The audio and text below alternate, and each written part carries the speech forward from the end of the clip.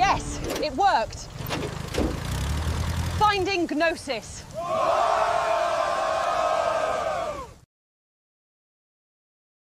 Disclaimer. This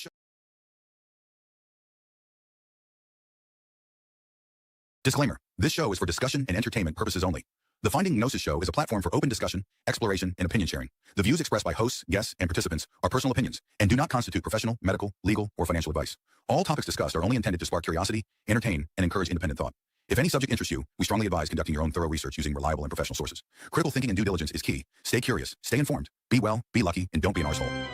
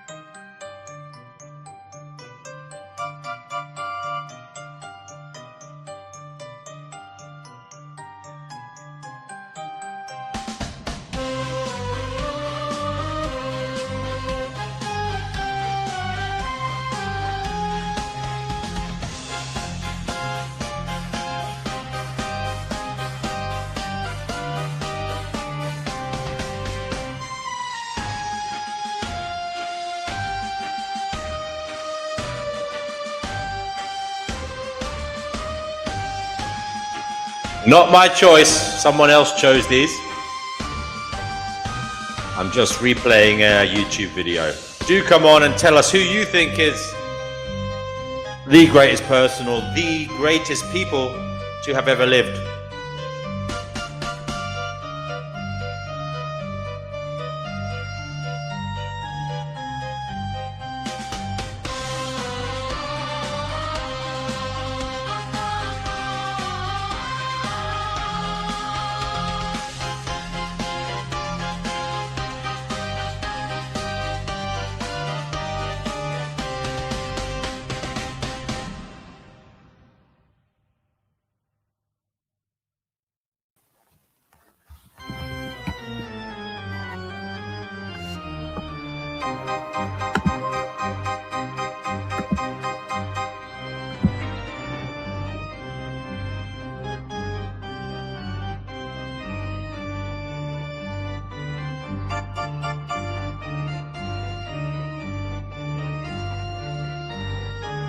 Hello everybody, just 1 second.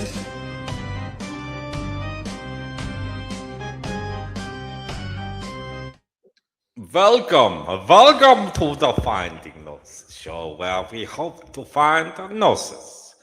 And by Gnosis I mean knowledge that will help us in this strange existence as we face our own individual subjective journey through life. And perhaps it will give us meaning, perhaps it will give us hope, and perhaps it will help us all collectively as a species. Today, the icebreaker is, who are the greatest humans to have ever lived? That is the main topic of the show. As usual, we don't have to stay on that topic. We can move elsewhere as we meander along through space and time on the Finding Gnosis show.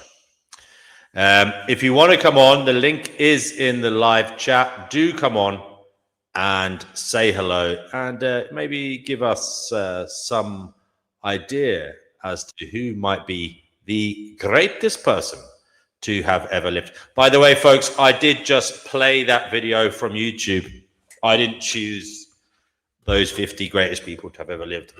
That wasn't my choice. I just, shared the screen of a random YouTube video. So don't blame me if you didn't agree with it, because, you know, I didn't agree with some of the choices there either.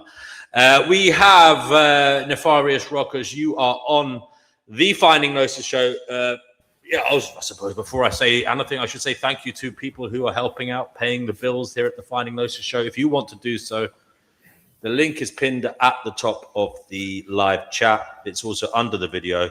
You can send however much you can afford, and it would be received with much gratitude. Nefarious Rockers, you're on the Finding Gnosis show. Who are the greatest humans to have ever lived? Who is the greatest human to have ever lived? Take it away.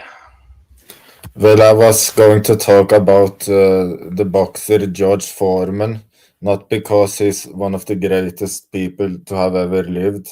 Not at all. There would be greater picks, but I chose to talk about George Foreman since I'm knowledgeable about his career and his life, if that's fine.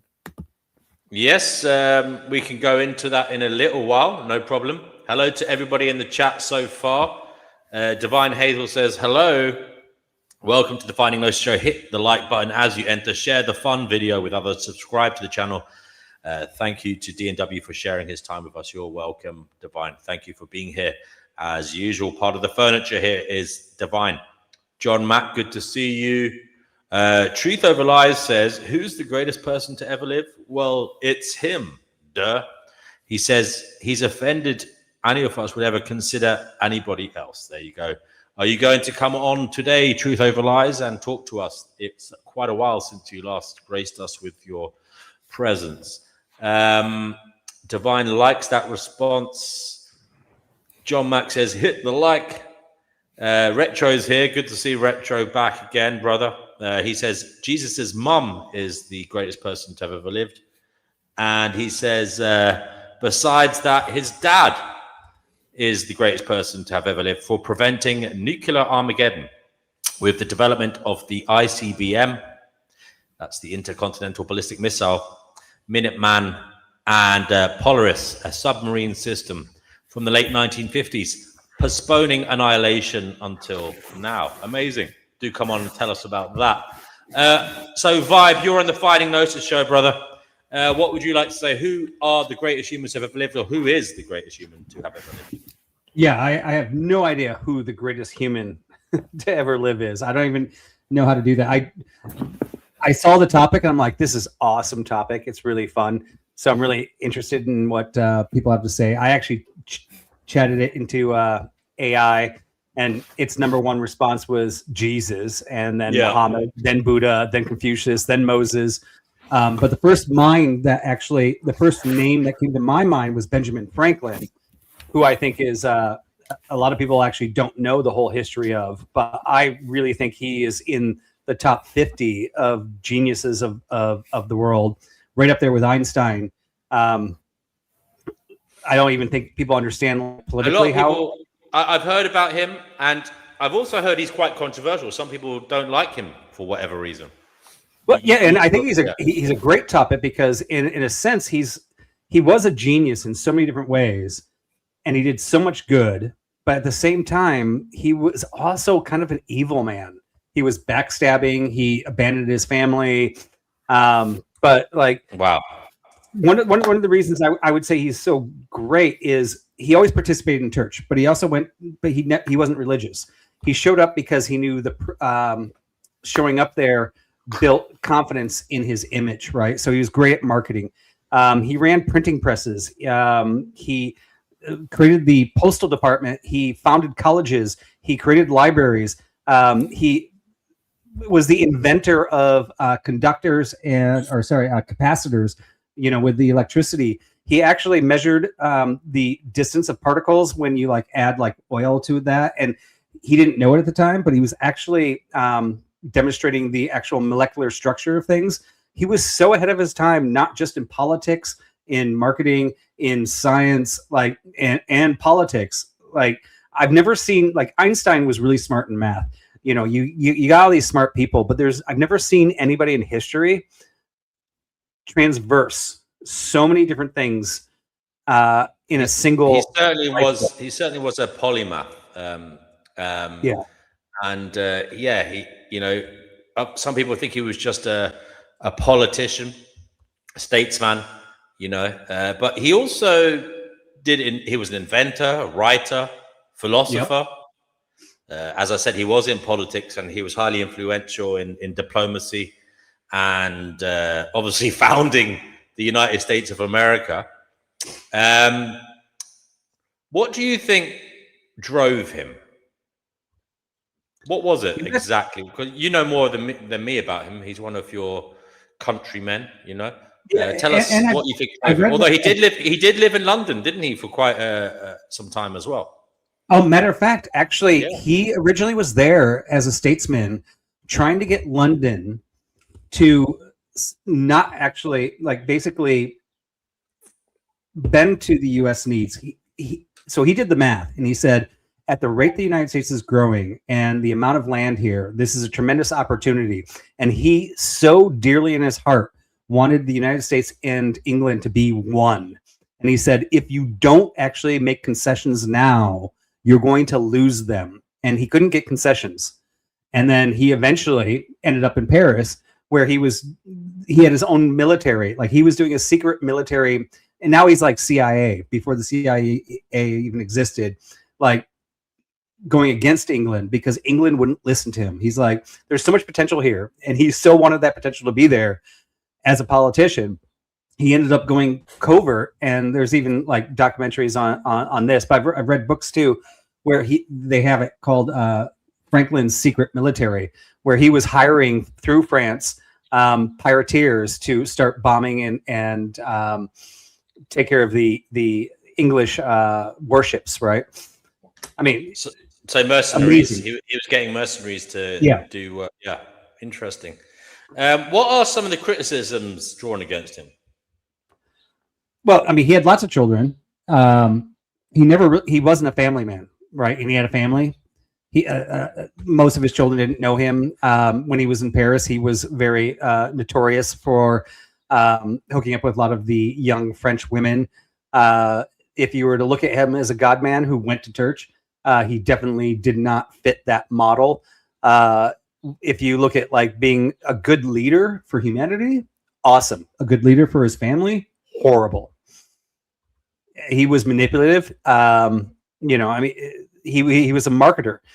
He had his own newspaper. Matter of fact, it's so funny. Like we have like the secret societies here, and he wanted to be a part of it, and they wouldn't accept him in. So he used his printing press to write things against them until they said, okay, we need you to stop. You're now in, right? So like he was manipulative, very manipulative, not a family man, but made huge progresses that the whole world has adopted through the entirety. So yeah, I can see a lot of things where people would think this guy is evil, right? It's very interesting because, as you say, he was a statesman. He apparently cared about the nation and about people, but then he had this side where in his personal life, he didn't seem to care about those around him. Yeah. I mean, I would say that I think you have some minds out there that are just like, I have a purpose. I see how things work. Like, it's working on a different level. You're like, I see how everything's working. Now I need to bring how everything's working together. My family doesn't really matter in any of this because they're just a family. They're going to have a family. They're going to have a family. They're going to have a family. They're going to take care of themselves. But I'm doing something bigger. I've just discovered he invented a series of inventions, but one I've just discovered I didn't know before was the urinary catheter. So he invented the flexible urinary catheter. So that thing you stick up your... So he invented the capacitor too. He was a pioneer in electronics. Yeah, I knew about the lightning rod. Beyond the lightning rod, he actually coined the word capacitor. So what we know as today as capacitors, he actually was the first one to figure out that something could store energy and release energy. And he actually was the one that coined the word capacitor. So he's also the inventor of capacitors. He also noticed the principle of refrigeration. Yeah. By observing on a very hot day that he stayed cooler in a wet shirt in a breeze. And he than built did an instrument. He built the glass, like the glass piano, that thing majigger. It never took off, but he actually even invented an instrument. Well, fascinating. We will obviously talk about him in greater detail. He's definitely on the list of influential individuals. Whether he's great, that's another matter. I mean, he may be on it because he's a raging psychopath. I don't know. We need to find out more about him. I think both. Bit of both, yeah. I mean, well, maybe. Do you think he might have been classified as autistic if he was around now? Rather than a psychopath. I would say no, because he was socially aware. He was very social. Yeah. History documents him as extremely social. However, I have known some people that are autistic, and they're so autistic to the point that they're able to work things out. They can pinpoint personalities and how to behave to those personalities. That almost makes them ultra non-autistic. Yeah, it's called masking. So that if they're highly functional autists can learn how to, they learn social cues intellectually. It's not instinctual to them, and then but they learn it later than others, and then they're able to develop an intellectual plan as to how to act and what is appropriate. It is interesting, but it is actually exhausting for them as well, apparently. So, yeah. We got PGA Tour, Fantasy PGA Tour. You're on the Fighting Nose Show. Great to have you back. Do you have any ideas as to who the greatest human ever to have lived is, or who the greatest humans are? Do let us know your thoughts. Yeah, hi DNW. Hi, guys. I mean, greatest human ever. I mean, it's got to be Jesus, hasn't it? I know it's probably a cliche answer, but I mean, that guy's probably done more good for humanity than anyone ever has, whether or not you're a Christian or an atheist. So I think it would have to be Jesus Christ. I know it's a bit of a cliche answer, but it's, I don't know, there's other people, maybe Buddha's up there, but I'm not quite sure how much of a historical fact his existence was. And then maybe Frank Lampard, mate. 200 goals from Frank Lampard. Chelsea, you know what I mean? 200 goals from midfield. That's absolutely outrageous. So he was on my fantasy football team back in the day, and I got a few good seasons out of him.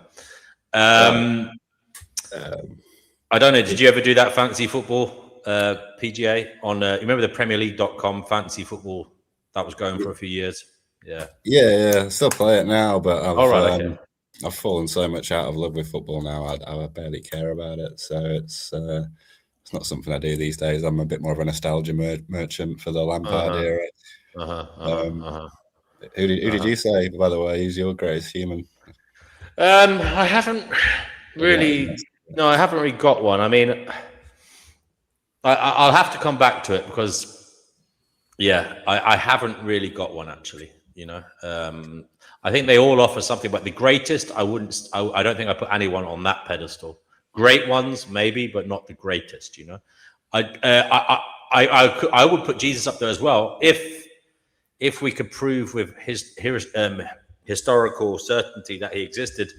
Vibe, you are the Christian here on the panel. I grew up a Catholic.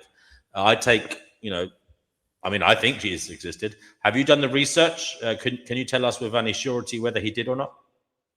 Yeah. So, I mean, the majority, it's like 99.9% of Christians and secularists and Muslims and Jews all concur that he did exist in history. It's a very fringe few that don't agree that he existed. The variance is whether you believe that he died and then rose 3 days later, right? That's the crux, and that's the contest. But Fantasy PGA,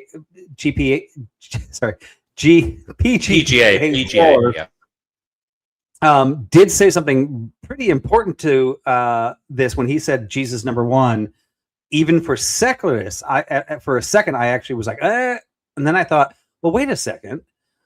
Actually, I mean, most secularists and most laws in most countries all are pretty much like 98% in with the morals of Christianity.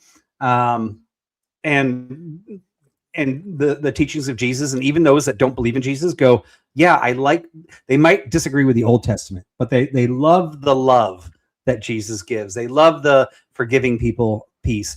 And whether you believe in him or not, he definitely, I think, might be the number one across theists and non-theists, even though they might want to say, I don't think he rose after 3 days. Right. And even though the science says he was here,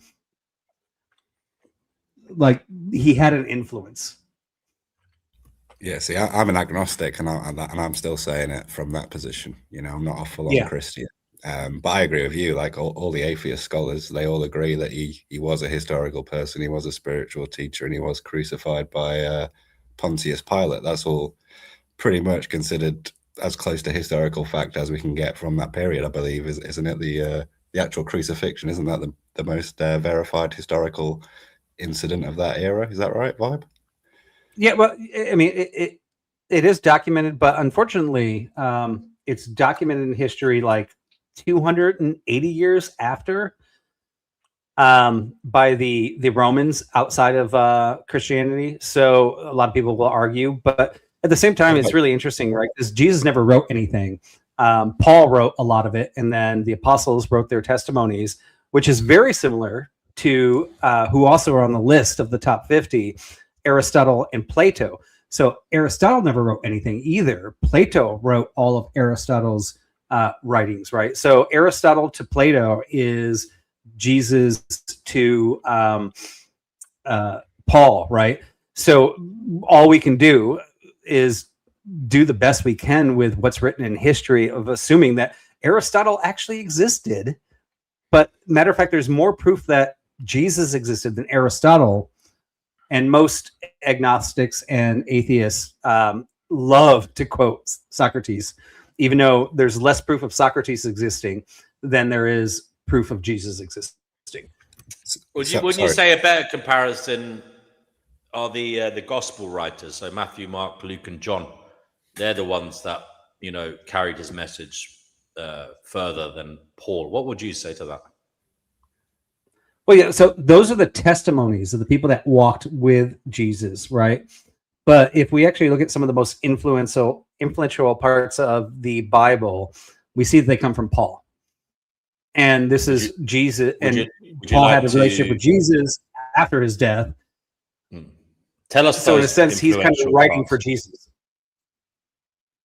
Sorry, just very quickly. Sorry, Vibe. Did you say? Are we saying that the earliest recording of history of the resurrection was 280 years after it happened? Is that what you're saying? No. No, we have earlier. Earlier than that, but the earliest non-Christian were documented by the Romans were 100 years later, I think. And I could be wrong, but I'm pretty sure because I did some research on this. I was trying to look this up myself, like what is the proof outside of Christian texts that other people have written of Jesus existing. And I think the earliest finding I found, and I did this research like 6 months ago, I think the earliest I found was like 280 years after Christ, that was documented outside of any Christian faith. But Josephus wasn't Christian though, was he? And he was writing within the century, wasn't he? I could, like I said, I could be wrong on this, but I'd have to look it up. I'm pretty sure Josephus was writing within the 1st century about it, and he was like a Orthodox Jew. I'm pretty sure. So I think there's Oh yeah, okay, yeah. No, the Jews had written about it much earlier. Obviously, the Muslims didn't, because they didn't exist yet. As I said, I was looking for accounts outside of any theology. So there are accounts. Obviously, the Testaments are an account. The Jews are an account, and they did write about it way prior to 280. And it really defeated my argument. I was actually looking for something sooner, and I was a little bit disappointed when I found like the only non-theist of any religion was like 280 years later. Okay, yeah, fair play. How common was being a non-theist in those times, though? Is it not just a case of a very small percentage of people would have been non-theist to have even said anything about it? Or am I? That's a good point, right? I mean, it would be numbers at that point. But I mean, ultimately, what I was thinking is, okay, we got government records, and at the government at that time was the Romans, and they'd actually kept pretty good records. So I was trying to look into, and there are Roman records of crucifixions, but none of them actually label Jesus in those crucifixions. Some people do hypothesize that this particular denotion of this crucifixion was Jesus, but I couldn't find any hard evidence there. But I'm not a theologian, and I'm not a historian. This is just my amateur, research. Yeah, and I appreciate it. But yeah, no, it's interesting. I suppose, guys, we should ask the question: what makes someone great? What is it that we can say is greatness? I mean, personally, for me, it's moral integrity is the main value I appreciate in people personally. But obviously, it's probably more than one thing, right? There's probably an accumulative case to be made. Is it that plus effect on others? Yeah, I mean, that's exactly what I was thinking is, like, we can look at Mother Teresa, and that would be, or Gandhi, right? Now we're looking at the morals that fantasy is talking about. But then we were talking about Benjamin Franklin that actually made an impact that we still have with today, right? So if you're immoral, but you changed the world forever and you made the whole world better as an immoral person, does that disqualify you?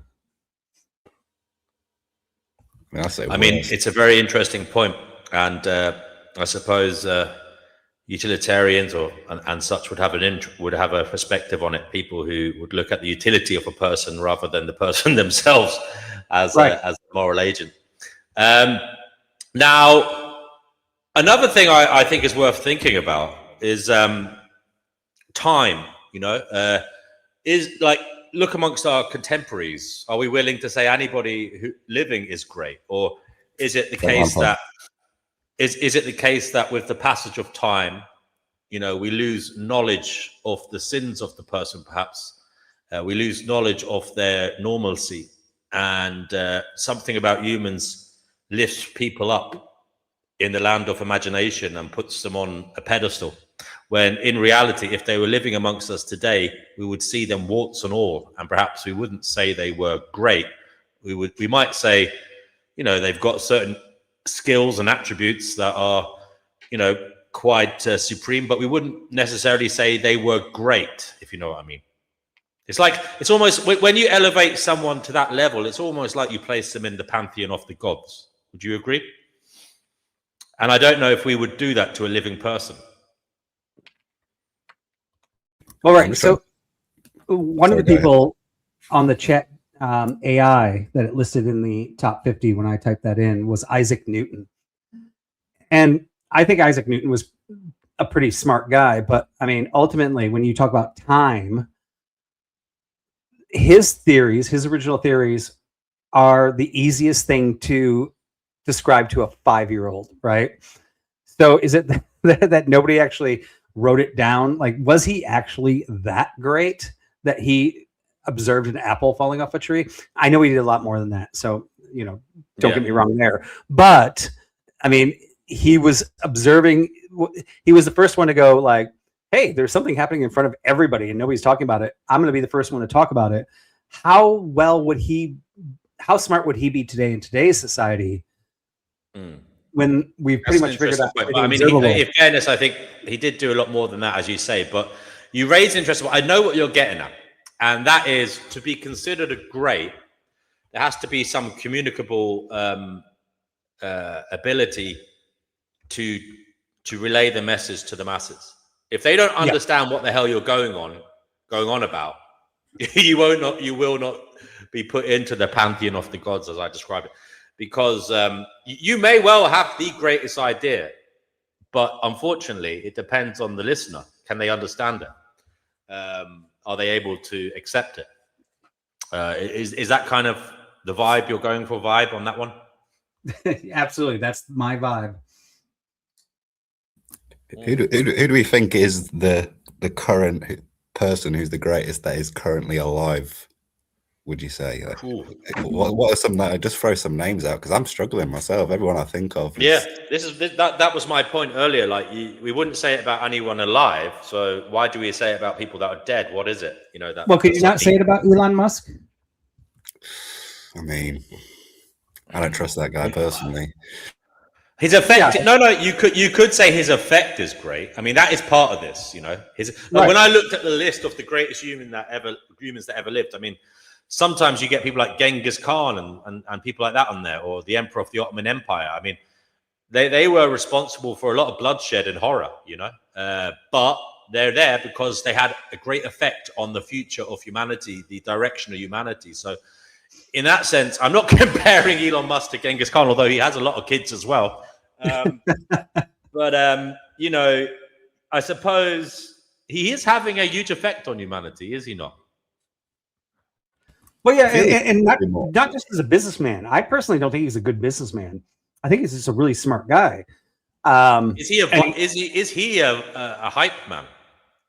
Is he a what man? I think a hype man. He hypes things up. He's good at marketing. He's good at creating a hype around things. Actually, I think he's really bad at it. To be honest, yeah. I mean, and he actually has a really interesting history as well, right? Like, so when he was a kid, he published a video game, and it got published worldwide. People were playing that game when he was like 13. When he was in college, he reinvented capacitors. He went into business and he started an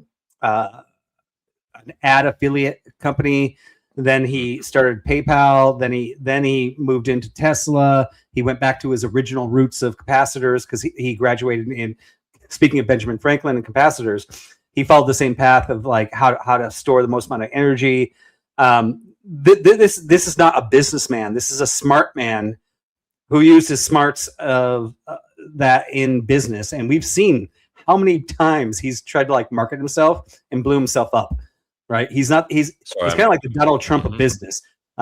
He's like, hey, I'm thinking this really clever idea. I'm going to post it on Twitter, and it blows up in his face. Right? He's not necessarily the smart guy when it comes to what he should say and what he shouldn't say. Interesting. But he is a smart guy, and he has a history to prove it over and over. And he has the academics since he was 13 of being like a video game publisher to, you know, his first company, his second company, his third company, his fourth company, his fifth company. And who, like, the last person to start a car company was like a DeLorean, who was able to do it through like drug trade. I mean, this guy started a car company and then he launched a missile into space, right? And then he put a car on top of it, playing out. Did he start Tesla? I don't know. He didn't start Tesla, did he? Yes, he did. He did? Yeah, okay. He didn't start the solar panel company that they bought later, but that was one of his brothers. Okay. PJ, have you got any idea on a contemporary great person? Well, that's what I was asking. I was just really struggling to think. There's certain people that pop into my mind who I've liked, but then even they've sort of U-turned away from someone I appreciate. Like, I don't know how familiar you are with someone like Sam Harris. Like, I really liked him at one point, and now these days I'm really, other than Frank Lampard, pal, I'm struggling to think of someone who's alive that I would sort of elevate to those sort of heights. That's why I was asking the question for you guys to throw some names out, because I'm struggling personally. I did look up Elon. He didn't actually officially found Tesla. It was founded in 2003 by American entrepreneurs Martin Eberhard and Mark Tarpenning. But he joined in early 2004, so not that long after. By investing in it. Yeah. Then so he saw a good idea. Didn't they? He obviously went in early, and they converted the McLaren to a battery car. Okay. But But yeah, he got involved obviously early. He might as well have started it by the looks of it because he got in so early. He was on the same page as them. Yeah. Yeah, I also So, read a couple of biographies by him, unofficial biographies, and it's amazing when he was in Tesla and SpaceX, he actually was broke, and he was sleeping on the couch, literally sleeping on the couches of his millionaire friends' houses. Right, so he's sleeping in $1 million house on the couch, and he was literally making phone calls to his friends that had money to cover payroll for SpaceX because SpaceX was about to go down.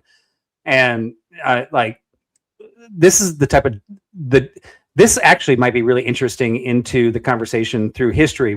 He's the only person I think I can put in the category of maybe not being in the top 50, but one of those type of people that has the personality that all the people in history were talking about, where it doesn't matter if you're about to go bankrupt and you're sleeping on a friend's couch and you're running 2 companies, that you're like, I don't care. I'm going to make it work no matter what. Yeah. I hear that. The greatest people currently alive. I feel like Elon could do way more as well, by the way. He's the richest guy in the world. I feel like he could do a lot more altruism for the world than what he has. Because basically, isn't it just him buying Twitter and saving free speech while he sort of engineers the discourse on there anyway for his own benefit? Well, wait till you get Bill Gates' age and he starts the Elon Musk. Like Bill Gates is doing tons of philanthropy right now for the world, but he didn't when he was young. Well, a lot of people are skeptical about that as well, aren't they? About that philanthropy. Yeah, true. And especially now that Epstein's coming out with Bill Gates and his ex-wife's like, the years he was flying in the jet were the worst years of my life. He'll never win now because even if he does do great things, they might say it was just him trying to do damage limitation. He knew what was coming, so he started acting saintly to try and do some kind of reputation management. So what is the criteria of the greatest person on the planet? Do they have to? Well, we said earlier, moral integrity, virtues, and effect.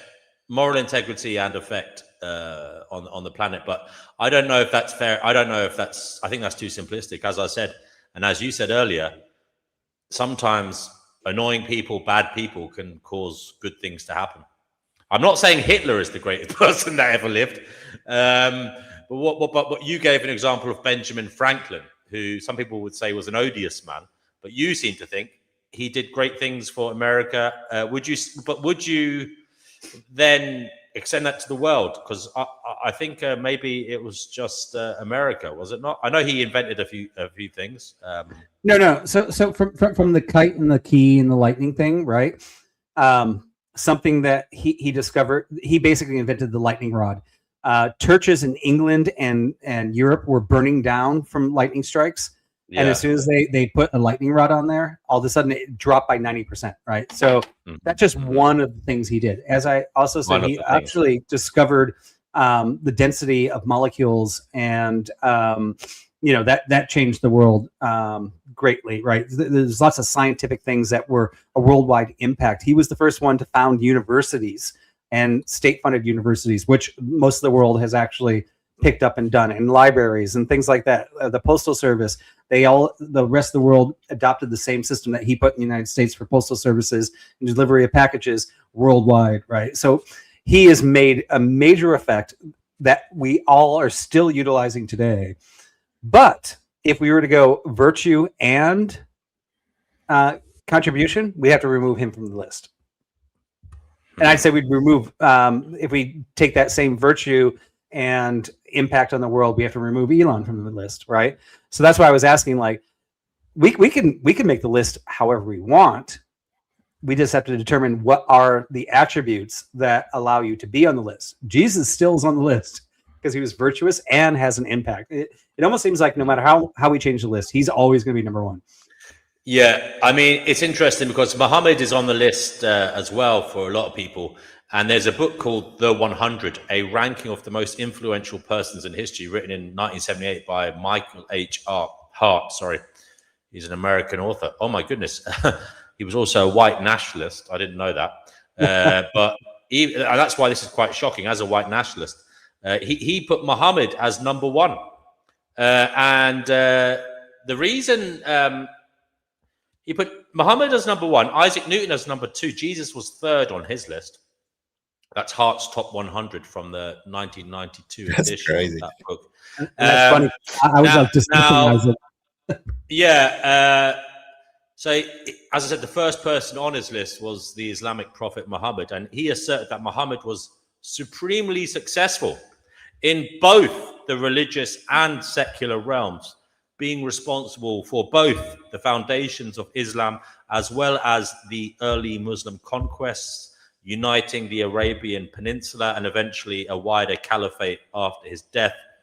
So Hart also believed that Muhammad played an unusually singular and personal role in the development of Islam, which is interesting. Yeah, because he wrote the Quran, didn't he? Whereas the Bible wasn't written by Jesus, as you said. So in that sense, he did have a huge effect on. He is Islam in many ways. And yeah, the development of Christianity, by contrast, has its influence split between Jesus' initial teachings and foundational work and Paul the Apostle, who played a pivotal role in the early spread of Christianity, as well as distinguishing its doctrines and practices from Judaism and other Greek and Roman religions of that period. Okay, so there you go. That's interesting. Michael H. Hart, in his book, The 100, a ranking of the most influential persons in history from 1992, put Muhammad up at the top because he viewed Muhammad as, transcending the boundaries of the religious world into the secular, into the geopolitical, and obviously, having a legacy in that sense as well. Jesus wouldn't have done that anyway, because Jesus was not a man of war. He was a man of love. So I think it's an unfair comparison. But in one sense, Muhammad did have a great effect. But then you could argue Jesus had a great effect too, because there's more Christians in the world than anybody else. I don't know whether that's going to change soon. The Muslims are rising.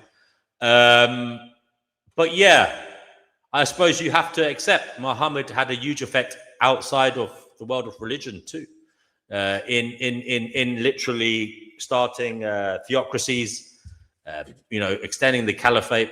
I know people will say that Western ideals are based on Christianity. I'm not so sure about that. There's an argument for it, but I'm not so sure. I think we're more secular than people admit for the most part. Whereas to this day, there are countries in the Muslim world that literally follow the Prophet Muhammad.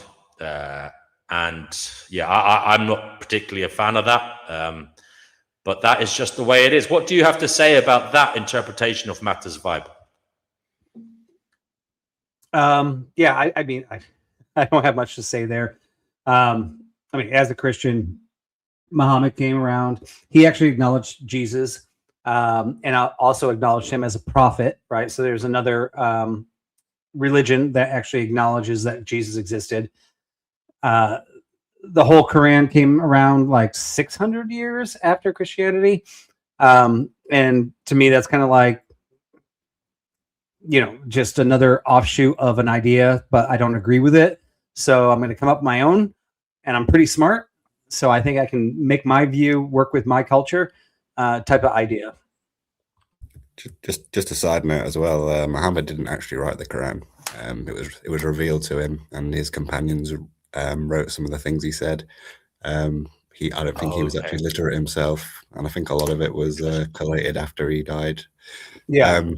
So yeah, he didn't actually write it, but obviously the prophecy was revealed to him specifically. I find it interesting, and I haven't heard why this is, but obviously Islam followed the other Abrahamic religions, first Judaism, then Christianity. If you were to look at the root of the Abrahamic religions, is it in the Talmud or the Old Testament? They talk about God, and I believe they call him Yahweh, right? Yahweh. Yeah. Now, that is written down in the oldest source for the Abrahamic religions. And then the Muslims come along and say there is one God, his name is Allah. And where does it say in Islam why they suddenly arrive at that? Is it just because Muhammad suddenly heard a different name, or No. It's the same God. It's just different translations and different languages, right? Yeah, but they get very annoyed if you call it anything else. All three religions, Christianity, Judaism, and Islamic, all basically believe in the Torah, the first books of the Bible. Right, we're pretty much all the same there. There are some variances after that from all the religions. Yeah, there's also the Islamic dilemma as well. I'm not sure if you're familiar with the Islamic dilemma, but in the Quran, the reason that Gentiles should believe what Muhammad's revealing in the Quran is because it aligns with the Torah and what they call the Injil, which is the gospel that was revealed to Jesus.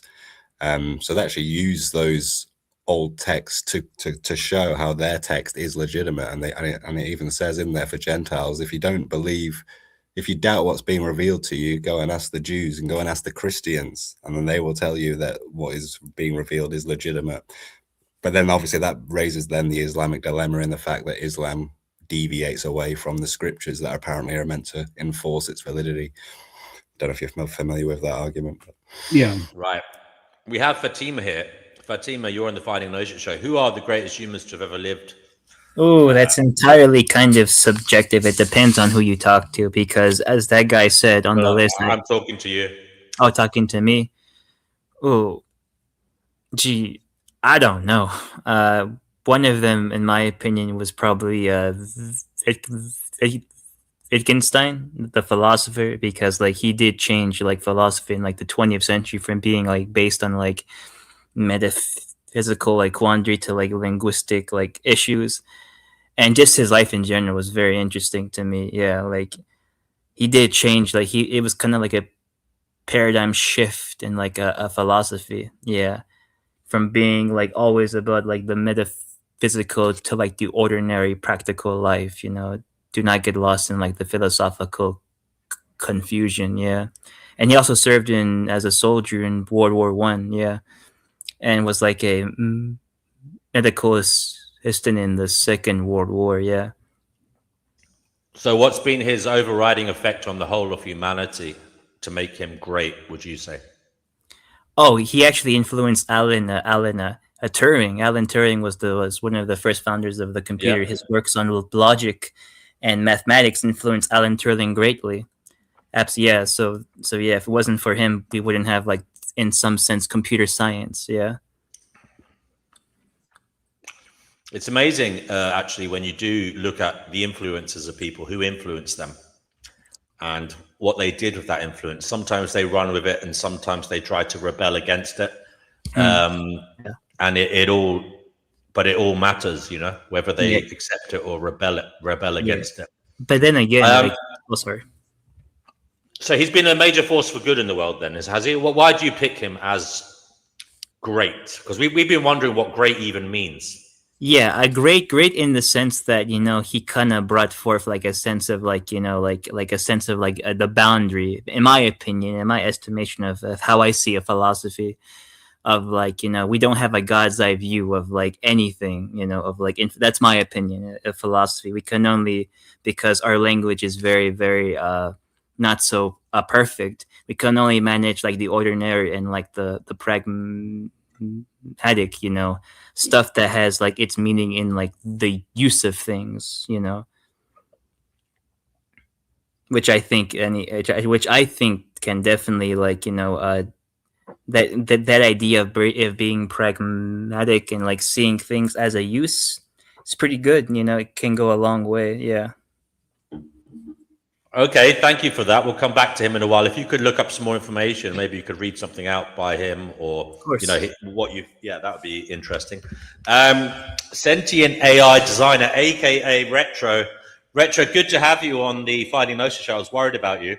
I thought you were going to run away and leave us, but I am glad, brother, you're back. I was a worried man because, you know, I believe things. We were on the. We had a little bit of a misunderstanding. There was nothing personal. I don't dislike you. I was merely trying to be fair at the time. Basically, guys, what happened was things went awry on the show, and there was a lot of name calling. There was quite a history of name calling. There has been a lot of name calling and fighting on the show, and we all love retro. I love retro, and I lay down the law one day, and I said, look, the next person that says an insult or calls someone a name, I'm going to kick them off. And I was actually expecting it to be somebody else.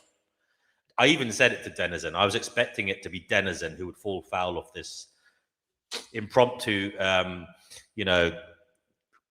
new rule that I brought into being to try and get things to, be peaceful, etc.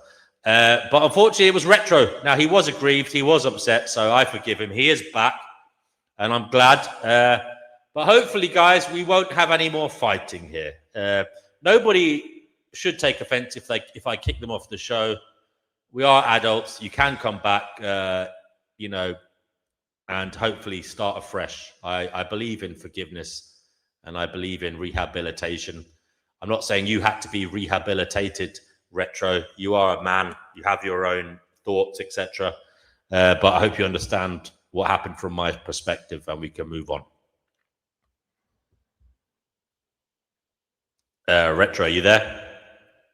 Yeah, we're talking about the most important people that ever lived, and I was saying Fleming, Haber, Bosch, the people that had saved the most people.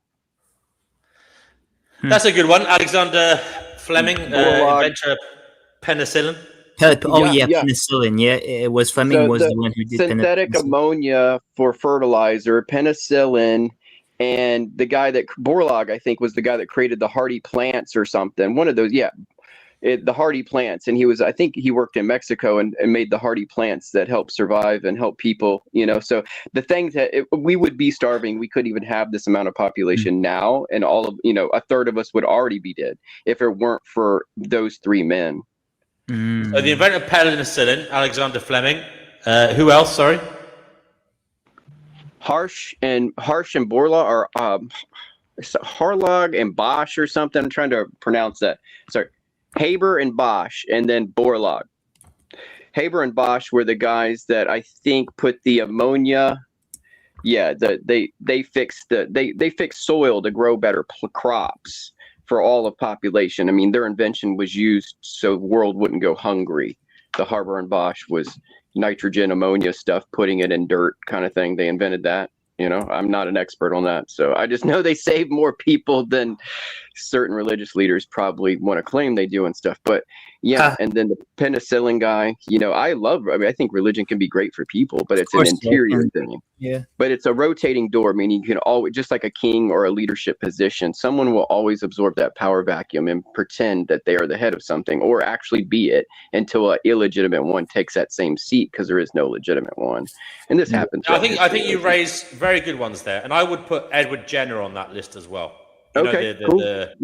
He invented the smallpox vaccine. Smallpox. Yeah. That was, a lot of people hate vaccines, so I didn't want to bring those up. But they say but we can't deny that some vaccines have been very beneficial to humanity. Yeah, there have been. It's kind of like a mixed bag.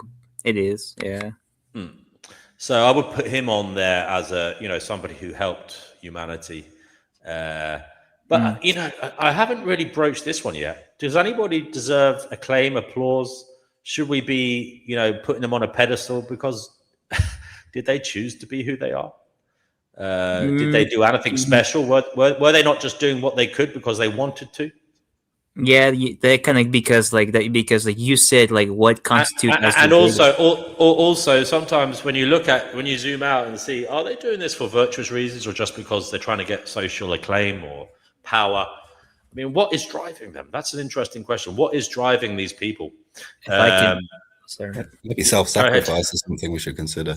Yeah, self-sacrifice. The guy who you were talking about, D&W, about the white nationalists who claimed that Muhammad was the greatest historical figure. Yeah, I think his reasoning is pretty. I think it was a mix of a politics and spirituality. And even he said that you read it out, saying that he managed to mix two things, religion and politics, all in one go, you know, from the start, you know. Pretty impressive. Like, I'm not like a Muslim, but like from that point of view alone, of like synthesizing two domains of like the secular and like the sacred into one like existence and cohesive thing, that's pretty impressive, no matter who you are. Like, you know, Jesus was also a great prophet and teacher and spiritual Is leader. it good? Is it worth calling great? I mean, has it been good? Is it great? You know, I mean, this goes back to what is great. You know, What is great? Well, has it caused more trouble than than good? I mean, let's be honest. I think that all religions have caused both trouble and good, if we're gonna be, you know, just blunt about it. Yeah, because Christianity, they like their lands invented all of like the sciences and the philosophies, while also, you know, spreading like illnesses and like diseases around the world with like colonization. And then we had the Islamics who rediscovered Greek philosophy, that actually made like the European like rediscovery of things even possible. But they themselves had their own, you know, way of doing things that we today don't consider like, you know, all of that, like, I guess ideally to like conduct yourselves or spread like your message, right? You know, yeah, it gets very tricky. It's not black and white to me. It's pretty gray when it comes to like what constitutes as greatest, you know. I like this comment from Global Solidarity. We stand on the shoulders of giants. Yes, there are people before us, and you know, there are some great unnamed individuals who never get credit. You know, I mean, look at all the people we've named so far, guys, have been men. That is interesting. Yeah, they've all been men. Are there not great women? Joan of Arc. Are these great men not propped up a lot by women? Behind every great man is a great woman. That's great the mom. Yeah. saying, isn't it? You know. What about women? Well, we've got a woman on the show, Witchy Bishy. You're on the Finding Gnosis show. Who are the greatest humans to have ever lived? And what about the women? Can you? So by the life questions? Philosophy that I espouse most, no life is greater than any other. They are all just as important in the evolution of the self. There you go. No life is greater than the other. I mean, I would vibe with that a bit, especially because, you know, I don't really believe in free will. So to give people a cause. How would these people you guys are calling great for curing diseases be so great if people hadn't died of those diseases, and the people who gave their life for there to be a need for this other person to solve this riddle are just as valid as the person who solved the riddle? There you go. Just quickly read some comments. We'll come back to that, darling. Nibble says, Alistair Crowley. Oh, shit. Yeah. Do what thou wilt, or whatever it is he says. Okay. If you think so. I don't think he was the greatest human that have ever lived. Nibbles, maybe you could come on and explain why the hell you think that. Pamela says, DNW, how are you, my lovely? She's taken ownership of me, apparently. She's been possessive. I'm okay, Pamela. Thank you for asking. I hope you are too. Objective Ethics says, can people do the right thing for the wrong reasons? Does deontology really matter? Yeah, we broached that earlier, and we said, yeah, they can. You know, people can do bad things that turn out well, and people can do, you know, bad people can cause good to happen. Isn't that right? We did talk about that earlier. And we also talked about people can do good things whilst not meaning to, you know, all this can happen. Or they can do good things as a kind of snide, kind of Machiavellian, as part of a snide Machiavellian plan to appear virtuous, just as they don't really care about what they're doing. They're just doing it for show. There's a lot of that goes on, is there not? Yeah. Yeah, there is, yeah. I think intention's important as well, though, isn't it? Like, I don't like to punish people for doing the wrong thing if they've intended well, for example, you know? So I think that is a factor we should consider for sure, the intention of the person, rather than just becoming great by mistake or by accident. The intentions, yeah. intentions do matter. That's true. They're very important. I think they're more important than like the actual consequences. Yeah, but I mean, do you guys Well, really actually care about that? Because let's think about this, right? Of everybody that's born, 0.00001% of them actually make something that changes our lives, and 99.9999% of us utilize that, right? So we're talking about the greatest people in history, as D and W said, some named, some unnamed. We can criticize them all we want, whether we think they were virtuous or not in that particular action, but we're all living in what they created, because most of us are consumers, and very, very, very few of us are the ones that innovate.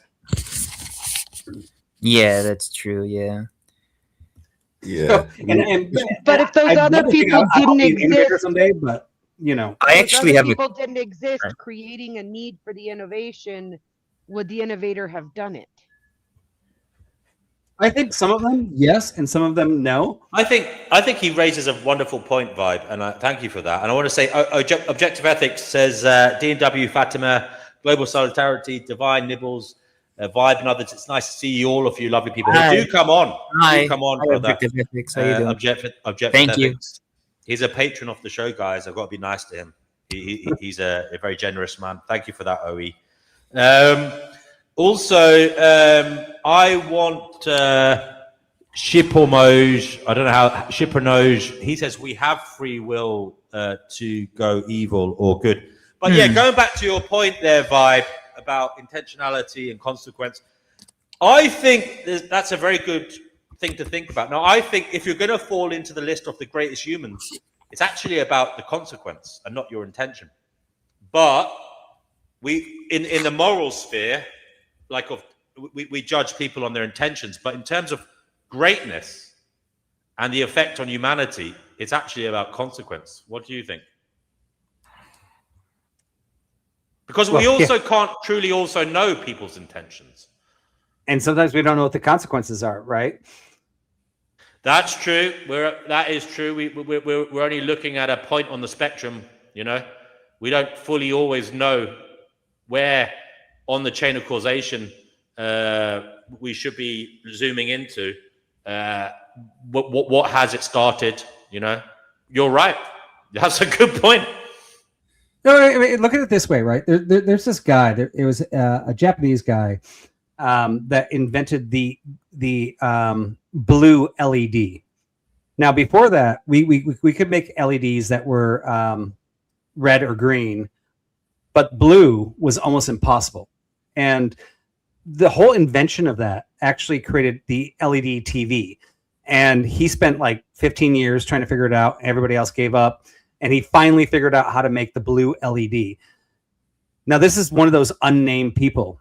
Now, what are the consequences of that? Well, now we have flat screen TVs, we have cell phones, we have these devices that our kids are picking up in our hands. Luxuries. This man, by creating a light, could have changed our whole, like, how we view the world. And this is an unnamed man. Nobody on this panel, including myself, knows this guy's name. But this actually happened, right? And now I have a cell phone in my hand because of him. And that cell phone now has YouTube, and now it is streaming bullshit to my kids. What type of consequences are coming from his great action of giving us these flat screens, these flat devices, the ability to carry it everywhere? Got a question. And is he great? Indeed. Maybe the greatness is the amplification of both the positive and negative. The greatness is actually the amplification of the yin and yang. It's not all one side. And that brings up Einstein. Who, right? Einstein. Yeah. I mean, but he question. gave us nuclear weapons, and he gave us nuclear energy. I was going to bring that up. Like, Einstein did help, along with Oppenheimer and the other Manhattan Project people, gave us the most destructive weapon of all time. Was his intentions good or bad, but were his consequences good or bad? You know, it's kind of tricky for him, you know. we wouldn't have. Yeah, NASA I mean, without I think he contributed greatly to society, and I think nuclear did, energy he is did. really good when we do it right. I think it's bad when we do it wrong. So you think it's up to us, or like to how we do whatever we do with his work, right? It's up Yeah, to us. and his final letters were like, "Hey, I'm really proud of what I did." I'm paraphrasing, but I'm really sad about what I did. I've unlocked something that is great, but I've also unlocked something that can destroy the planet, right? Yeah, of course. Yeah, And now it's up to us, the 99.99999%, the idiots, by the way, that don't produce anything, to decide what we want to do with what the 0.0000001% of the world can give us. Yeah. It's Maybe interesting. that's it. Maybe you're reaching another interesting point here, and a human can be great, all right, because they, as I said, they amplify the possibilities of both the yin and the yang that could come from what they invent or what they bring into human consciousness. But the consequence is down to us. They're not to blame for the consequence. It's us. It's sad that the very What we minority creates everything that we use today, and the majority that doesn't understand it gets to decide how we deploy it. I wish we did get to decide. Yeah, right. But we can't. No, they will never allow that access for us and towards us. No, that's just out of reality. I Unfortunately. mean, have you ever seen a politician create something? Fuck no, no. I can't I can't imagine like fucking like Obama creating like a new formula of math. No, or anyone inside the American climate. What about Elon? Is he? Yeah, we have a saying in the United States that politicians are just actors that couldn't make it in Hollywood. Yeah, or just failed. Like exactly. Like Trump is a good example. He was an actor, right? Kind of an actor. He was a show host. So yeah, there you go. I mean, Musk was working with the government quite strongly. Is he in the? No, he's not. No, he just took credit for like what other like unknown people did, like other actual technicians and engineers did. He just slapped his name on it. This goes back to an interesting point that I was going to talk about earlier, and that is, the hidden people, the people we don't see. There's a lot of people out there who, like Bill Gates, apparently, Mark Zuckerberg, Stephenson's rocket, all these people, and all these inventions that there were apparently other people who did it, and then they got the acclaim for it, which is interesting. But that doesn't necessarily take away from their greatness as people, because it may be that the person that invented the products or services, the inventions, wasn't able to bring it to the public, market or to the public consciousness, and therefore you have to like say, yeah, although the person didn't admit it, they were great for being able to bring it to the people. I mean, how about this dilemma? Who was actually greater, Thomas Edison or Nikola Tesla? A lot of people say a Tesla now because he actually invented things. Well, Edison just was more of just like a businessman and like the marketer of it. That's the story now. Back when I was growing up, it was we read like outdated like stories about like Thomas Edison actually inventing stuff when he actually didn't really do that. Yeah, that's very interesting to think about. Yeah. Do we need what does it why do we hold people up as pedestals? Is it like inspiration, motivation? I suppose there's all manner of reasons why we do it. Maybe to give our lives meaning. Yes. To perhaps provide us with something to aim for, but also to solidify and secure our ideologies. Against attack. Objective. All manner of reasons. You notice a lot of people who come from backgrounds where they feel oppressed or whatever. They have the people that they like to hold up as greats, martyrs, great writers, great thinkers. Great philosophers. Yep. There's a lot of, it's funny because greatness often comes into the realm of nationalism, patriotism. People hold up heroes. Civilizationalism. Yeah. Hello to Soap. Are you Hey. coming on here today? I think it's I good when they do would that, throw though, out that you had to make a positive change after your death for humanity. So you have to have died to be great in your view, and it has to, and then there has to be a positive effect from your life. Yeah, because I think Fantasy brought it up, right? Like Bill Gates is still alive. Wait. Elon Musk is still alive. We now see at the end of Bill Gates' life, he's being very gracious to giving back to humanity, right? But we don't see Elon Musk doing that yet. When they die, are we going to be utilizing the things that they created ongoing, right? I don't think people either are gonna like them. Elon Musk because he's just a moron on social media and his It doesn't matter if you like him. That's my point. Is are we going to be utilizing the technologies or the inventions or the mind thoughts and the mind changes they influenced us on after we are. Of course we are. Yeah, like we're still gonna use like Bill Gates stuff. That doesn't mean I freaking like him. I think he's a horrible human being. And if you want my honest opinion about it as well, that's fine. But did it improve society? It did, yeah. But some could argue from like a and will it?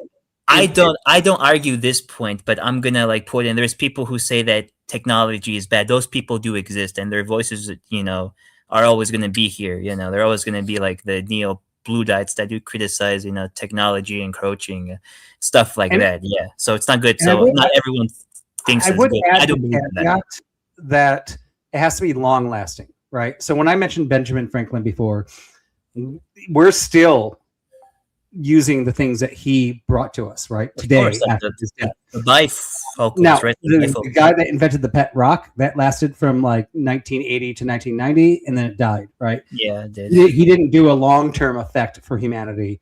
He just made fun for humanity for 10 years. So what I'm saying is it doesn't matter what the ethics, what the religion, what they did, as long as it's long lasting for the improvement in humanity is what would make that person great. Yeah, that's true. Yeah, because it can't be a 10-year or 100-year thing. It has to be an ongoing thing. Yeah, that's true. Yeah. Because one of the founders of algorithm was like a Islamic philosopher, and then like the majority of the world are not like the Muslims, but one of the creators of algorithm was a Arab scholar. So yeah. Just an interesting comment from sorry, I want Shiperno, is that right? Am I saying it right? They say hit the like button. No, that's not the one I want to read. They say hit the like button. Yes, thank you for that. But they said earlier on, don't worship people, only God. Oh, here we go. Now, look, if you strip away the obvious religious connotations of that, another way of looking at it is don't say people are great. Just as you shouldn't, like when we're talking about things, we don't know the full story. Don't throw out ad hominems in conversation when you're talking about ideas and such, and you're debating matters. Maybe we should forget about the people and look at the ideas, the inventions, and just forget about this. Was the person great? Because we'll never know. We'll never know whether they were kind, virtuous, caring. We'll never know why they did what they did. Were they doing it for, virtuous reasons, or were they doing it because they were power-seeking psychopaths? We'll never know. No, and the other side to this is, if we take out the free will side of things and question whether they had free will, even if they were, bad in some way, it wasn't their fault. So, is it worth even putting the people into the equation? Should we even be talking about who were the great people when clearly we're all sinners? None of us are perfect. We all have skeletons in our closet. We've all hurt people. someone could righteously come up and say that person has sinned against me, and we'll never know the true effects of our actions on others. You might have said a disparaging remark to someone someday that caused them to crumble internally, and for you it was nothing, but for them it was everything. So maybe we should just forget about this calling people great business, and just focus on the ideas, because focus on the ideas, focus on the inventions, The good ideas now. So forget about the people. But again, that might be too idealistic to be in any way, servable as something humans could do. Because I do believe the other side of this is calling people great, as I tried to allude to earlier, is some kind of motivator for people. It motivates tribes, clans, people who follow different ideologies, religions, etc., politics. They need to have a hero. They need to have somebody to aim to be like. And I suppose you'll never be able to get rid of that. Nope. Maybe Because that's why intention is so important. Sorry. Because humans are... Sorry. Go on, mate. Sorry. Oh, okay. Yeah, D&W, he's correct. You're correct, D&W, that humans will always need to worship or like see something as idolized or great, because we're essentially creatures of like a belief. We are creatures of like belief in value. We always want something external to like look up to as like a reference point. We always like wonder and curious about things. So that's why we're always going to, even in like our secular age, we still like value people as like living gods or prophets. Even people who are alive today, they're valued as gods or prophets, kind of, almost. It's interesting because in many ways people become a tool, a vehicle for other people's wins, Of course. And it is interesting how someone's reputation can be utilized, for a different aim, Oh yeah. So they can invent something, beneficial to humankind, but then they can be taken as a sign or a symbol for a cause they may not have agreed with, or for a cause that is harmful through no fault of their own. As I said, someone who's extremely, nationalistic or racist might carry one of their own, race or ethnic background as a kind of someone to be proud of, to try and show that they are superior to others because they have this person as a member of their race or ethnicity, whereas that person may not have thought like them, or if they've been alive. Do you know what I mean? That kind of thing. That goes on quite a lot, I think. Yeah, it does. Yeah, of course it does. Yeah, I can't think of any examples now, but I think there's some historical people who are seen as great in their own culture, and like they're like lionized in their own culture as like the supreme like standard, even though they were probably more humble than what like their people make them out to be. Yeah.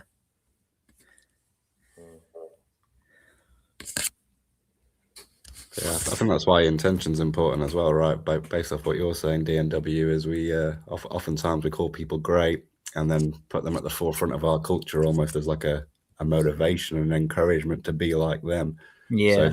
So if they don't have good intentions and we place that person as the role model, even if their output was good, when it comes to our intentions mimicking theirs, it's not guaranteed that we're going to get the same outcome, if you get what I'm saying. Yeah, exactly. Well, I think there's one historical figure that kind of is the exception to that, where like their whole call their greatness is actually tied to like their national identity, and that would be none other than Genghis Khan. He's seen as like the greatest person in Mongolia. Like there's statues of him everywhere in like Ulaanbaatar. But could we consider him great because he did wipe out like 40% of the human population during his lifetime and after, the empire did.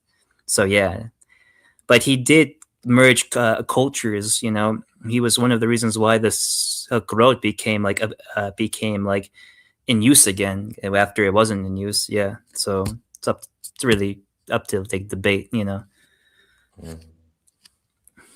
Genghis Khan.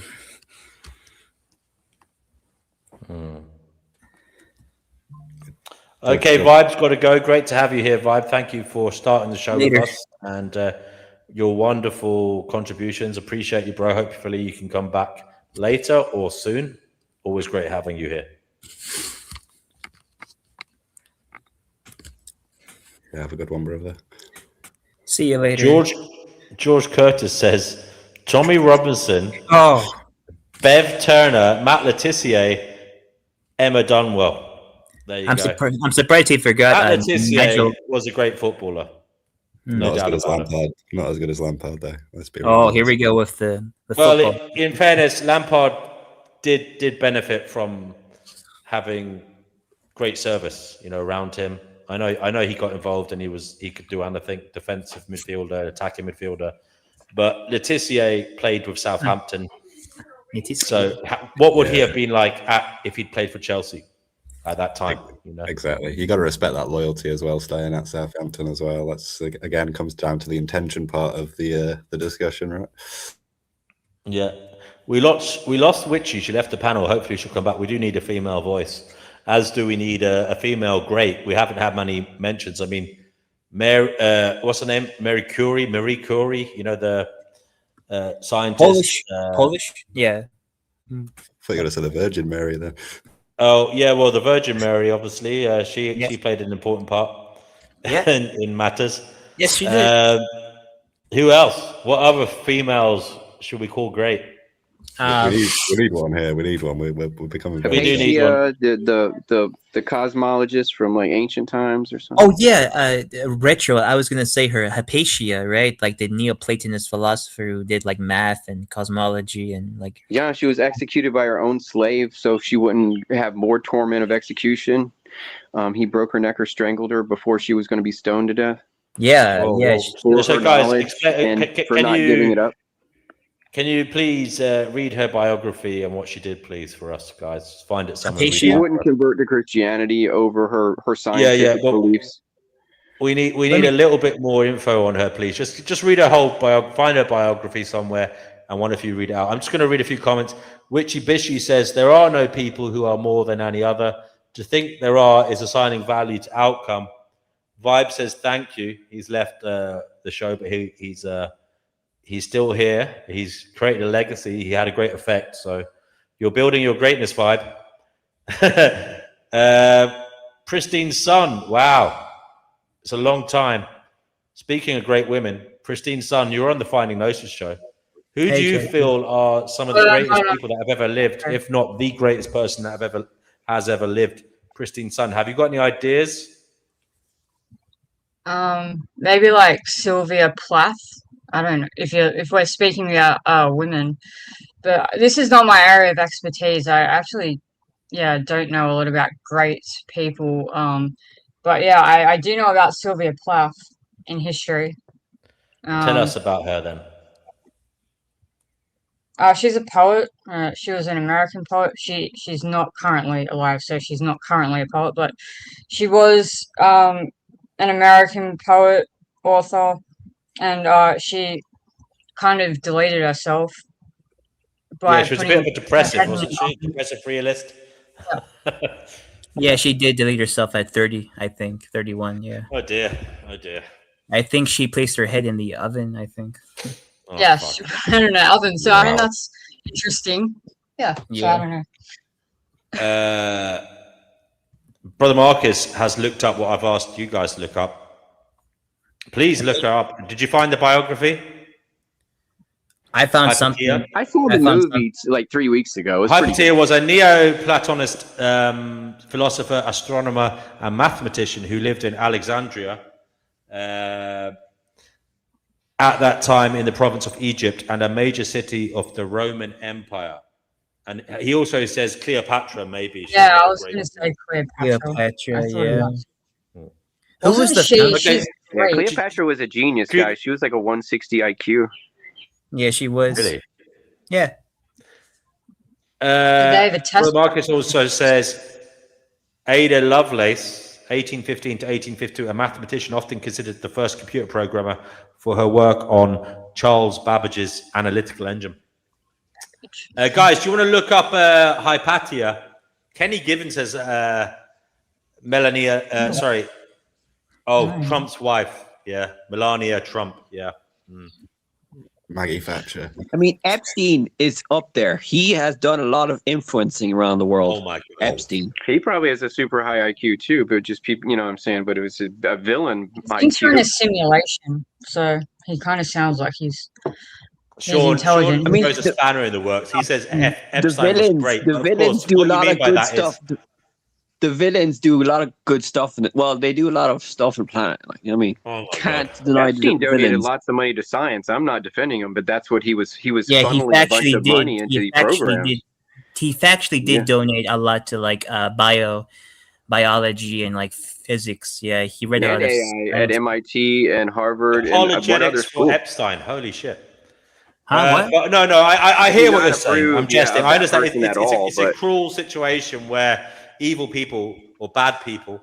I hope Flicker's not watching. I said evil. He was doing that to get more people on his side, DNW, by donating to the top level. Exactly. This is related to the power dynamics of the It situation. wasn't about He was being gonna- good. Yeah, No, it was Machiavellian. He was trying to set himself up as virtuous and that blackmailing. kept him in influential circles and gave him power. Bingo. Maybe there was a selfish thing going on as well. Like maybe because he had power, he legitimately cared about medical development because he wanted it to benefit himself eventually. You know? Exactly. Yeah, like he blackmailed like politicians, scientists, filmmakers. Who else? Chefs, even. You know, who else? Yeah, every politician and every scientist that's known probably had like their like connections with him, but it wasn't because he genuinely wanted to improve humanity. It's just because he wanted power. You know, so he wanted to be with the Rosa most Parks, powerful isn't people. she the I'm going to lady? say Julian Assange and Aaron Schwartz. I'm going to give them thanks in our time. As Julian Assange and Aaron Schwartz. Yeah, good shout. Yeah, WikiLeaks. Yes, WikiLeaks. Julian, and there's another guy, John Pledger.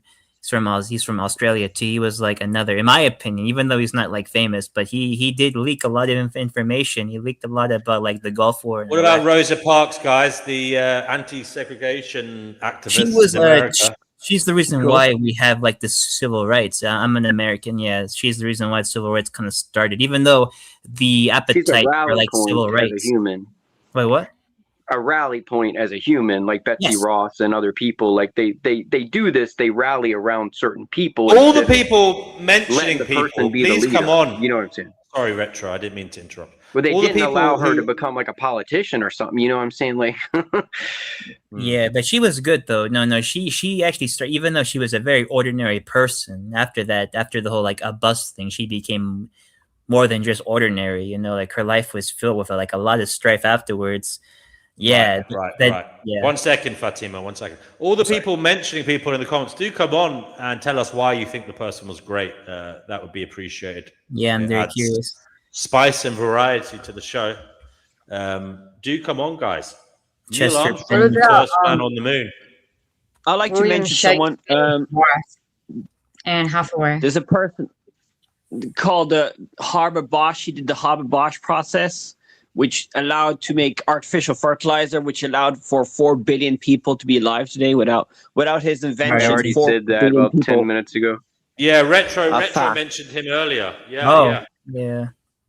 I didn't hear Great that. one, though. Dang it. Okay, so like, who else can I name? Could we like consider like a Napoleon a great person or no? Because I don't know.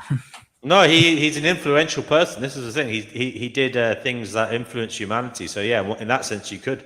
Yeah, Aristotle.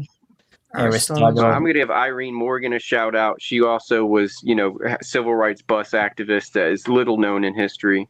Irene Morgan was in Virginia, and she was, arrested in Middlesex, Virginia, for being in the wrong seat as well. And she stood up for herself, and she should be remembered. Yeah. I asked you to read out the Neoplatonic ancient philosopher that you mentioned that was a woman, but you never did, Fatima. Go ahead. Oh, I'm going to do it now. I actually have it up on my Yeah. phone. Okay, it's from Appalachian State University. Here we go.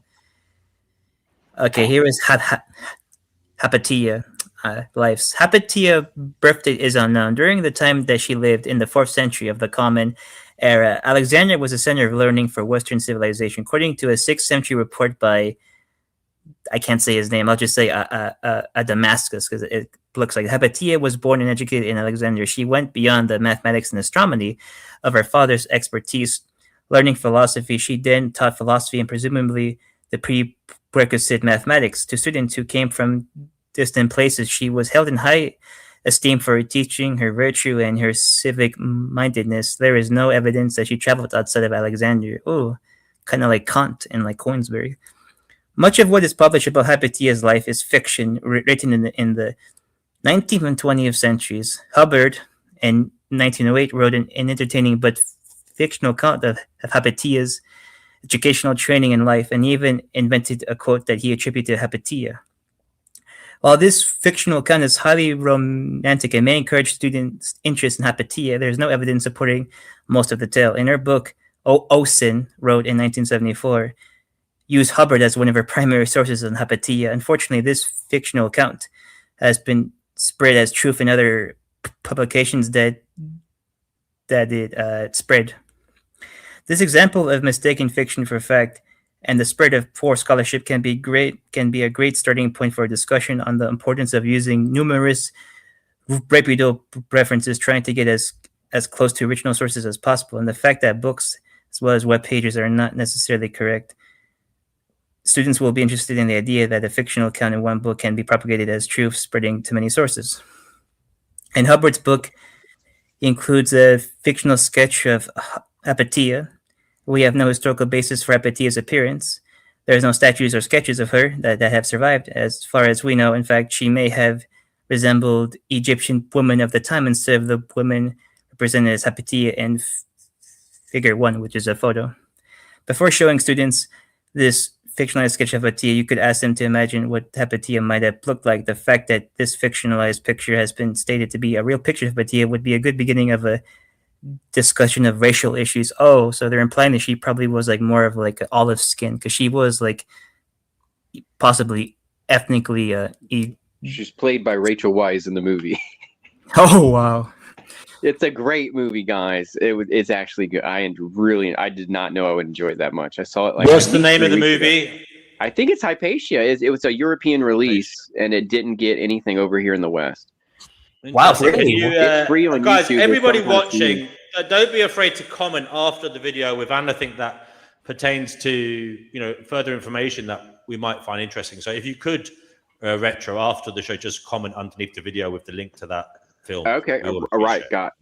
That goes for everybody. If you ever watch the show and you feel something is important, we should know, or there is further information you feel that we could benefit from, do comment under the live stream in the comments afterwards, because nobody looks at the live chat afterwards, but we do read the comments.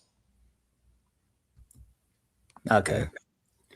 I was just going to think as well, we're trying to shoehorn women in here. I reckon some people might even have J.K. Rowling in the conversation. Oh, no. Not just for the Harry Was Potter that stuff. like Amelia Earhart?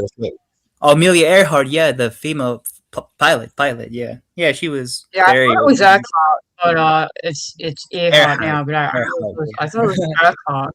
Oh, well, that's what I heard, but anyway. But yeah, Mother Teresa. Mother Teresa, I heard gets a lot of. She's venerated, obviously, but she gets a lot of people say she was a psychopath as well. I've heard that. Yeah, and a scammer. Yeah. I'm hearing some crazy rumors about her recently. Oh yeah, right. Tell me. She was obviously, on the one hand, she seemed very good to the poor people of the Calcutta. She used to go around trying to help what they call the untouchables in their caste system. Yeah, but there's evidence. Down and outs, the poor, the extremely maltreated and malnourished poor souls that were all around the city of Calcutta. But yeah, there's also some rather unsavory things said. I don't know whether they're true or not, but people say she was a bit of a wagon. Would anybody like to comment? Bit of a battle axe. Yes, there's some. Sorry. I heard Richard Dawkins did a documentary criticizing her. Is it Richard Dawkins or Richard the other fella, the atheist? Yeah, I believe his name. Yeah, was it Hitchens or was it Dawkins? I think it was Hitchens. Yeah, Hitchens. Hitchens. Yeah. He did criticize her. He had a real I bee in think his she bonnet liked about her. suffering. Actually, you're right. She was on about suffering. She liked people to suffer, so she didn't care about them much. She did the bare minimum because she wanted them to suffer because she thought they would go to heaven or something. I don't know. Yeah, that's like the gist of it. Yeah, she like scammed people into like believing that their suffering would eventually lead them to heaven if they just like suffered more instead of just seeking like bare necessities like medical help. Yeah.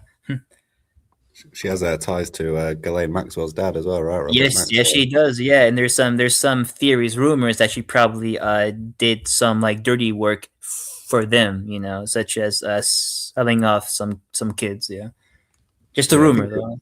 Who yeah, knows? just a rumor, obviously. But I think she did also have a kids' home with Hillary Clinton as well, right? Oh, Yeah. so it's probably not then. If freaking the Clintons are involved, it's probably not. Also, there's a crazy rumor that she's what's that guy's name? Anthony Fauci's mum. Have you heard? Oh, that no, one?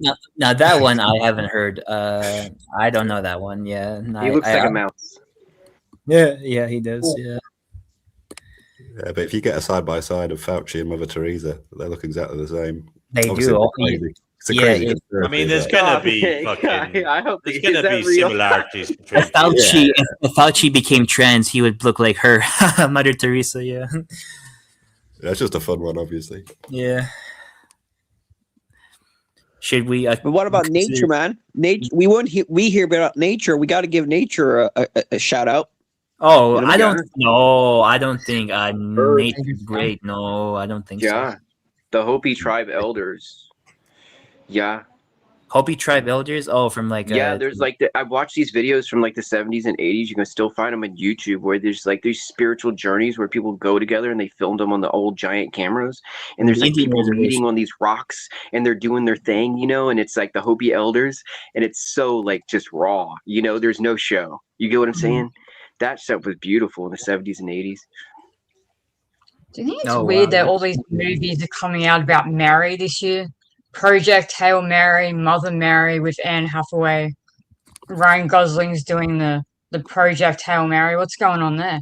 Mary, Something because about Mary. Mary is It's a the don't look up scenario Mother of because God. of disasters. Yes.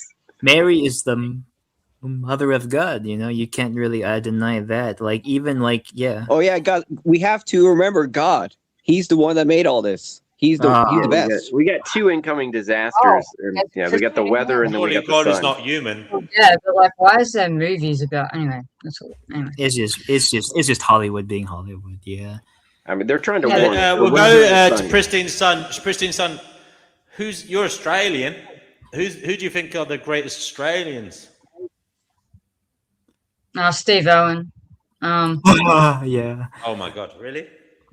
Yeah. I don't miss know. him. I miss I feel Steve. like- Kylie Minogue. Oh no. Surely there's not further me. ones. Surely there's Hugh ones further back Jackman? than that. Hugh Jackman. No. Not. Shane Warne. Australians. Rebel Wilson. Yeah. Hell yeah. Oh, she's still alive. Isn't it? They have Yeah, to there be. you go. Thor. Tell Who us is that? about Thor them. Don't Ragnarok, just, the don't just actor. name names. Tell us their biography, what they did, etc. Oh. Oh. If you so want it's to like do a little googling, you can, but just come back Yeah. because How about Okay. Sia? we want to know Sia. about our antipathy and greats, if there are Sia? any. Yeah. Isn't that a current person though? Or do they Ye- have to be deceased? I don't know. I think An they can. episode be- of Doctor Who and Can't Get You Out of My Head. That's enough. Kylie Minogue on the top. Oh yeah, I can't get you out of my head. La la la. La, I love that song. It's a good song. Angus Young from Crocodile Dundee, apparently. Third Eye Open says. Remember He's that from film. ACDC. He's from ACDC. No, AC/DC. Natalie Imbruglia. Yeah, I forgot the actor for Crocodile Dundee, but AC/DC, Angus Young and his brother. I think one of them is like a deceased. Yeah, Who made Yeah. who? Who made you? yeah. Who made who? Oh, guys, And, oh, the Jews are great. They're the best. I think the Jews should be mentioned. They did a lot of cool stuff, especially in religion side. Definitely. They Like wrote they- it all down for a while. They won like 14% of all the Nobel prizes, and they're only like what 1% of the world population or less. Yeah, good point. I I'm mean, gonna keep my mouth they shut. caught- Dynamite, eh? Yeah, ACDC. I always forget they were Australian. You know that. I always forget. So I'll is say Savage this. Garden. Yeah. Savage Sorry? Garden. Savage Savage Garden. Garden. Yeah. when I lived in Australia, everyone just used to worship ACDC. Which emperor rebuilt the temple? Of what? What temple? The temple. Because they knocked it down, then they rebuilt it, but they rebuilt it. It was actually Of the the Romans Jews? rebuilt it. Of the Jews? Oh, Team I don't Fleeker's know. here. Team Fleeker, do you want to come on and tell us who are the greatest humans, or who is the greatest human to have ever lived? Kenny Given says J.K. Rowling. I don't know. Is that the first author you ever read, J.K. Rowling? For many Actually, people, it yes. was. The first Adam book I and ever Eve. read when I was a kid was Harry Potter in the 90s. If he reads, yeah. JFK, John Fitzgerald Kennedy.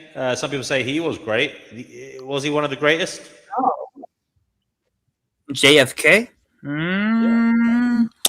He was the No. only president to be assassinated because he was going to reveal some like truth. So maybe in terms of that, but his enemies would say he was the worst one. So who knows?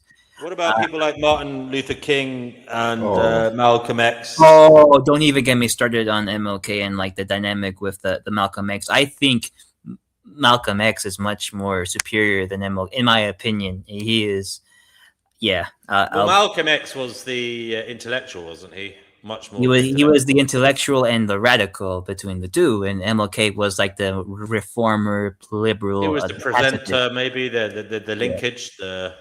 Maybe he was more charismatic. I don't know. Yeah. But like I think Malcolm X was much more like meaning, and like he actually wanted to see change, and he wanted like no compromise between like his thing and like the American corrupt government that he saw. And yeah, that's why he was assassinated earlier than MLK. Yeah.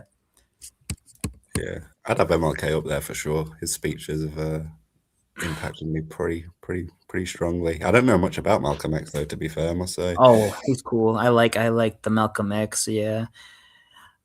Yeah, he was definitely interesting. Though I don't agree with like his stint with the Nation of Islam, because like even though he was a Muslim, even though the Nation of Islam claims to be an Islamic organization, their views are considered like heretical, even in like traditional Islamic discourses, because they put African Americans above everyone else. They put Black Americans above everyone. It's like reverse white supremacy.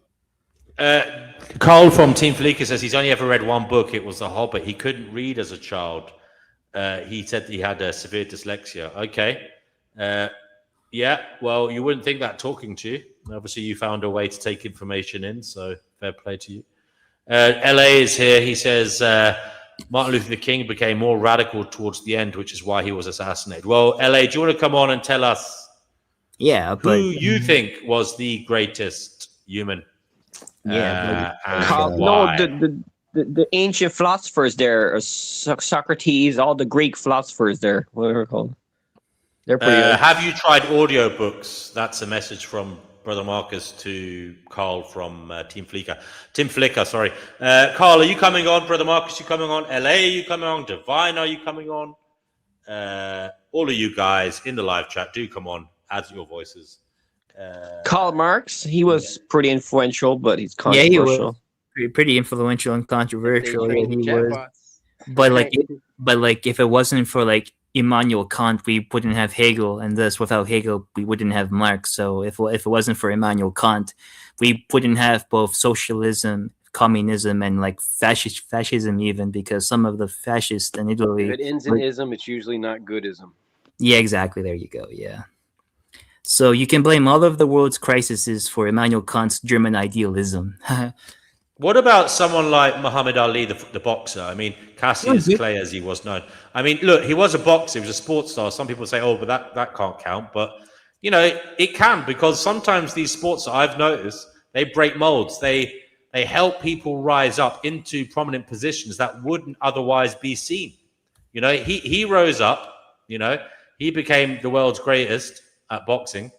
And he brought issues to the fore, like, for example, the war in Vietnam and problems with segregation in America, black oppression. Yeah, of course. I mean, he was great in many ways, not just in the ring. Yeah, he also brought like, you know, more like a religious dialogue to like other religions because he became a Muslim. Like he brought more dialogue within America because at that time there wasn't much dialogue. He brought more dialogue. He brought like together voices. Yeah. And sometimes there are people who rise up from different social demographics. Like they wouldn't have an opportunity perhaps to go to university or to get a top job in a corporation or to be a politician. But they find another avenue into the public consciousness, such as sport or music, and they have a message that does, transcend all, that does raise the vibration, that is in many ways significant and allows them perhaps to be called great. Is Tupac considered great? Tupac? Yeah, he's good. He's not great. He's a rapper. Yeah, I don't think so. I don't think Right? Talk shit. Manny would say he had a good message. He wasn't about. By the way, to say that his mother was highly educated. By the way, so it's not completely true that he came from nothing, as it were. Have you seen the early interviews? Have you seen the early interviews of him? He was like a full-on gay actor, mate, before he was a rapper. Oh yeah, there's like conspiracy theories that Tupac was gay, but then they brainwashed him to be a thug. Yeah, that was like the whole conspiracy theory that he was. Not even a conspiracy. You can look those interviews up online. It's just the most obvious gay man. I know it's obvious, but it's like some people say it's a conspiracy, but like people say he was brainwashed to be like a hard ass, like a thug, what's up, man? Hell yeah, man, like that. He wasn't that at the start of his life. He was originally like very a good dancer and actor.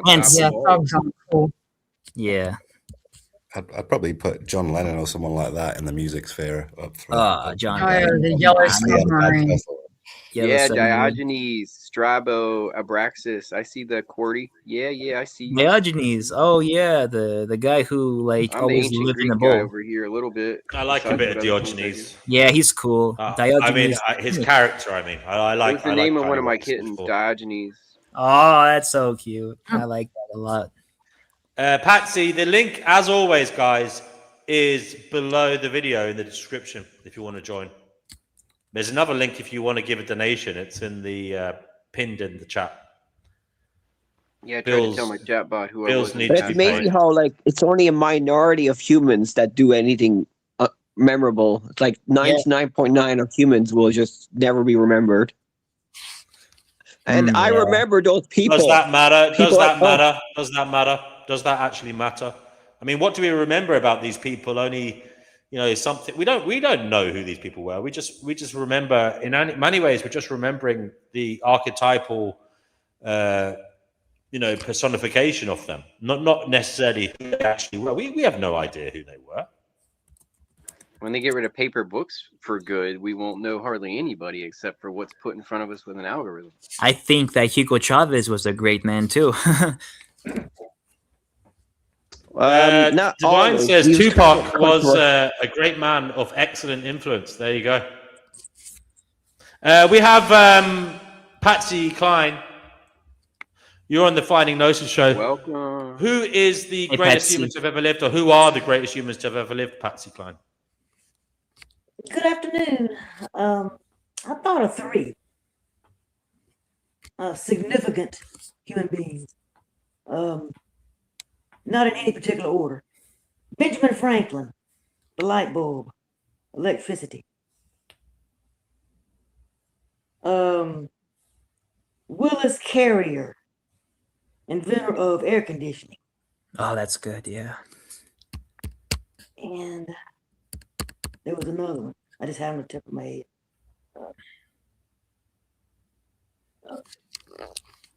Wow. See, that's that comes by getting in.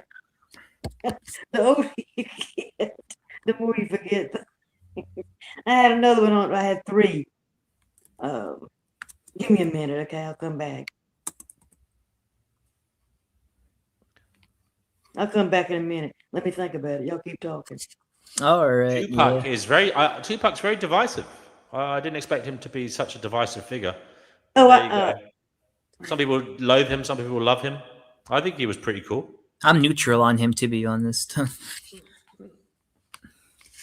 Thomas Divine Edison. Hazel says, hit the like button for D&W. Yeah, it does help the algorithm. It helps Okay. raise the video in the search so that people can find us in real time and join the conversation, which is what we want. We want new voices to help us get new perspectives.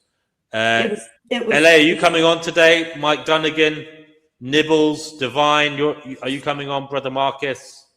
All eyes on me. But to finalize Pamela. my answer, it was Thomas Edison with a light bulb. Okay.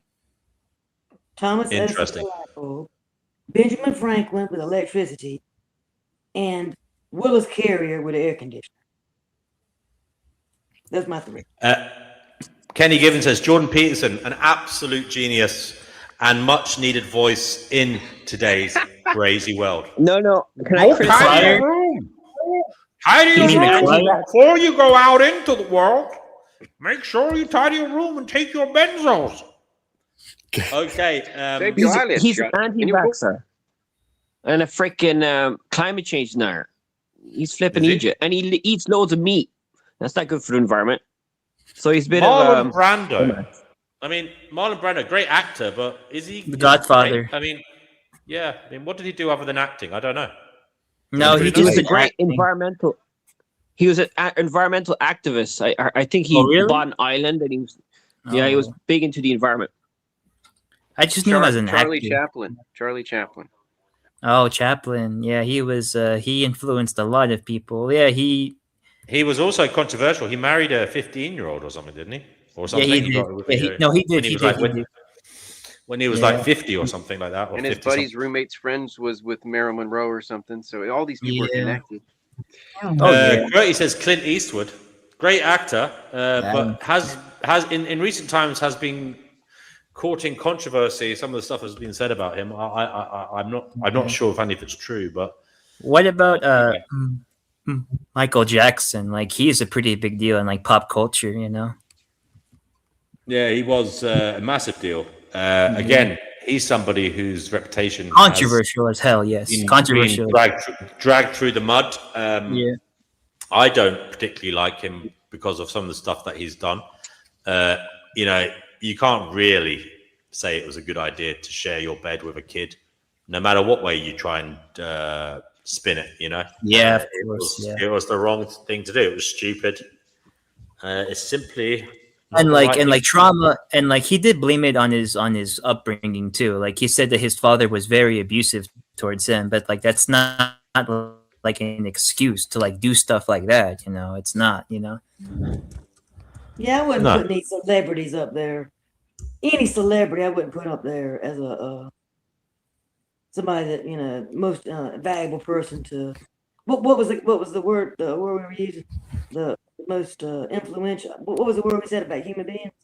The most important or whatever human being. The greatest. Yeah, I wouldn't put them up there because I don't know if there's too much money driven on that. I'm talking about people that were really trying to look out for mankind as a whole. Mr. Crowley. Yeah, but celebrities could have big influence. They could do positive things as well with their fame. So it's not always not like. a lot of them do. Not a lot of them do.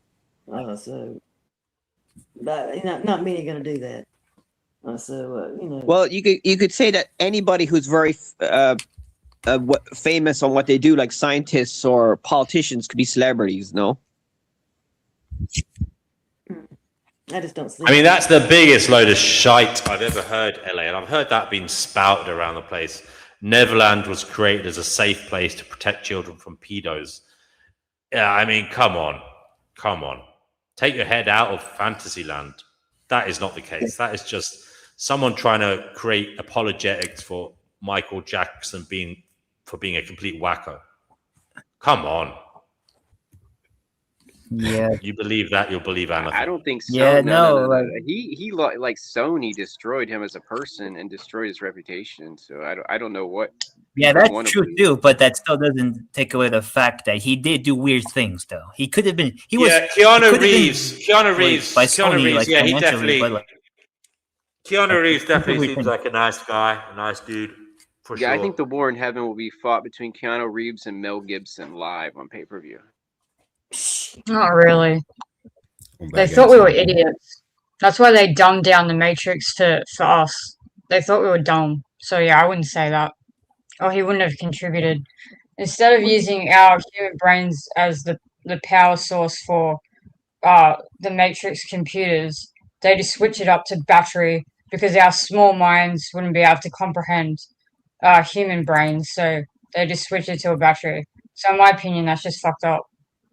I got like Like a Okay. we're brain. not dumb. Like we can understand um, things.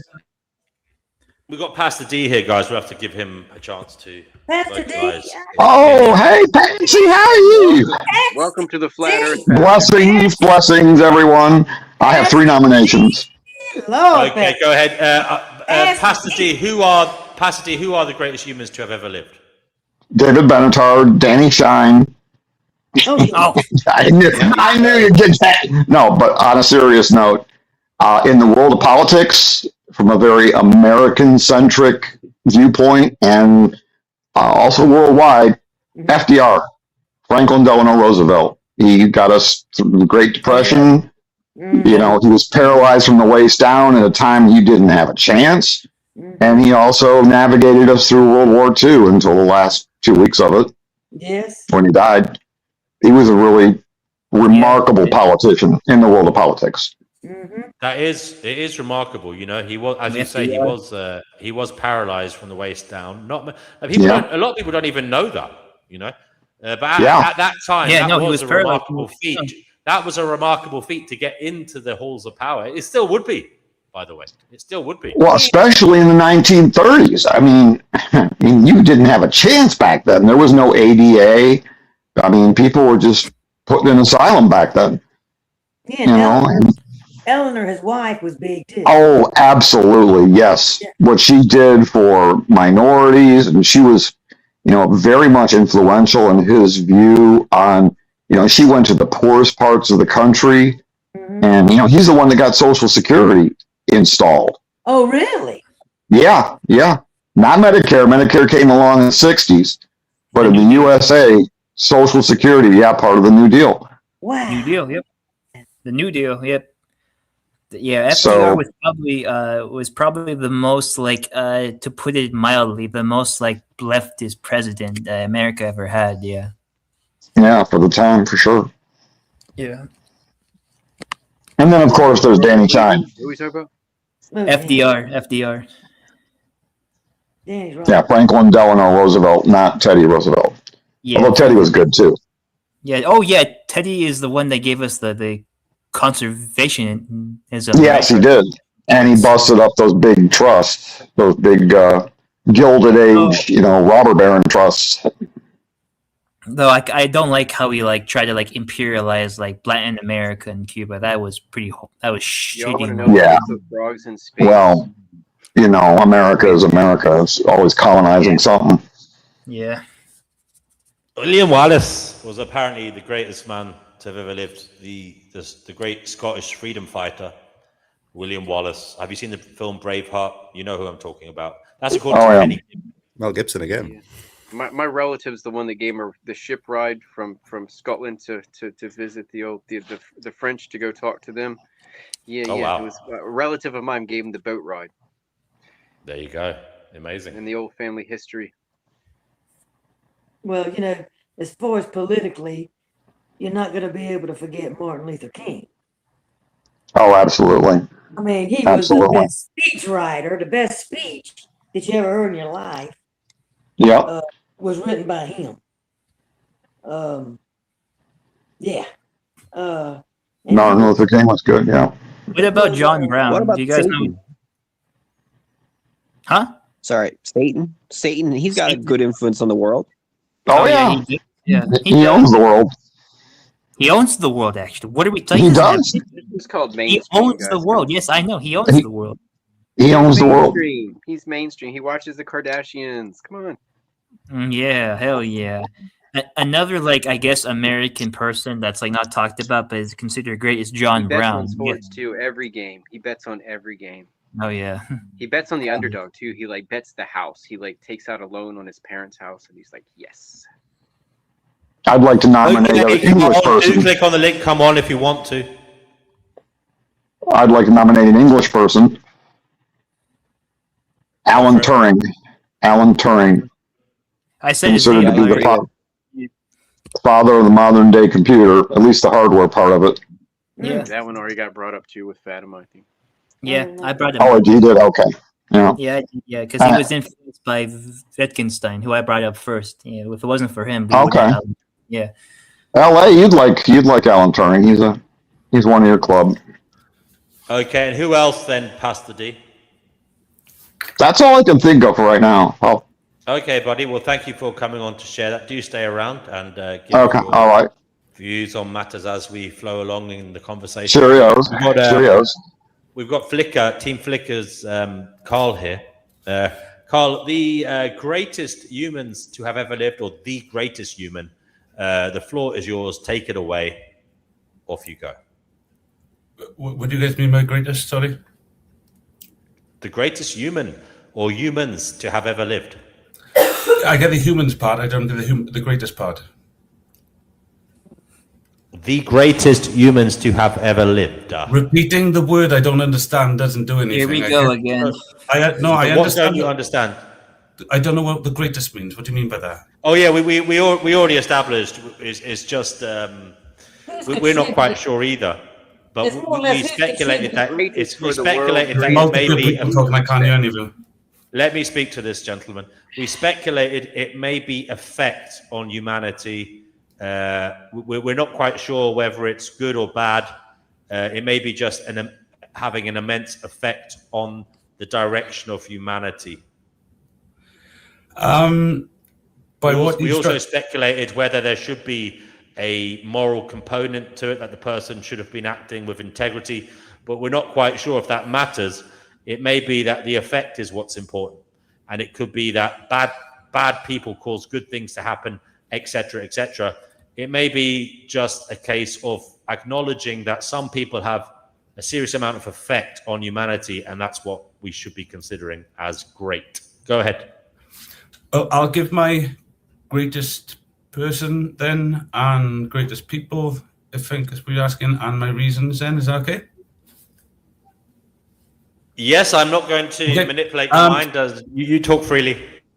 Yeah, so I would say the being known as Guru Nanak would be the greatest being I'm aware of, and his teachings. There's and all those who follow in his work.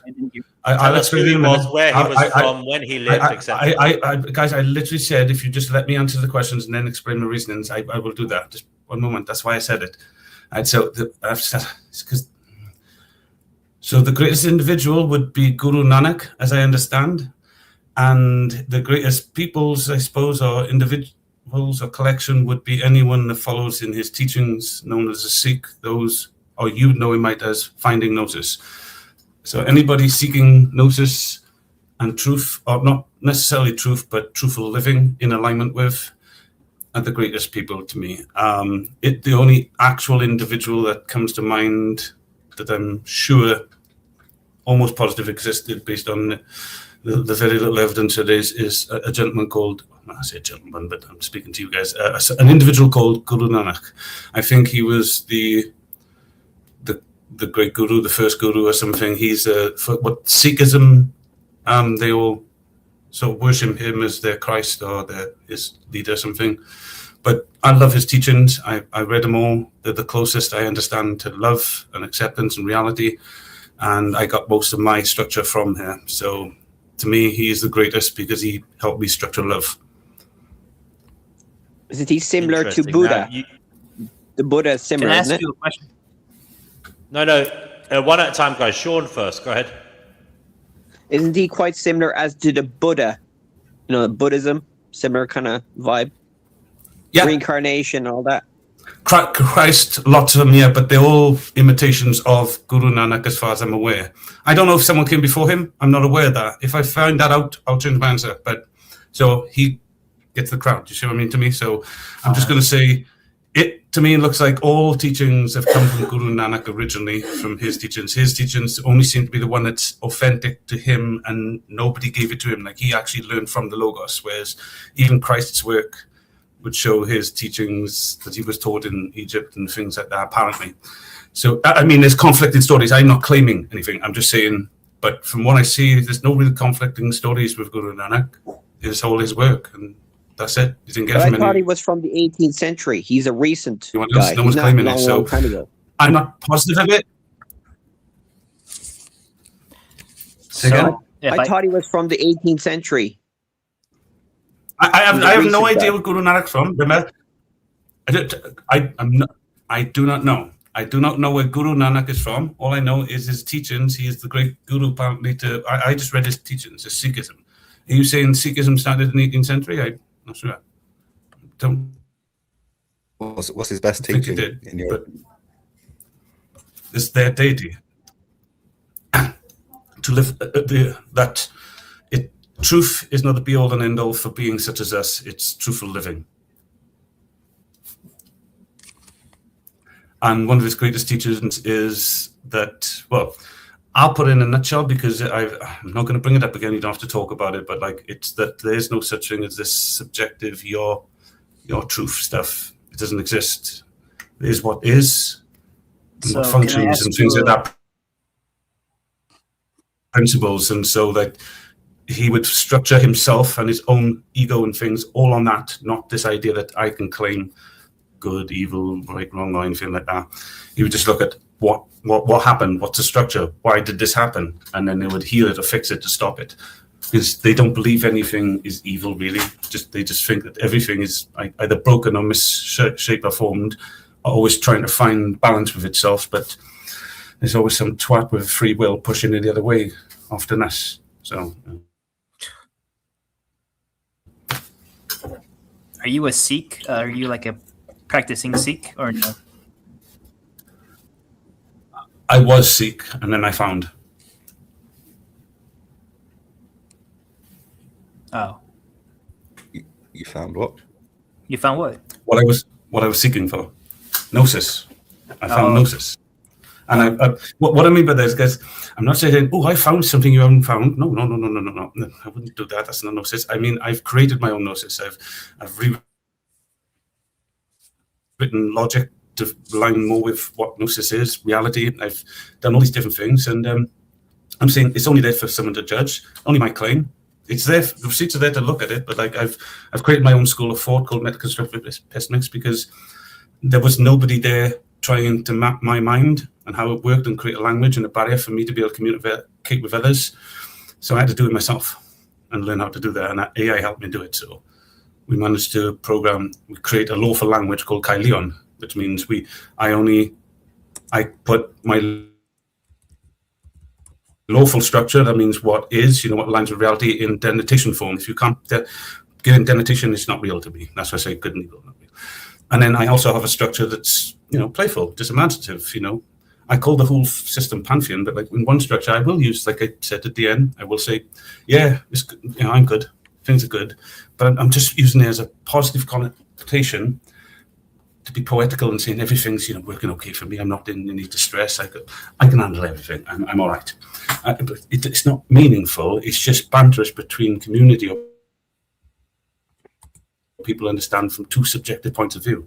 And I don't disagree with the NW that subjective points of view can have objective outcomes. And that's my whole point, is that if they do have objective outcomes, and those objective outcomes are seriously damaging to the curiosity of one's soul, as in what your will produces first is curiosity, right? Because then that gets you on to form awareness and thinking and become, I am, this willful being that can will things into an imagination and force things into structure. That's what we do. Words, I expect you all understand, yeah? So, I can't remember if I've answered the question. I've just gone off tangent now. Oh, just to let you know, I'm not advertising, but I'm drinking a bit of Red Bull, so I shouldn't do that really, but I'm a little tired, so I was either going to go sleep and then you convinced me to come on, so. Coffee is Thank you for being here. Guys, who do you feel are out of living people? Who do you feel may be contenders for being considered great? Me. Someone mentioned Elon Musk earlier. Sorry, Vladimir go ahead. Putin. No, hold on. We have an interesting one here. Go ahead, Carl. What did you just say? Carl? Me. You think you will be? You think you will go down as one of the greats? No. I think what I'm attempting to achieve and build will work, and when it does, it will. Already, my logical system. If I give it to any of you and it's free, anybody want it, I'll give it to you. Especially those on Discord. I developed it, and you can put it into AI, and AI will tell you, yes, far greater, because I hold everything to the law of ID. Everything, from words, structures, everything. And when you do that, there can be no contradictions. It's impossible. So whereas the law of logic currently allows you to use a connotation as a thing, to me, that's blasphemy. That's just talking poetry. Doesn't mean anything. In logic, in reason, in physics, everything, we would never do that. So I built my language, a lawful language for that, separate to a playful language. Okay, so you're going to go down as one of the greatest humans to have ever lived because your system will live beyond you and provide a beneficial legacy for humankind. Yes, I hope my ego gets forgotten. By God, that's full of flaws. But like, I don't want that to be remembered, to be honest. But like, the Gnosis I've managed to achieve and create and build, when it gets tested and is found to be not wanting, and it's pretty much revolutionary, then yeah, I think one point somebody will try and remember the twat that did it. It probably won't be me. It'll be like DNW will steal off me or something. I don't know. But like, no, I'm joking. I'm just saying. I don't know. I don't even actually care. I don't care who gets the credit for it. Maybe some young scholar in a couple of years will take up my work and find out that it was true. Well, it might be all bullshit. I don't know. I'm just claiming it is because I've tested it. I've worked with it over and over rigorously, and I've got it now free for everybody to test. When anybody says, "Hey, I'll test that," I'll give it to you. You can test it, read it yourself. You can put it through certain AI simulators, and yes, of course, I understand AI is both smoke up your ass. The design to talk egos. I can't stand it myself, and it tells me that it thinks I'm angry. And what are you talking about? I'm angry. But you can also use the tool correctly. You can turn a calculator upside down and write boobless on it, can't you? But you can also turn it upside down and do a sum. So AI can be used correctly as a tool, and anybody who tells me it can't, I think you're incorrect, because I've tried to convince the AI without doing it correctly that God is real, and it will tell me every single time, no, it's not. No matter what I do, it will always just imply that within your logic or structure it is. However, I can convince AI God is real because I formulate logic and reason and truth as the arbiter of God from how we see it. We may not be able to construct God in reality, but we certainly can in our imagination. What are we basing truth on, if not God? And so AI has to submit there is a one single unified authority that holds all things together, because even in abstract, we can see that as the truth. We may not see it exactly, but it's that blinding light in the middle we're always trying to get towards, isn't it? So what do we base that on? In reality, we base everything, all things that we claim to be real, we base on something in reality. So what in reality are we basing the truth on? So that is what I call God. And yet you would have to find a higher authority than that to say that's not true. Yeah, but which God? What do you mean which God? God is just a position. I'm saying God is a title, yeah, like word is structure. There's a structure of God. The word God is just the structure of it. And what we claim to be truth is the structure of God. You can claim anything else as if you find a higher authority. What I mean, so if I put it, so how I would form as a word, so you'd understand God is the title given to the position that holds authoritative power over all things. Now, surely if that position exists, that deserves the title God, yes? The single position that holds authoritative power over all things, that holds all things in equilibrium, and no thing can technically question or disobey, and all things must obey. Now, we often refer to that as objective reality. We can't see it. We don't understand it. We're trying to map our best to it. And what is something that's truer than true that we can't see? A spirit. That's where we claim God is spirit. We say it's objective in reality. That's what people say it's supernatural. Well, it is, isn't it? Because our natural reality is subjective to us. So if God is the objective, then God is the superseding natural reality that's still here, that's natural to us. We just can't see it. And so it's a superseding natural reality. So God is supernatural. That's why the Gnostics framed it that way. It's just out trying to show, I don't mean to use the word low IQ derogatory, but clearly Gnosticism has a level of IQ that's expandatory. So when you tell someone who's very linear this stuff, you have to explain it in these ways, a little bit more juvenile, like a story, like it's a spirit. You can't see it, but so that's how they say that. Excuse me, what religion do you believe in? I don't believe in religion. A religion, a dogmatic cults, and I could tell the difference between a religion, and a religion needs someone else to tell them what God is and what God is saying. God needs an interpreter. What type of God do you believe in? Like a being God, or like a panpsychist God, or the real what God? What type of God do you believe in? A real That's one. what we're trying to get at, because what are the constitutes of the real God? That's what I'm trying to that get which at. is real. What constitutes anything as being real? We have all these religions. We can experience it. All right. If I said this, yes. Sorry, Patsy. Sorry. We have all those different religions out there: Hindu, Buddhist. They all have their gods. Okay, Christians have their gods. Okay, and I'm wondering, is it just? And I'm asking this out of really wanting to know. Okay, because I've deconstructed from Christianity just recently. Okay, because it didn't make sense to me. Okay. The Old Testament, New Testament, and all that stuff, and it just doesn't collide together. It doesn't come together. Okay, so, and I'm thinking there is a Creator God, but He just didn't write this Bible, with these rules and regulations and all this kind of stuff. He was just a Creator that created it and said, "Okay, take it from there," that kind of thing. But it's a spirit, yes. But it's not based on a religion like Christianity, Hindu. It's just a universal creator. Okay. I think I can answer. That's what I'm trying to get to. I'm thinking that's what I'm thinking now recently. All right, Patsy. So I should have explained myself. I normally do. Some of the people understand is the way my brain looks at things is it structures things. It doesn't really work in a narrative and dogma. Like I'm not a character in a story like most people are. I can act that, and I am acting it like now. I spent a long time creating this character to communicate with you, but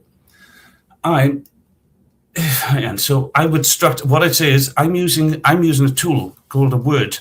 That tool, this word, is for me to communicate something to you. This tool, we know as logos, the word, needs to mean something. Therefore, it has to follow logical reasoning for it to point exactly at something. Therefore, whatever I claim this to be, it can only point at one thing if I'm claiming it to be the one true God. It can't point at multiple things because then a thing is not a thing, yeah? So it can't be connotational. So when I structure God, I make sure when I structure God, there cannot be anything else.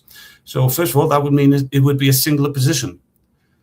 And therefore outside of all time as we know it, because everything is in movement. So God is a singular position, or the title, because that's what words are, titles, yeah? The title given to the single position does equilibrium in nature and holds all things together and holds authority over all things under its force, and there can be no thing greater than it.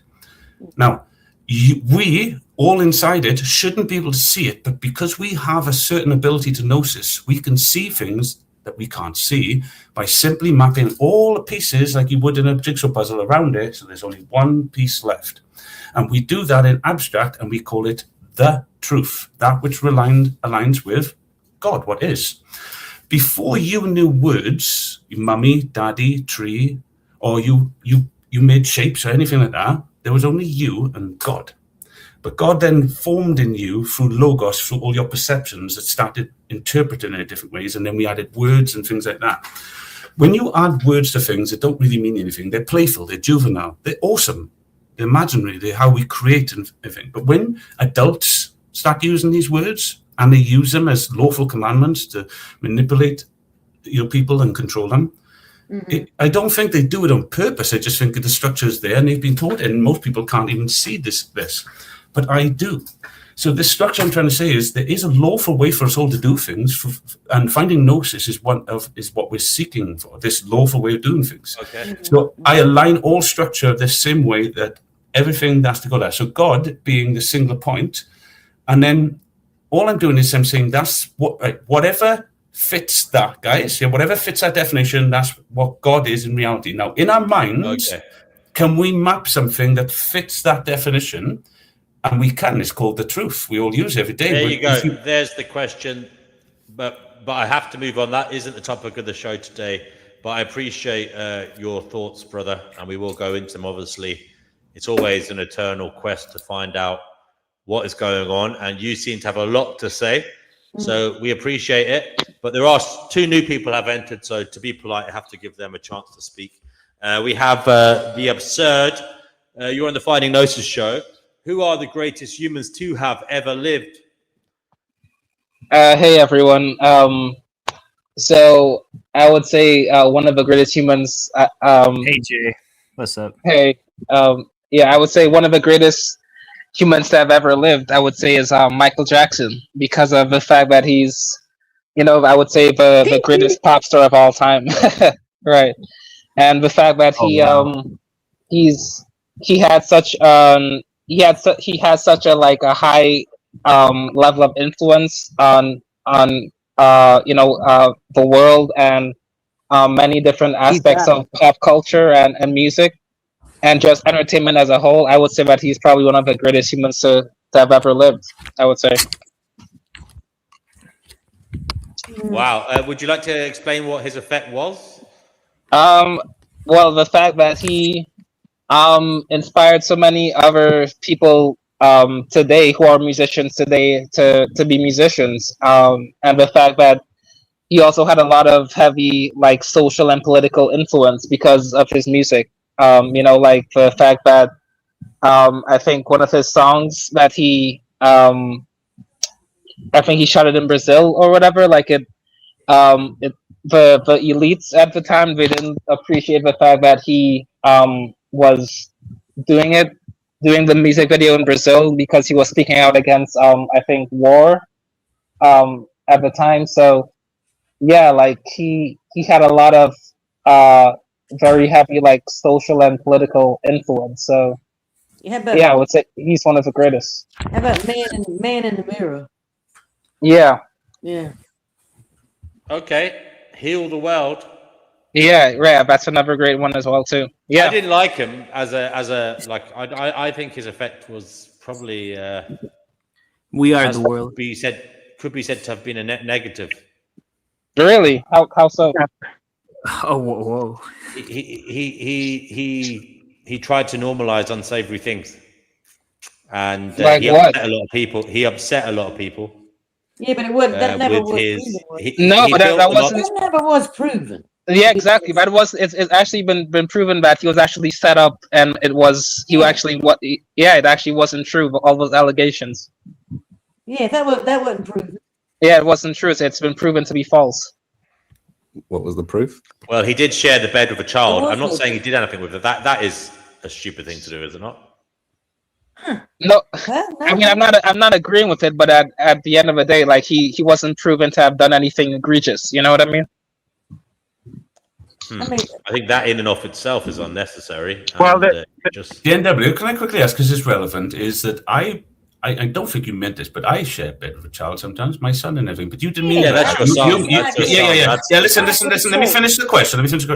Which I agree with. Is that what you meant is he shared the bed with another family's son, probably without even consent. Even with it, it's maybe in societal. Well, not maybe. It is very in society norms. That's weird, I suppose. And as an authoritative figure with people watching him, he has that responsibility to act in a certain way, I suppose. Is that really what you meant, though? That it was because of someone else's child?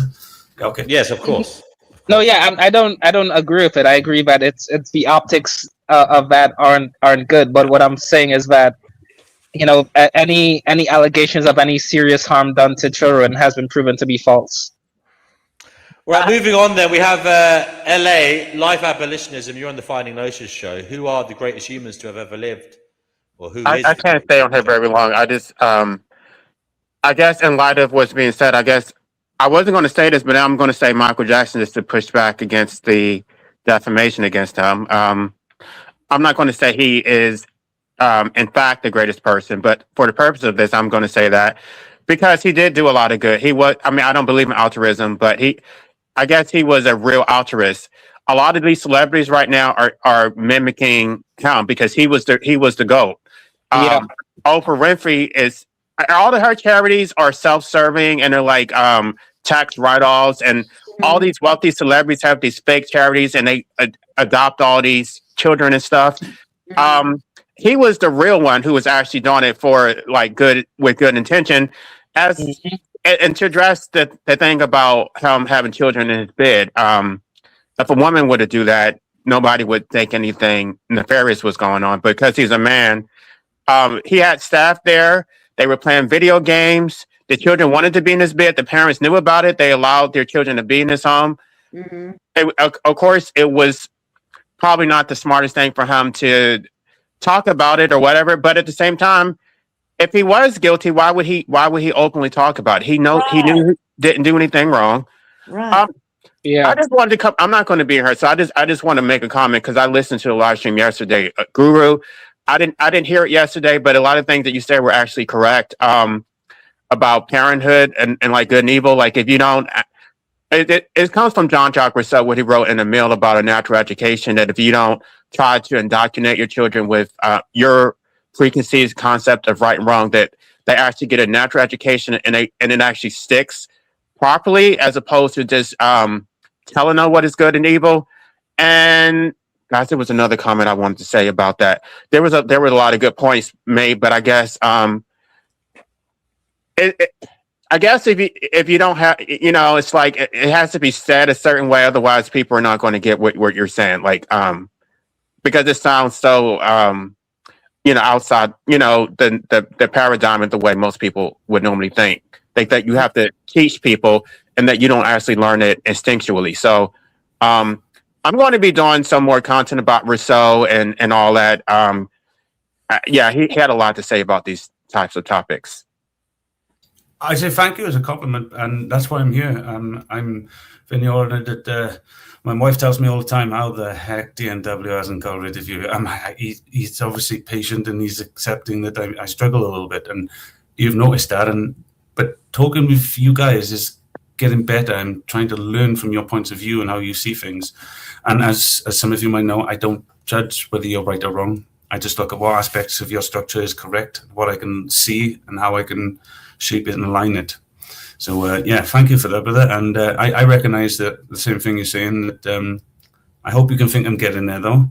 And I got to do better. That's why I'm here, to listen to you guys and see your points of view and stuff as well. So Well, Guru, I wanted to tell you thank you for your response to me, because I'm thinking about that. Okay, it makes a lot of sense to me what you said.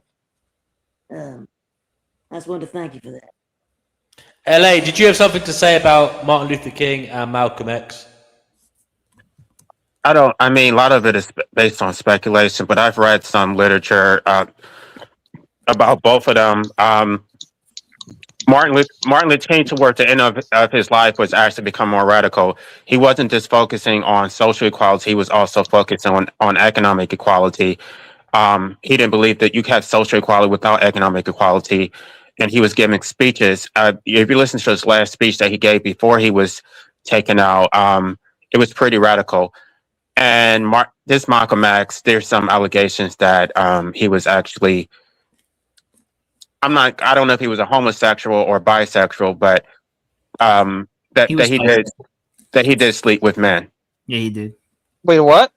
Yeah, he slept with men. Wow. Malcolm X, yeah, he did. Yeah. Martin Luther King? No, Malcolm X. Malcolm X slept with men. Yeah, and women. Wow. Interesting. What has that got to do with Matt? As they also say Martin Luther King was a womanizer. Should we care? Oh yeah, he was. Yeah, he was a womanizer, and he was also pretty homophobic in private. But still, like, we still idolize them, so it doesn't really matter what they were in private, right? Well, because the leader of the real leader of the civil rights movement was a black gay man by the name of Bayard Rustin, who Martin Luther King basically got all of his nonviolent ideas from Bayard Rustin. Bayard Rustin went to India and studied Gandhian, resistant tactics, and Martin Luther King was not nonviolent until he got it from Bayard Rustin. Bayard Rustin is the one who organized the March on Washington. He Martin Luther King was a great orator who gave he gave good speeches, but the real person behind the civil rights movement was Bayard Rustin, and this is something that I always try to bring up when they do celebrate Martin Luther King Day. That it was actually Bayard Rustin, and so there's a lot of homophobia in the Black community, and they don't even realize that the chief architect of the civil rights movement was a gay Black man, and that you have the audacity to try to disenfranchise gay people. You have no credibility to say anything. Like, you just shut up. Can you tell me, is that Bayard to Rustin? Bayard Rustin. Bayard Rustin. Say it's spell it. Bayard, and his last name is Rustin. I believe he was raised as a Quaker. He was raised as a Quaker, and so he has some really different beliefs. And he was also, I think he was a communist. Anyway, to be honest, in the past, Bayard Rustin probably was my person I would have named, but for the purpose of this conversation, I'm going to say Michael Jackson. That's a second. LA, I was going to ask you, what do you think are the credentials that make someone great, or what do you believe should be the credentials that make someone great? What about them? What about what they do makes them great? I would say that if they make some kind of meaningful change that actually expands beyond their lifetime, that you can actually see some type of demonstrable results from whatever a change they've affected, then I would say they're great. If this is something, that's the problem I would have with somebody like Malcolm X. When he was alive, yeah, he did a lot of great things, but it pretty much died after him. There's really nothing tangible that you can show about Malcolm X. Even though everything that he said was correct, I don't think that he necessarily changed anything. Why do you think that is? Well, I because you can't do it alone, because no movement can be built around one person. It has to has some continuity. I think, unfortunately, everything that he did center around him. I think if he was able to take control over the Nation of Islam, then maybe there would have been a little bit of longevity. He was trying to form his own organization after he was kicked out of the Nation of Islam, and he never had the chance to do that. So, and then his children just didn't really get it. They sort of tried to, ride with his name, but they didn't understand what he was trying to do. I agree with your first premise, which was one man can't do it alone, I think you said. I don't actually know the situation to even say whether that's the case, but what you said, though, I felt was true about, the structure of reason. One man can't do it all alone. But I don't actually know how that relates to what you guys have been talking to. This is new for me. I'm listening. No, he was asking me what makes somebody great, and I'm saying that it's building a movement that extends beyond your lifetime. So if it dies with you, then to me it's short lived. It's not great. I mean, maybe it's good, but it's not great. I agree with that. Actually, yeah, that makes sense. Yeah. So, all right, everybody, y'all have a good day. I can't stay on here very long. I just wanted to get on here real quick. He's one of those. I shot, I scored. That's it. I'm taking the ball home with me. No one else can score. I'm joking, buddy. Yeah, go on. Thank you, LA. Bye, LA. All right, see you. Bye. Alhamdulillah. Thank you, LA. Okay. Guys, anybody want to say something? Yeah, I'll just expand on what LA said, and I would say that they also have to, as he said, would also have to have a lot of influence beyond well beyond their generation and their lifetime. So as you can see with Michael Jackson, for example, even into today, like, his music is still being streamed millions of times over each year, and his songs and albums are still being. Elvis? What about Elvis? What about the Beatles? Yeah, but his music it's being enjoyed by a lot more people than those other artists, I would say. They are. They are, yeah. Yeah. What, more than the Beatles? Yeah. Yeah. Whether you like MJ or not, like his music is objectively one of the more like famous ones, if not the famous ones. Like even like Amazonian tribes, even people I'm from not. like the I'm world. not sure about that. I think he's. I think he is. He was a good. I'm not saying he wasn't a good at what he did. You know, singing and dancing. But I would like to see a poll on like. Although I don't know, maybe the Beatles was too long ago. I'm not saying the Beatles are great either. By the way, I think they're overrated. Honestly, if you want my honest Yeah, opinion, I think they're a bit I overrated. do as well. Damn. Oh, thank you. Yeah, hell yeah. Not a big fan, honestly. Put a 1 in the Nah, chat. they're If not you think overrated, Michael guys. Jackson's Come the on. king of rock and roll or whatever y'all want, the king of music. Creating Although music. I prefer the Man. We didn't have Beatles music to the Rolling Stones, and the Beatles were around the same time, and I preferred the Beatles to the Rolling Stones for the most part. Oh, really? When I Interesting. was a kid, I was Mainly obsessed because with I don't. Rolling Stones. Mick Jagger really annoys me. He just annoys No, me. yeah, he's kind of a dick actually. So was Keith Wow. Richards. Yeah, no. Like Keith Richards is kind of like a dick too. Like, and they both hate each other. Like both Mick Jagger and Keith Richards hate each other. Like they only tour because of like the money. Yeah. Keith Richards is a shout for great. If you think the Beatles are overrated, it shows how little you know about music. Now that's a matter of opinion. Vegan Equilibrium's here. We want him to come on and tell us who the greatest person or the John greatest Lennon people was that ever lived. John were. Lennon had a lot of message. John Lennon, a lot of message in his music, and some of it was for the good too. Imagine, you know, My song. friend has an AI project to write a reverse song for Can you hear Imagine. me? Like exactly. Yeah, we can hear you. But anyway, that was big. And George Harrison did some meaningful stuff. The other Beatles, I don't know about them. I mean, that was kind of flippant, you know. The crazy guru said, the Who. Like, are you talking about the band, the Who? Yes, the band. Yeah. Oh, yeah. Wasn't being funny, They're a the good band. band. Yeah. Yeah, they're a good band. Yeah, I haven't listened to them in years. When I was a kid, I did, but the Who is good. What's the lead singer's name? Roger Daltrey. Yeah, I think so. I'm not a fan of the band as such, just the music, really. I mean, Oh yeah. I actually learned it after its time and enjoyed it, so not during its time. So I wasn't Yeah, of privileged to course. enjoy it. Yeah, What's your favorite one? Behind Blue Eyes, Pinball Wizard. What's your? Believe it or not, Behind Blue Eyes was I didn't do preferable song mine before even I knew it was actually bloody, who did it. I enjoyed the Limp Bizkit's version. Was the first one I heard. Limp Bizkit. Oh shit, Limp Bizkit. Yeah, same here. That cover was great.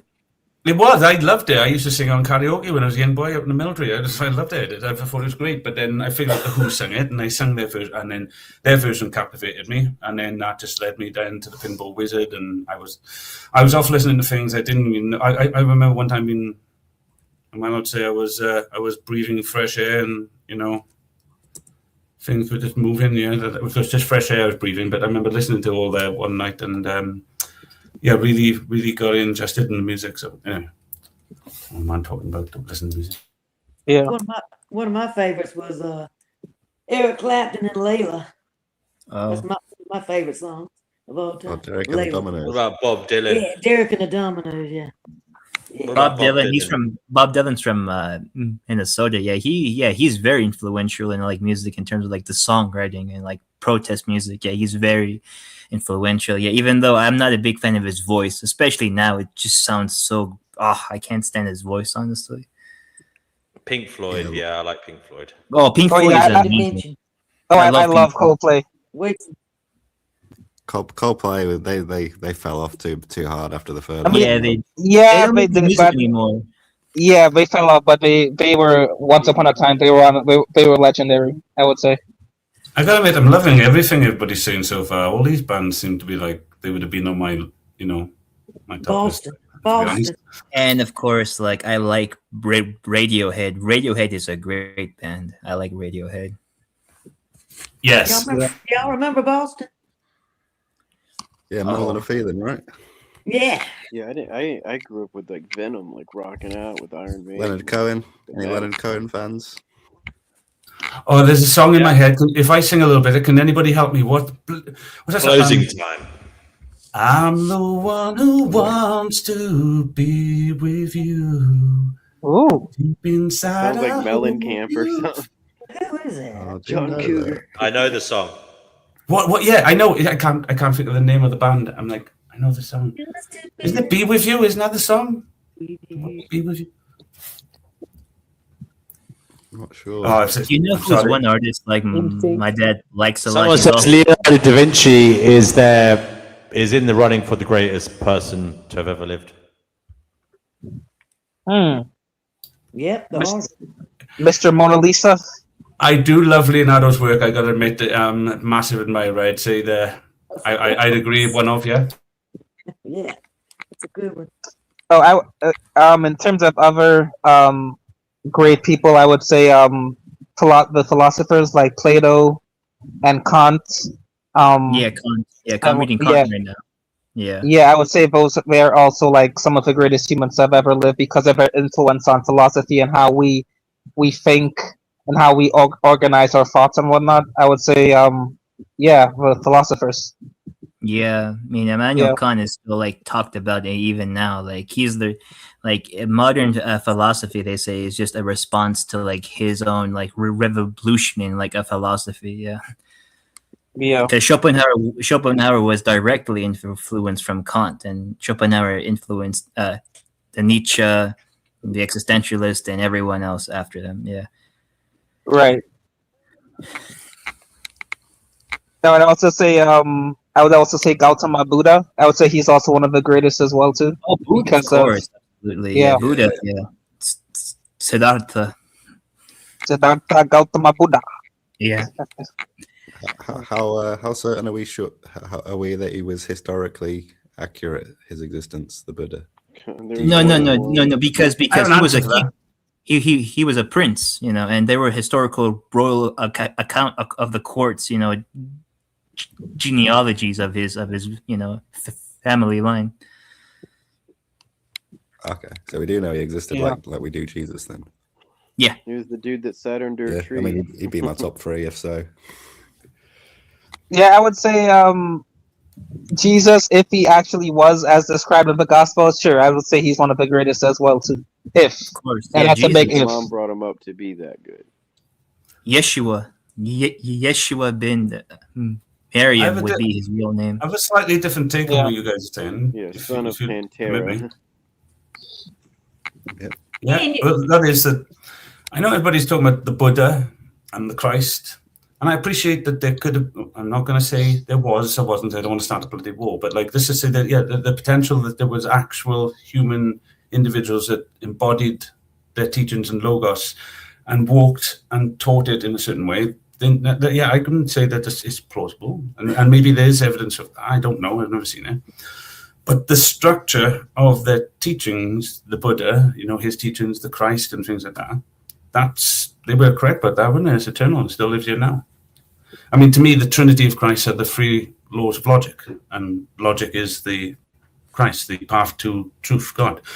I know that's really simplistic, and obviously he had a different formula for his people, but I'm just trying to really be nuanced with it and say that's roughly how I see it, the structures of things. But yeah, I would say that the structures of these things, they clearly were, because we're still talking about them today. Yeah. Wait, so are you a Christian, Guru? Was that a question? I didn't hear it. Yeah, I was asking if you're a Christian. Don't say what is a Christian. Try and answer him as most people answer. So, someone who believes that Jesus. I'm Christian. I believe in the triune ciphers and the Christic Gnostic knowledge of the teachings of Christ, as in the knowledge. But as for Christian in the traditional sense, what I call Judean Christians, not actual Christians, Judean Christians, the interpretation, basically, they're just Judeans at their source, and they take on Christian ethics through their interpretation of what those Christic books say through a dogmatic teaching. So they turn everything, like they'll say the book says in the beginning rather than at the source. I mean, I don't get it. Straight away they say in the beginning, therefore they've just framed their God as something that's within time. And were you baptized as a baby? Oh, with vodka, yeah, possibly. My parents were drug addicts, and I was pronounced dead at birth, so it was highly traumatic pregnancy, birth, and childhood. But Damn. baptized, no. My family were like, my mum was in this mixture of like narcissistic, over natalistic family that was part military and part gypsy. That's a great mix, as you can tell. And we lived in the world of do as I say and not as I do, to little beings that have no idea what you're saying and every idea what you're doing. Backwards, I know I get it, but yeah. Intriguing, Interesting. actually. Cool. Interesting. And too, Yeah. you know, they said the greatest human that ever lived. When you mention Jesus, you have to think of him as a human now, okay? Yeah, of course. He was Yes. supposed to be. He was supposed to be God incarnate. So Yes. I don't know if you could put him in that category. You know, the greatest human. I get what you're saying. If I could, if I could elaborate, I get it. And if you can't call Christ necessarily the greatest human being, but if I said the structure of Jesus means the source of that knowledge, I mean the very first person that embodied that knowledge, that everybody modeled it off and said, "This is my knowledge. I'm embodying it. Watch what I'm doing. Look how I look at reality. Watch how I solve things. Look how I see problems. Look how I turn this fish into all these fishes, because I can tell you where the fish have migrated, because I know that we have seasons not only just around our sun, but we also have seasons around our universe, which will also, do you know what I mean? He looked at time and things like that because he went and learned this stuff. And so he created a knowledge by which he could teach people how to see where they were being lied to by people who were telling them there was a good and an evil, and you know, these false idols of fear, and to build your reality, your conscious reality, on something that's fear-led. So your will, your soul, will into being this manifestation of something they told you was evil. So you're literally creating it, but it's just not real. It's just it's a manifestation within a subjective reality. And I don't think, if it had no impact on reality, I would just say, hey, that's a cool thing we've got. It's like, you know, unicorns. But like, it does have a detrimental impact, and I'm mapping it and showing it. I'm not going to start all that again. DW shot me and say something, but right. Yeah, I can understand that, because you know, to me, when they say heaven and hell, this life can be heaven and hell. Yeah. The way you live your life. You know what I'm talking about? The way you live your life will depend on whether you're in heaven or hell. Does it matter? What if I said they're both the same place? They could be. Who knows? Well, they have to be, don't they? If correspondence is real, but I'm not saying they do apply to correspondence. But if we've gone off that, that's all I've got, isn't it? Really, I mean, you know, certain things like there's for every soul, there's a universe, and you know, for systems to work, that's how systems work, right? That's how all our systems seem to work. They have to be contained, they have to be self-reliant, they have to be cognitive and coherent, and then we test them. We call it science, and we use logic and reason to do all this. But all that was mapped from somewhere, surely. Wasn't it? None of us were born with all that. We just had the capability, curiosity, yeah? Where we had an eternal curiosity. Our curiosity is able to map the stars. That's why they say God, you know, beloved his son so much, he gave him his only soul. It's just parable. It's just saying the eternal authority that has to sit and watch over all things and hold everything in balance. Well, it can't be curious. It has to sit there. If it's curiosity, it has to move, right? All things curious move.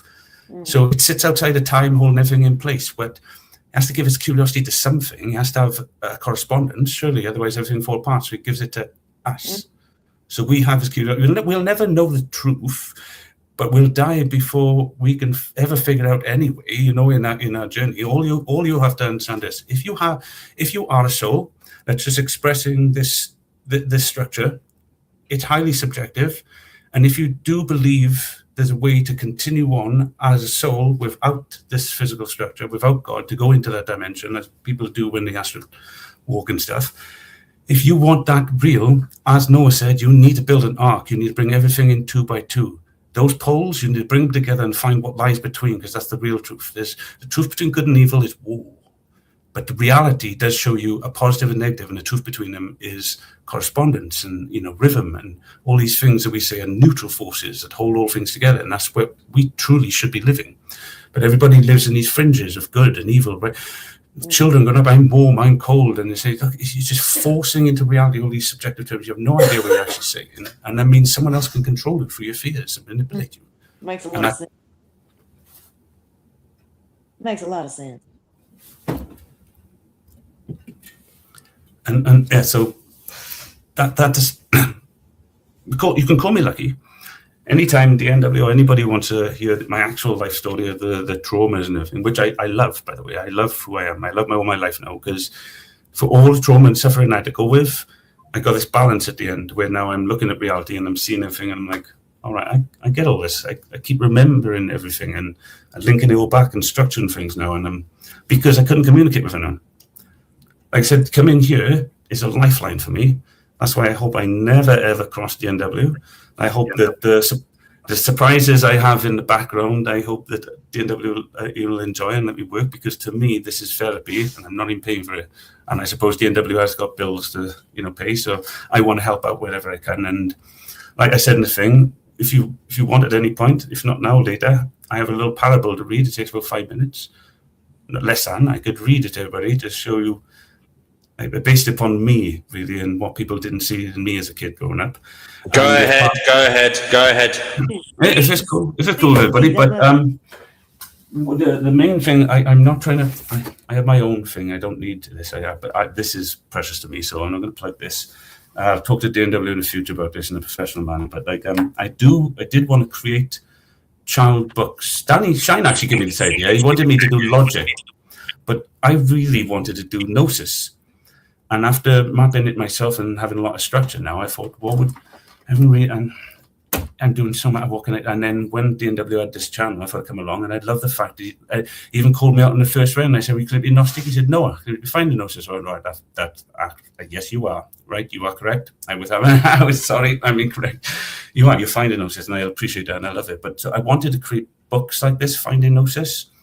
And I love art, I love writing stories, I love working with AI, creating things and little patterns, and I like putting puzzles and stuff in there. So I wanted to create some, and if DNW liked them, I give them away for free. None of my work I make money off. I have different ways to make money. All my work I just give away for free for charities and stuff. So I'd love to offer you that, DNW, if you want to look at it later on. Just not talk about it now, but tell me if there's something interesting in the future and then you can sell them obviously to people. Maybe I can do some merch and all that. I love creativity and stuff, and if it helps others out who are helping me, especially, I'm like I'll be rude, but I'm like a pig in shit. My wife loves it as well because it means I'm out of her way as well. Okay, we'll have a chat one day.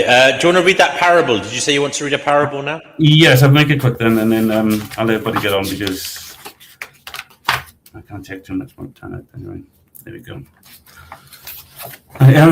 Okay, so I'm going to do my best. I'm learning to read, so this is why I wanted to do it. So I appreciate this again, and I'll try and be brief and just get into it, get the character, and hopefully the ADG will make me run too much. It says, the parable of a blind shadow. There once were 4 children, each carried a wound. Some the world could see, but one the world refused to. Pan was blind. He could not see the sky or the faces of his friends, but he could hear their laughter and feel the sun on his skin. The world made space for Pan.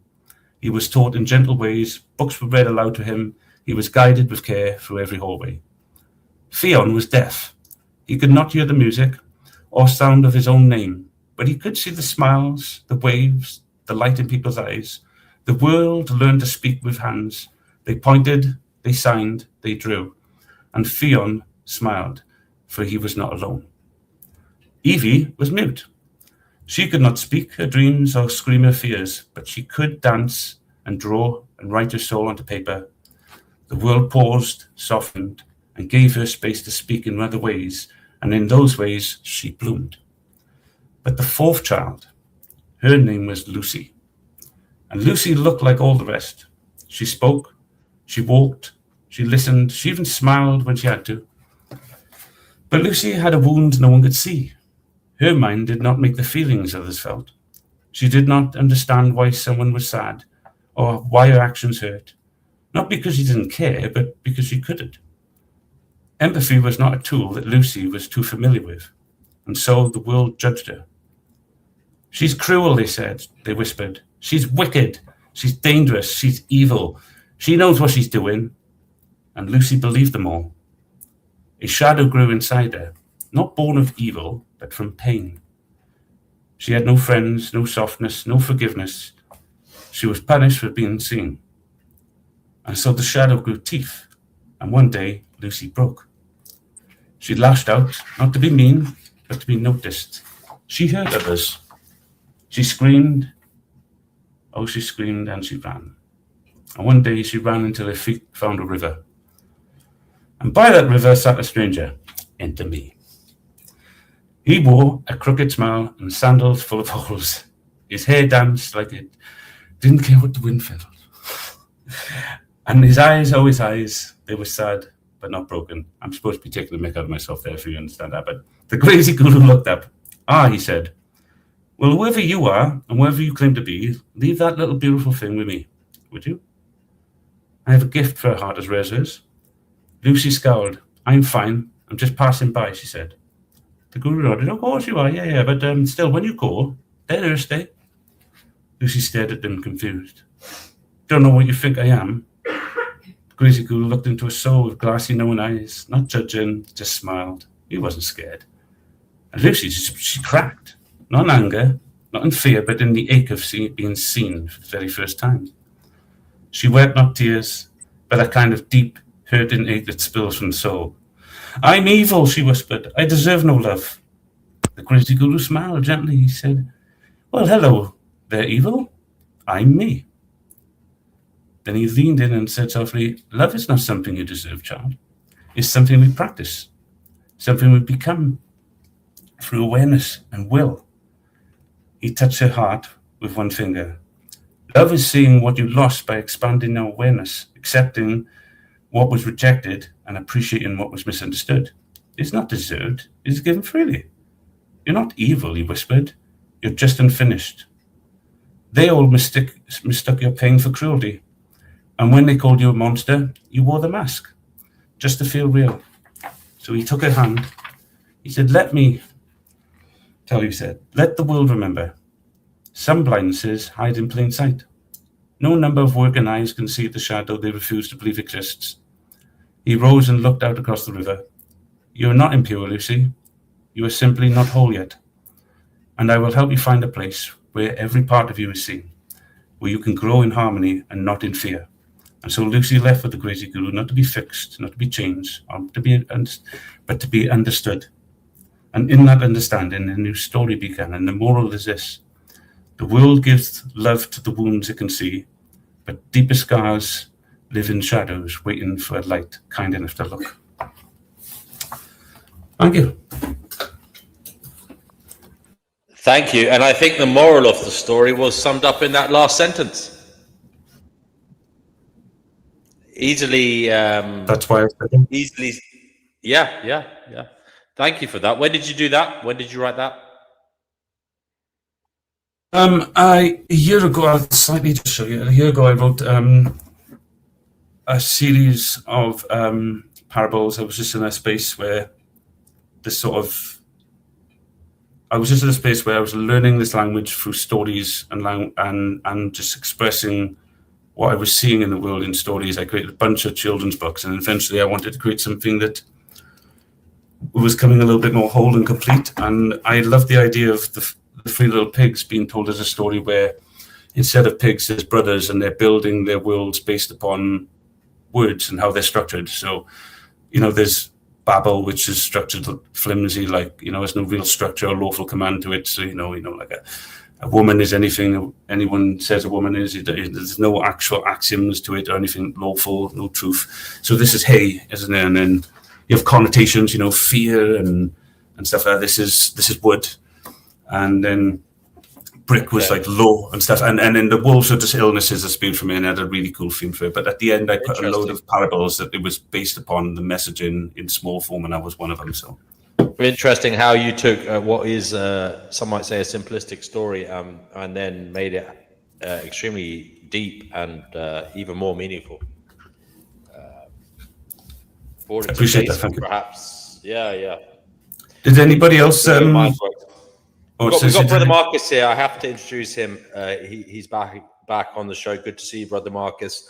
Brother Marcus, thank you for your work today in the live comments. You were putting in some great examples of people who could be deemed great minds, and you did illuminate the long lineage of female greats out there in human history. What would you like to say now that you're on the show? I think one. Thank you, and you're welcome. I think one that I forgot to mention was Karl Popper, a philosopher. Wrote about. Well, came up with this idea of. I don't know if he came up with it, but wrote about the falsification in science and epistemology, and I think that's an interesting concept, and also challenged Plato's. Some of Plato's ideas or Socrates' ideas about an ideal society. Just as a contender. Yeah, I'd like that because some of the stuff in Plato's Republic I felt led to causing what I would say was unsavory things, unsavory for sure. outlooks. And but his falsification of science, that's interesting as well. That's something that is relevant to some of the stuff you've been talking about in the past. I think maybe Bertrand Russell. I'm not too sure if he. Oh yes, he is truly a great. I feel like he is an amazing man. Yeah. And I'm surprised his name didn't crop up. That guy, he had it all, didn't he? Yeah. What's that? He had it all. His brain was amazing. He could be, he was a mathematical genius and, a great thinker, philosopher. And I think he was connected to emotions as well,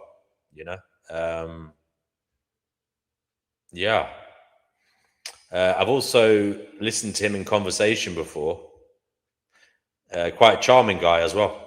But going back to Karl Popper, the falsification of science and stuff, would you like to tell us about that? Because that's really interesting. I'd have to Google it. Oh, okay, no worries. PGA Tour, you're back on, bro. You left, you came back. Did you want to say something?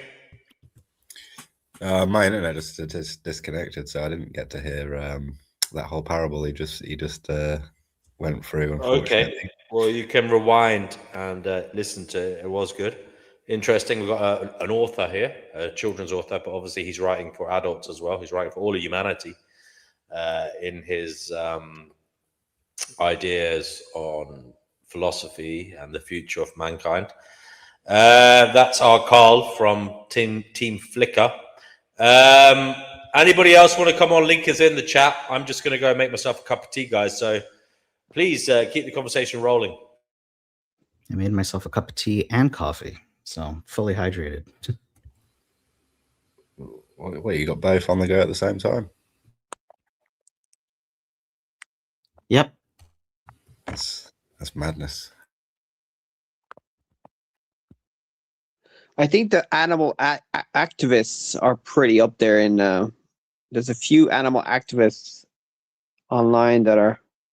There's one video, Gary Yaryaski. He's like a vegan activist. He talks about animal activists. I'm not a vegan myself, but I try to eat less meat for the environment, and I think they're pretty important for humanity. If humanity became vegan in the future, it'd be very good or less meat. I'm saying it'd be very good for the environment and the ethics for wildlife. Yeah, I can agree with that. I wish I was a vegetarian, if I'm honest with you. It's one part about myself I'd change. Yeah, I mean, it's the moral issue of it's going to be up there with, like, I know Leonardo da Vinci was a vegetarian. It's funny, Hitler too, though, so that's funny. But are you familiar with Ingrid Newkirk? No. She's the founder of PETA. Right. I heard of PETA. People for the Ethical Treatment of Animals. I think that's what it's called. It's been a while. Yes, I've heard what of about them. Peter Singer? Animal Liberation. He wrote a book in the 70s called Animal Liberation. Or oh yes, is he a famous philosopher about it? I think I heard he's yeah. Well, Hitler was a vegetarian, yeah. I mean, the Hindus are vegetarian, but they've got other problems in their religion with caste system and stuff like that. So they're not that great, but they're still vegetarian. So it's cool. I mean, realistically, back then you wouldn't be able to be a vegan because you wouldn't be able to get vitamin B12. Because are the Hindus all vegetarian? I think they are. I think you're wrong. I think Sikhs are vegetarian, but not Hindus. No, I think a lot of Hindus. Hindus don't eat cows. They don't eat beef, but I think they eat chicken, fish, and all. Oh, right. But I still think a lot of them are vegetarian. Like 30% of India is vegetarian or something.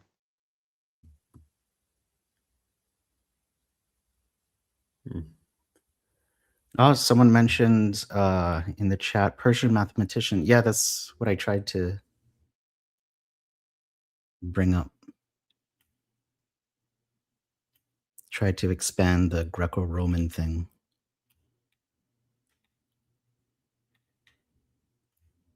Was there any commentary on John Brown? Who's John Brown?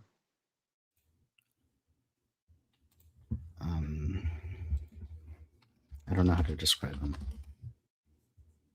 Abolitionist. John Brown was an American abolitionist in the decades preceding the Civil War, first reaching national prominence in the 1850s for his radical abolitionism and fighting in Bleeding, Kansas. Brown was captured, tried, and executed by the Commonwealth of Virginia for raid and incitement of a slave rebellion at Harper's Ferry, Virginia in 1859. If you look into some of his biography, it's pretty intense. But if people aren't familiar, yeah, man, it's fine. Yeah, but I would cool. recommend reading the Wikipedia page at least. No, he sounds like an amazing guy. So was he a freed slave then, or something? Who was he? Tell us about him. Well, no, it would be better if Fatima talked about him. Fatima knows more. If you're around, Fatima, come back. Did anybody mention Muhammad? Because he's always on top there for the most influential people in the world, Muhammad, even though I don't like him. He did influence a lot of people, yeah. I mean, some of his teachings were good, right? He was like, he was all about charity and stuff like that. Obviously, there's some more controversial parts about his teachings, of course. Yep. But he didn't. I mean, there's also the Asian philosophies. There's a Confucius. Yes, Confucius. Yeah. I really don't know much about Confucius. Is he a verified historical figure, or is he more mythical? Or not sure. I'm not sure. I'm pretty sure he's verified, but I haven't looked that deep into it. Does he sound mythology like a myth? I don't know. I'm just skeptical of those sort of figures in general. Why? I don't know why. I'm not Okay. sure. I just assume most people who get that to the fore of the culture who are from a long period. I don't know. I just feel like there's just likely to be like decades of embellishment that happens after their life. But I don't know. Maybe I'm naturally pessimistic in that regard. or like skeptic. I'm reading Plato and I'm skeptical of Socrates. Like some people make legends, right? So I'm not saying they're wrong or anything. I'm not trying to judge it. It's just, how do I know I'm reading a work of fiction or not? And yes, I know there's historical evidence for him. I'm just, again, skeptical, and especially when it's been a long time and the threads are, you're like, there's like two historians and I have to trust their word. It's when the thread is thin, I get skeptical. But I haven't done that deep dive into Confucius. Yeah, I mean, even William Shakespeare, some people say he didn't even write what he's accredited with writing. Yeah. And I was going to mention him too, because if we're going into literary works, Shakespeare, regardless if he was real or not, had an influence, still to this day. Yeah, I mean, basically the way the Bible teaches you is through narratives, through stories. So, you know, a good story writer can have a pretty significant impact morally and mentally. Yep. I mean, religion is still very influential in the world right now, but it's losing its power because of science and logic and all that critical thinking. Yeah, yeah. Although science, I don't know, it still hasn't explained why the Big Bang happened. Hasn't explained abiogenesis, how life occurred. It doesn't explain why consciousness exists. So I do think sometimes too much of an emphasis on science solving everything is occurring modern day. I think there's moral and spiritual teachings from religion that we may be losing out on. As a non-religious person, I say that. Well, some people say that consciousness is not. It's just your head. There's no soul, so it's just your consciousness, is just your brain doing its thing. Do people say that your consciousness is like outside of your brain? It's like a soul kind of thing. Well, or some people consider your consciousness as your soul, or something external that your brain is kind of like sort of receiving its transmission from, like a radio. But what I mean by science doesn't really know what consciousness is. Like, there's no evolutionary reason for its existence, is there? As far as I'm aware, there's no evolutionary purpose for its existence, and you can't even detect it on brain scans or anything like that. So it's still quite a big mystery. It's the hard problem of consciousness, right? It's like quite a common thing in. What about that 21 grams thing? Has that been debunked? I think it has it? Yeah, I thought you did know it on the show when you brought it up. Yeah, I can't remember what the outcome was. Is that when you die, there's like there's an instant loss of mass? Is that right? Is that what you like the soul? Is that what you're saying? They say it's 21 grams or something. Debunked. Yeah, I think the scientists have debunked that. How about Alexander the Great? I mean, the name's in his middle. Yeah.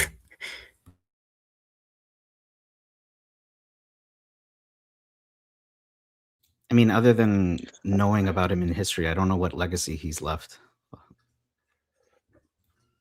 Well, wasn't he the guy who crossed the Alps with the elephants?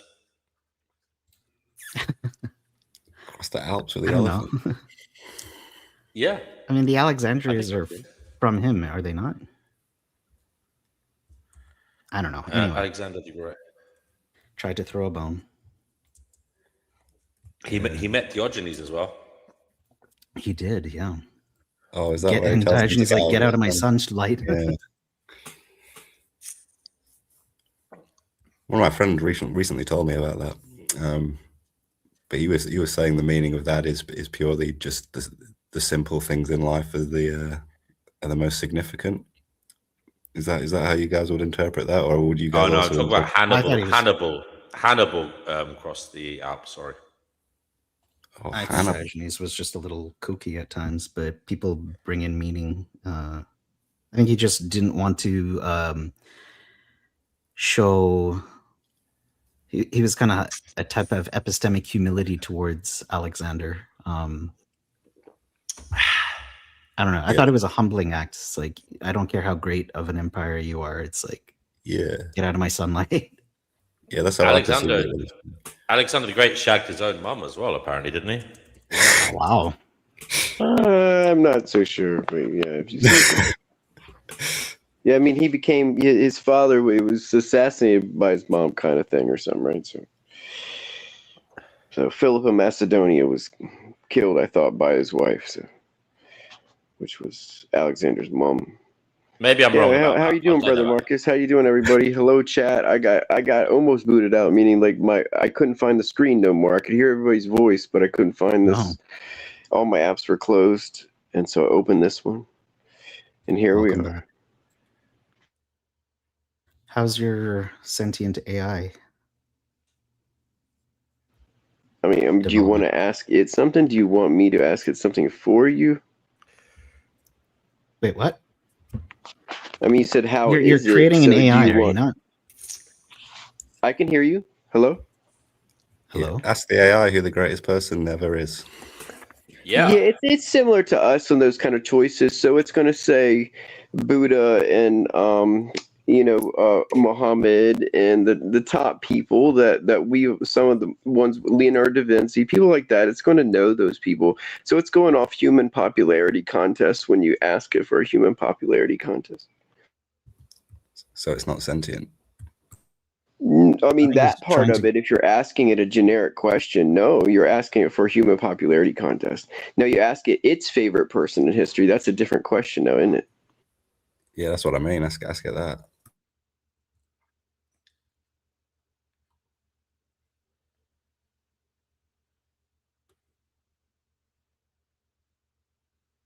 Can it join us? I think the AI glitched. The AI has no comment. Do you all use AI? Which ones do you guys use? I'm going to ask the old one who its favorite person personally is besides me and see what it says. I use all the AIs. I've used Grok, ChatGPT. What else is there? Gemini.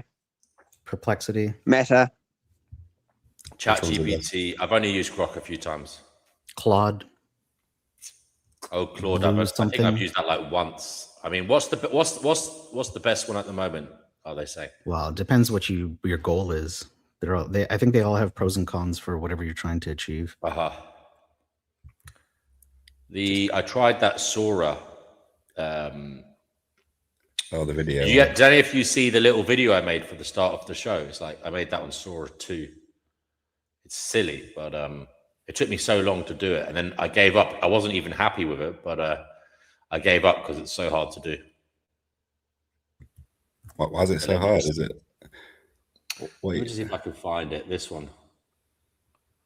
Oh, that's not it. Yes, it worked. Finding Gnosis.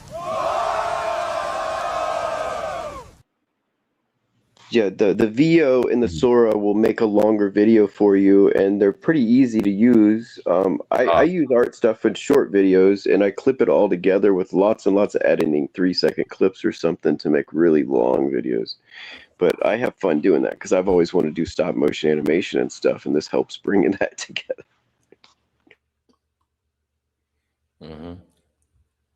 Oh yeah, back to the AI. It answered. It said Paul Lawfully, our deceased artist, was its favorite person besides me. Paul how do you spell Kenny it? says he uses Night Cafe for AI. Lafffoley. Night Cafe for AI image generation. I've never heard of that one. Yeah, I use Chiral for images. I use Max Holloway for video editing, or video like creation stuff software.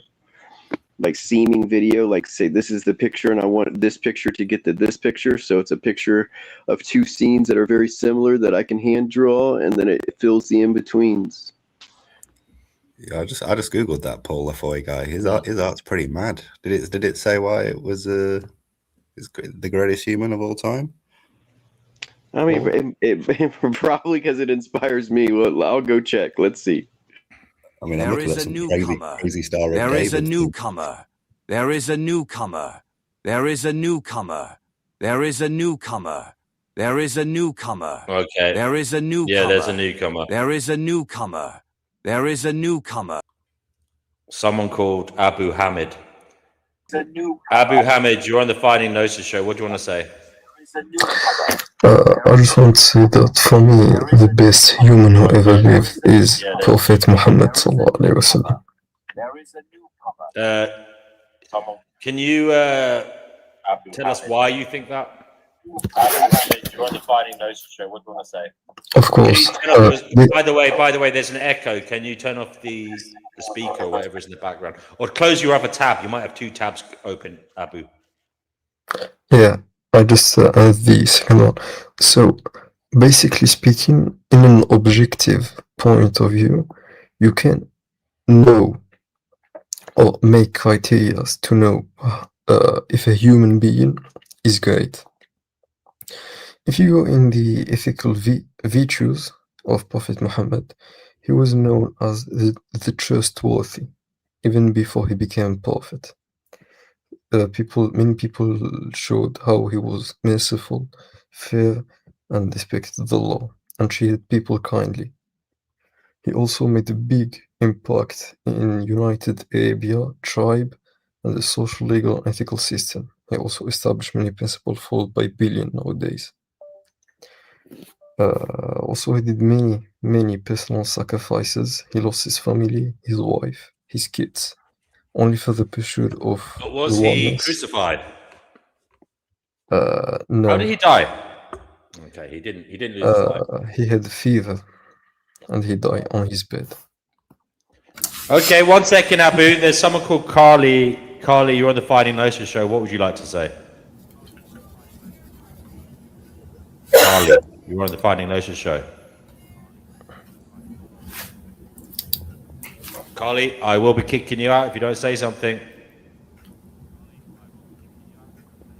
Carly doesn't want to speak, guys. I'll have to kick her out. Okay. All right, Abu. Yeah. Thank you, Abu. You're welcome. Have you got anything else to say? And who do you think is the greatest human to ever live? Who do I think? Well, we've been trying to get to the bottom of it. Some people say Muhammad, but others say he caused a lot of problems. Some people say Jesus because his message was one of preaching love. Wasn't he God? Well, it depends No, on whether you're a Christian or not. Some people don't believe he was God, but they still like his message. Can God die? Can God die? I didn't want to start a debate on religion. I would merely ask you. Sorry? I'll do it. Okay, go ahead then, Carl. You can debate this man. I can only see an owl on my screen.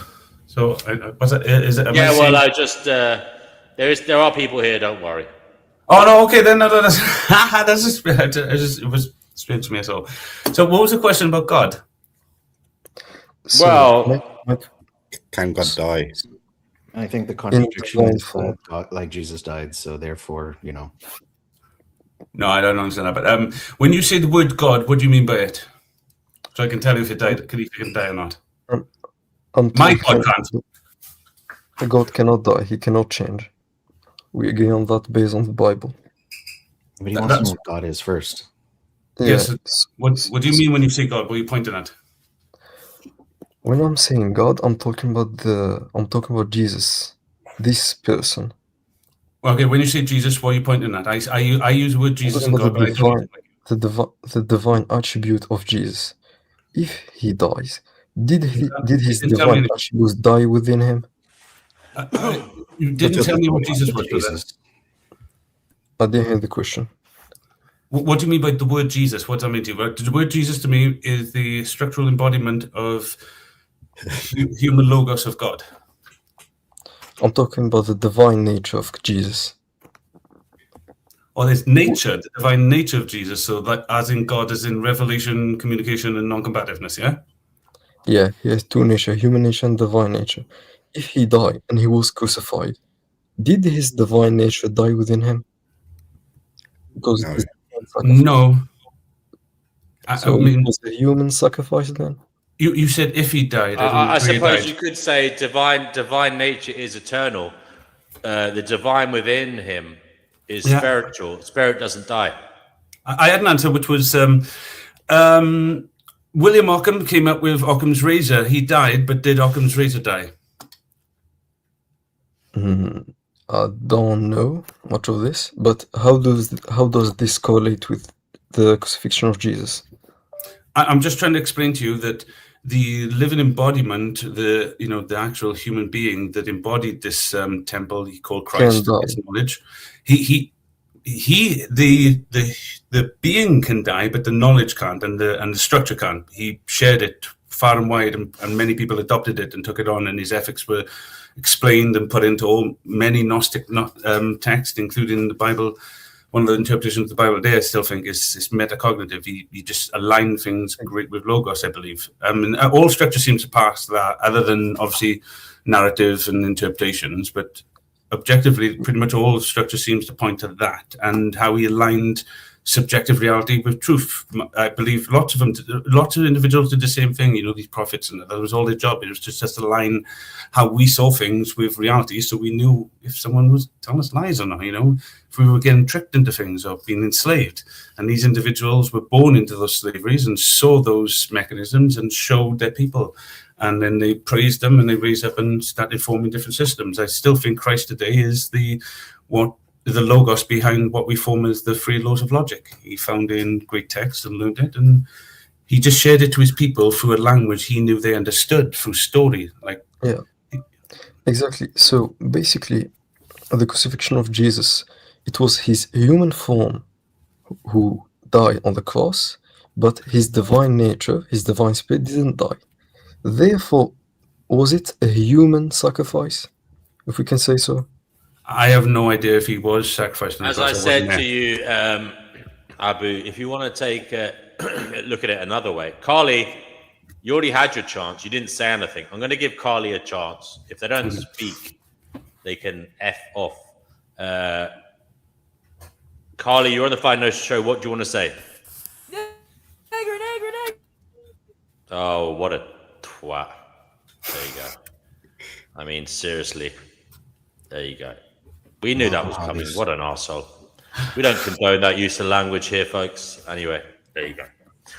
Some sado is happy now because they're sad. Okay, anyway, go back to this question. I think it's a little bit, if I'm honest, of a mistaken way of looking at things, Abu Hamid. And I'm not sure what's going on, but could you not accept that the divine nature of Jesus was spiritual, and therefore for you to suggest that the crucifixion ends spirituality is a mistaken way of looking at things? Spirit cannot be killed. Spirit continues. Of course. Therefore, his divine nature continued, did not die, whether the biological was perished or not. But that doesn't really answer the question, because, as I said, what is the redemption for sins, for the original sin? Again, what do you mean by sin? I'm talking about the original sin. Good and evil, yes. Exactly. I'm aware of that.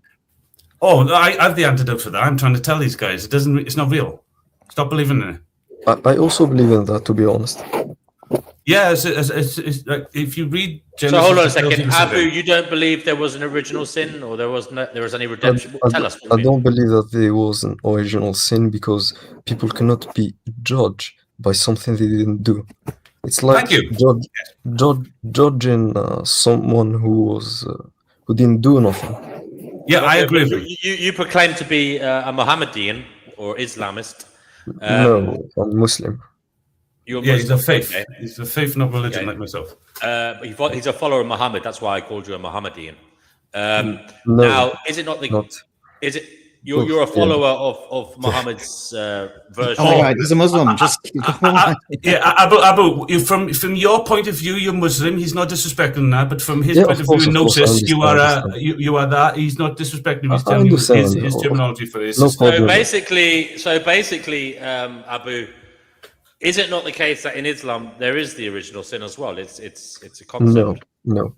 There is no original sin in Islam, because basically God doesn't, let's just say, judge someone who has done nothing by something he did. You cannot say that someone who was, because in Islam, when someone is born, he is born pure. He is not born with an original sin. It's when he hits puberty, he will be judged by his sins.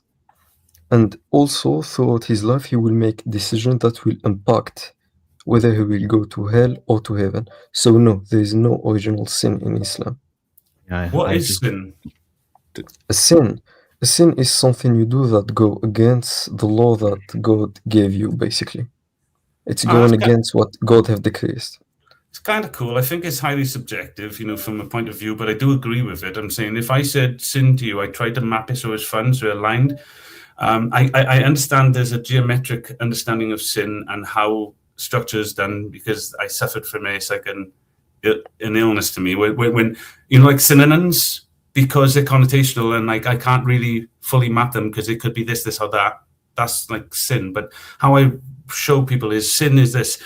Sin is like the subjective willful structure you place upon reality from your point of view, acting as God. Therefore, you create a subjective internal narrative, SIN, a subjective internal narrative that you believe is reality, and you force it upon reality. And therefore, as he said, going against the true nature of God and forcing your subjective diluted nature of reality onto it as if it is God.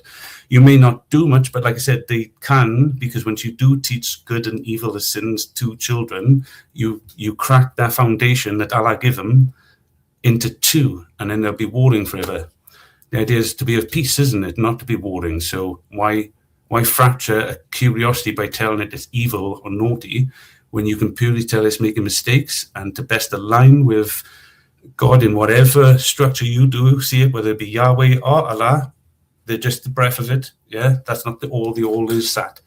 But the structures within us are the ones that teach us about Sat, can be seen through the perception of Allah or Yahweh. So as you guys understand, I do metacognitive IQ, yeah, that's Allah.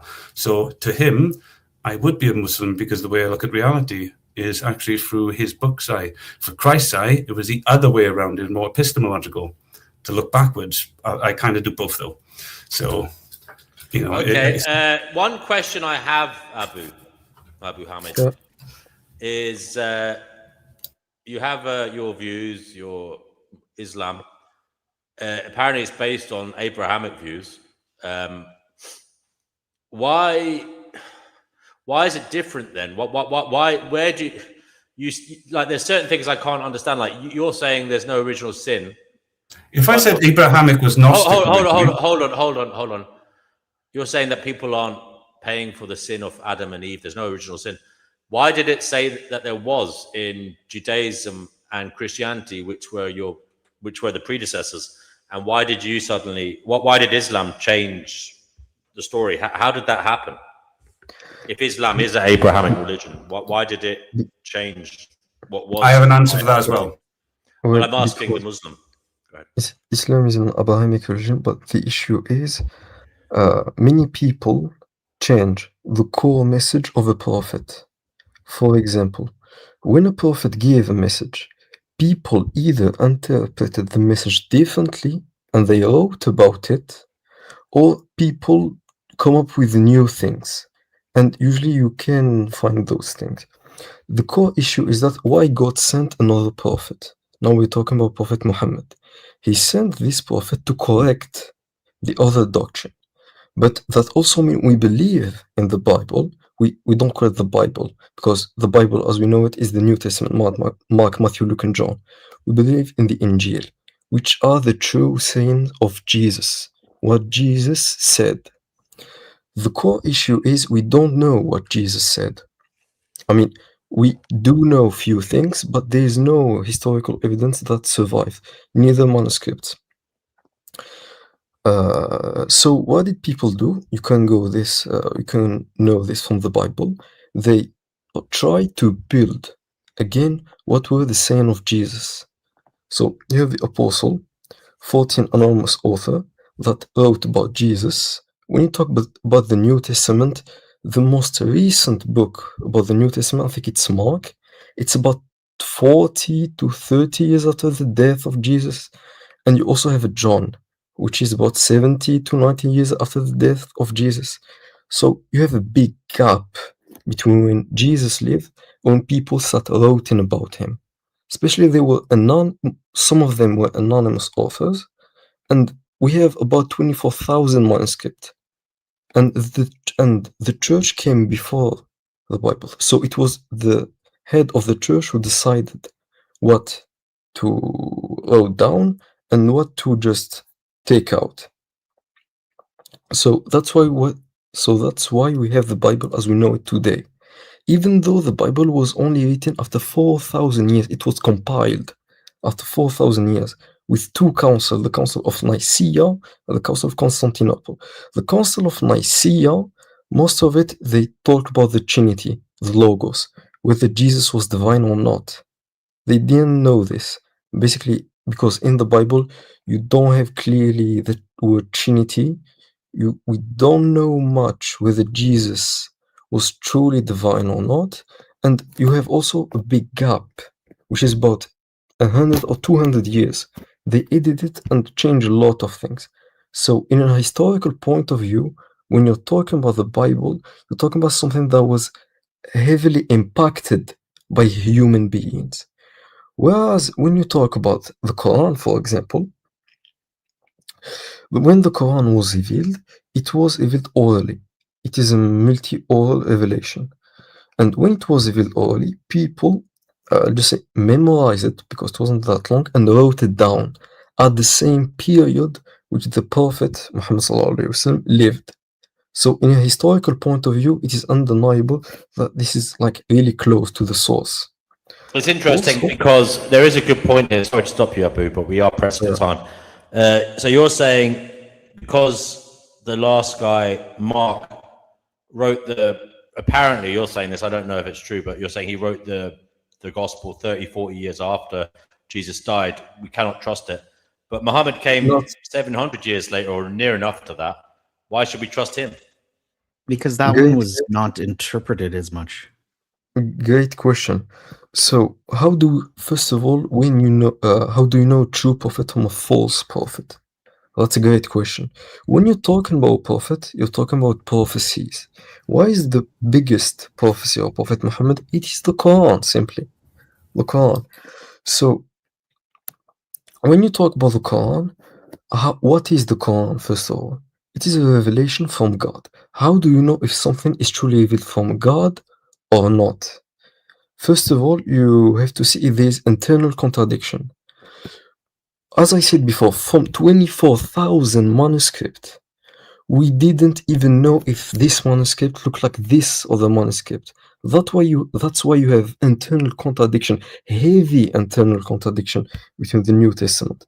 Mark doesn't look like John. Are Doesn't you look telling like me there's no contradiction or no in the Quran? Yes. let's just say there isn't 100% confidence in the Quran. That's why you have different sects in Islam, right? And you have do you not agree that words themselves are problematic means of communication? They can have different meanings. Are there two things on discussion here, like the One second.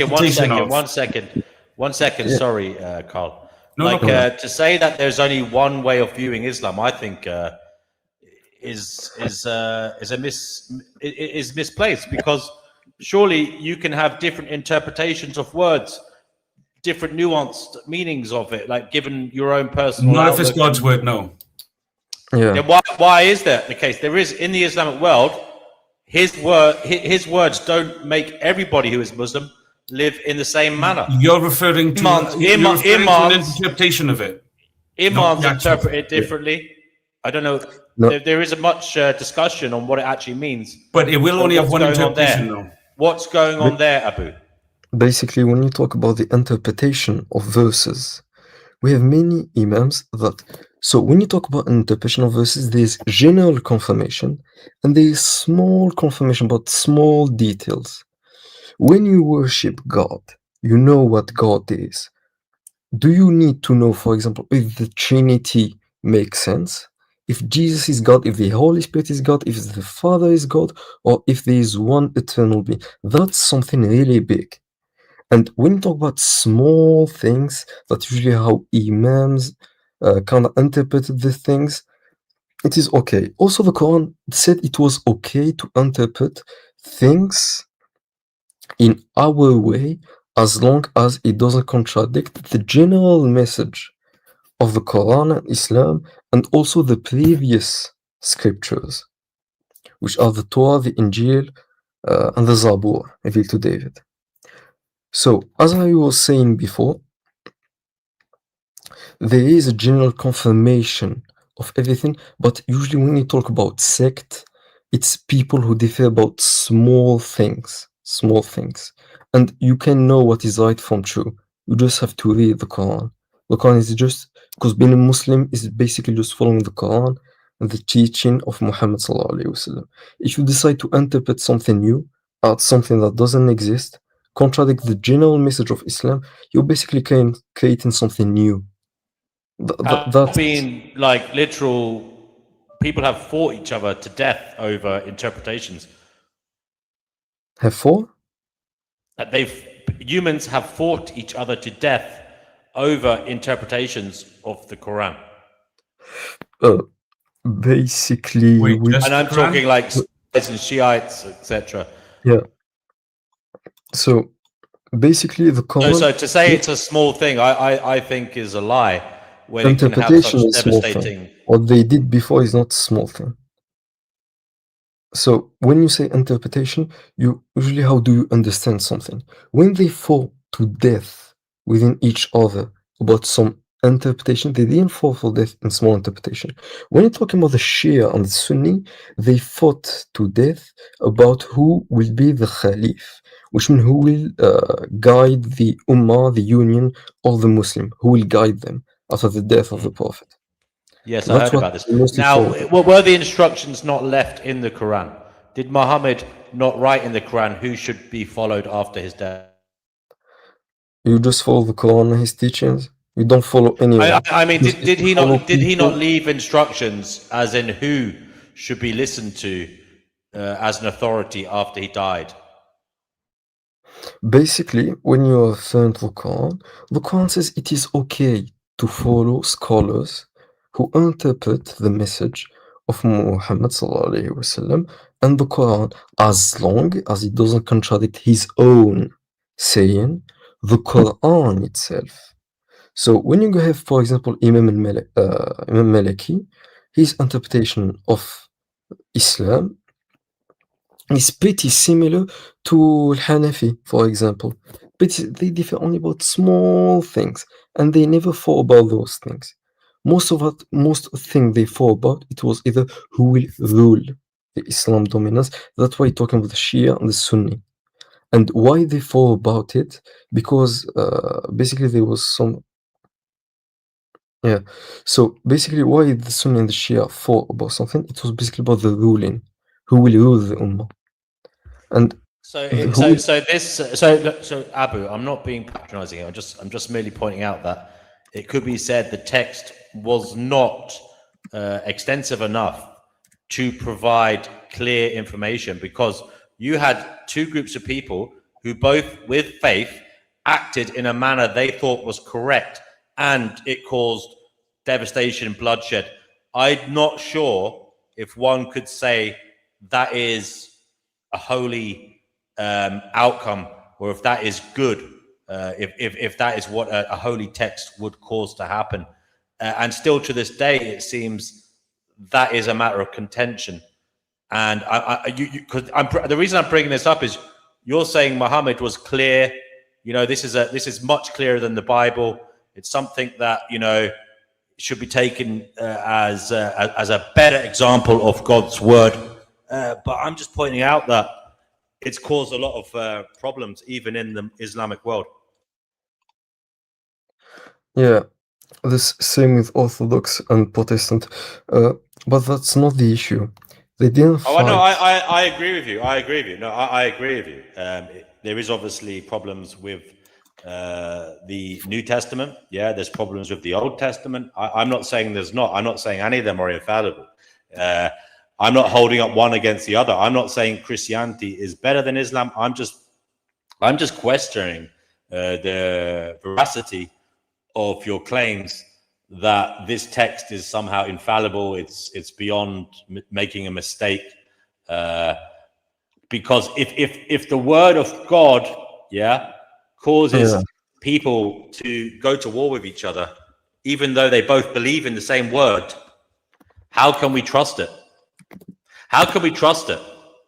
Wait a minute. Can we say that same about good also? That's interesting. Because I have a theory, Abu, They that don't the believe in what? words Just themselves say are. they don't believe in what? One second. My problem is, Abu, right? I actually believe words themselves are insufficient ways of carrying a message, and that might sound ridiculous, but I just think it's clear that words have they're open to interpretation that can be different depending on the receiver's outlook and understanding, intelligence levels, biases, all these things. And for something to claim to be the word of God, I would say there's a higher onus on that, or there should be a higher onus on that, to provide a pathway that doesn't cause bloodshed, derision for its believers.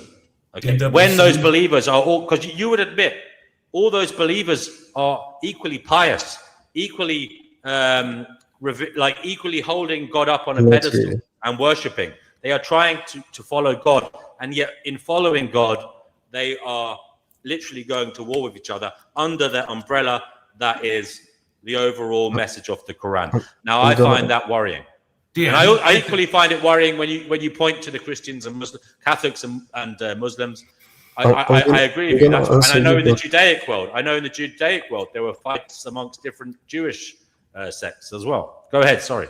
DNW, you know what you were saying about words? You were saying that they can be subjective, and that part wasn't true for me, by the way. And I that's one of the cores of all my teachings that I had. That's how I communicate.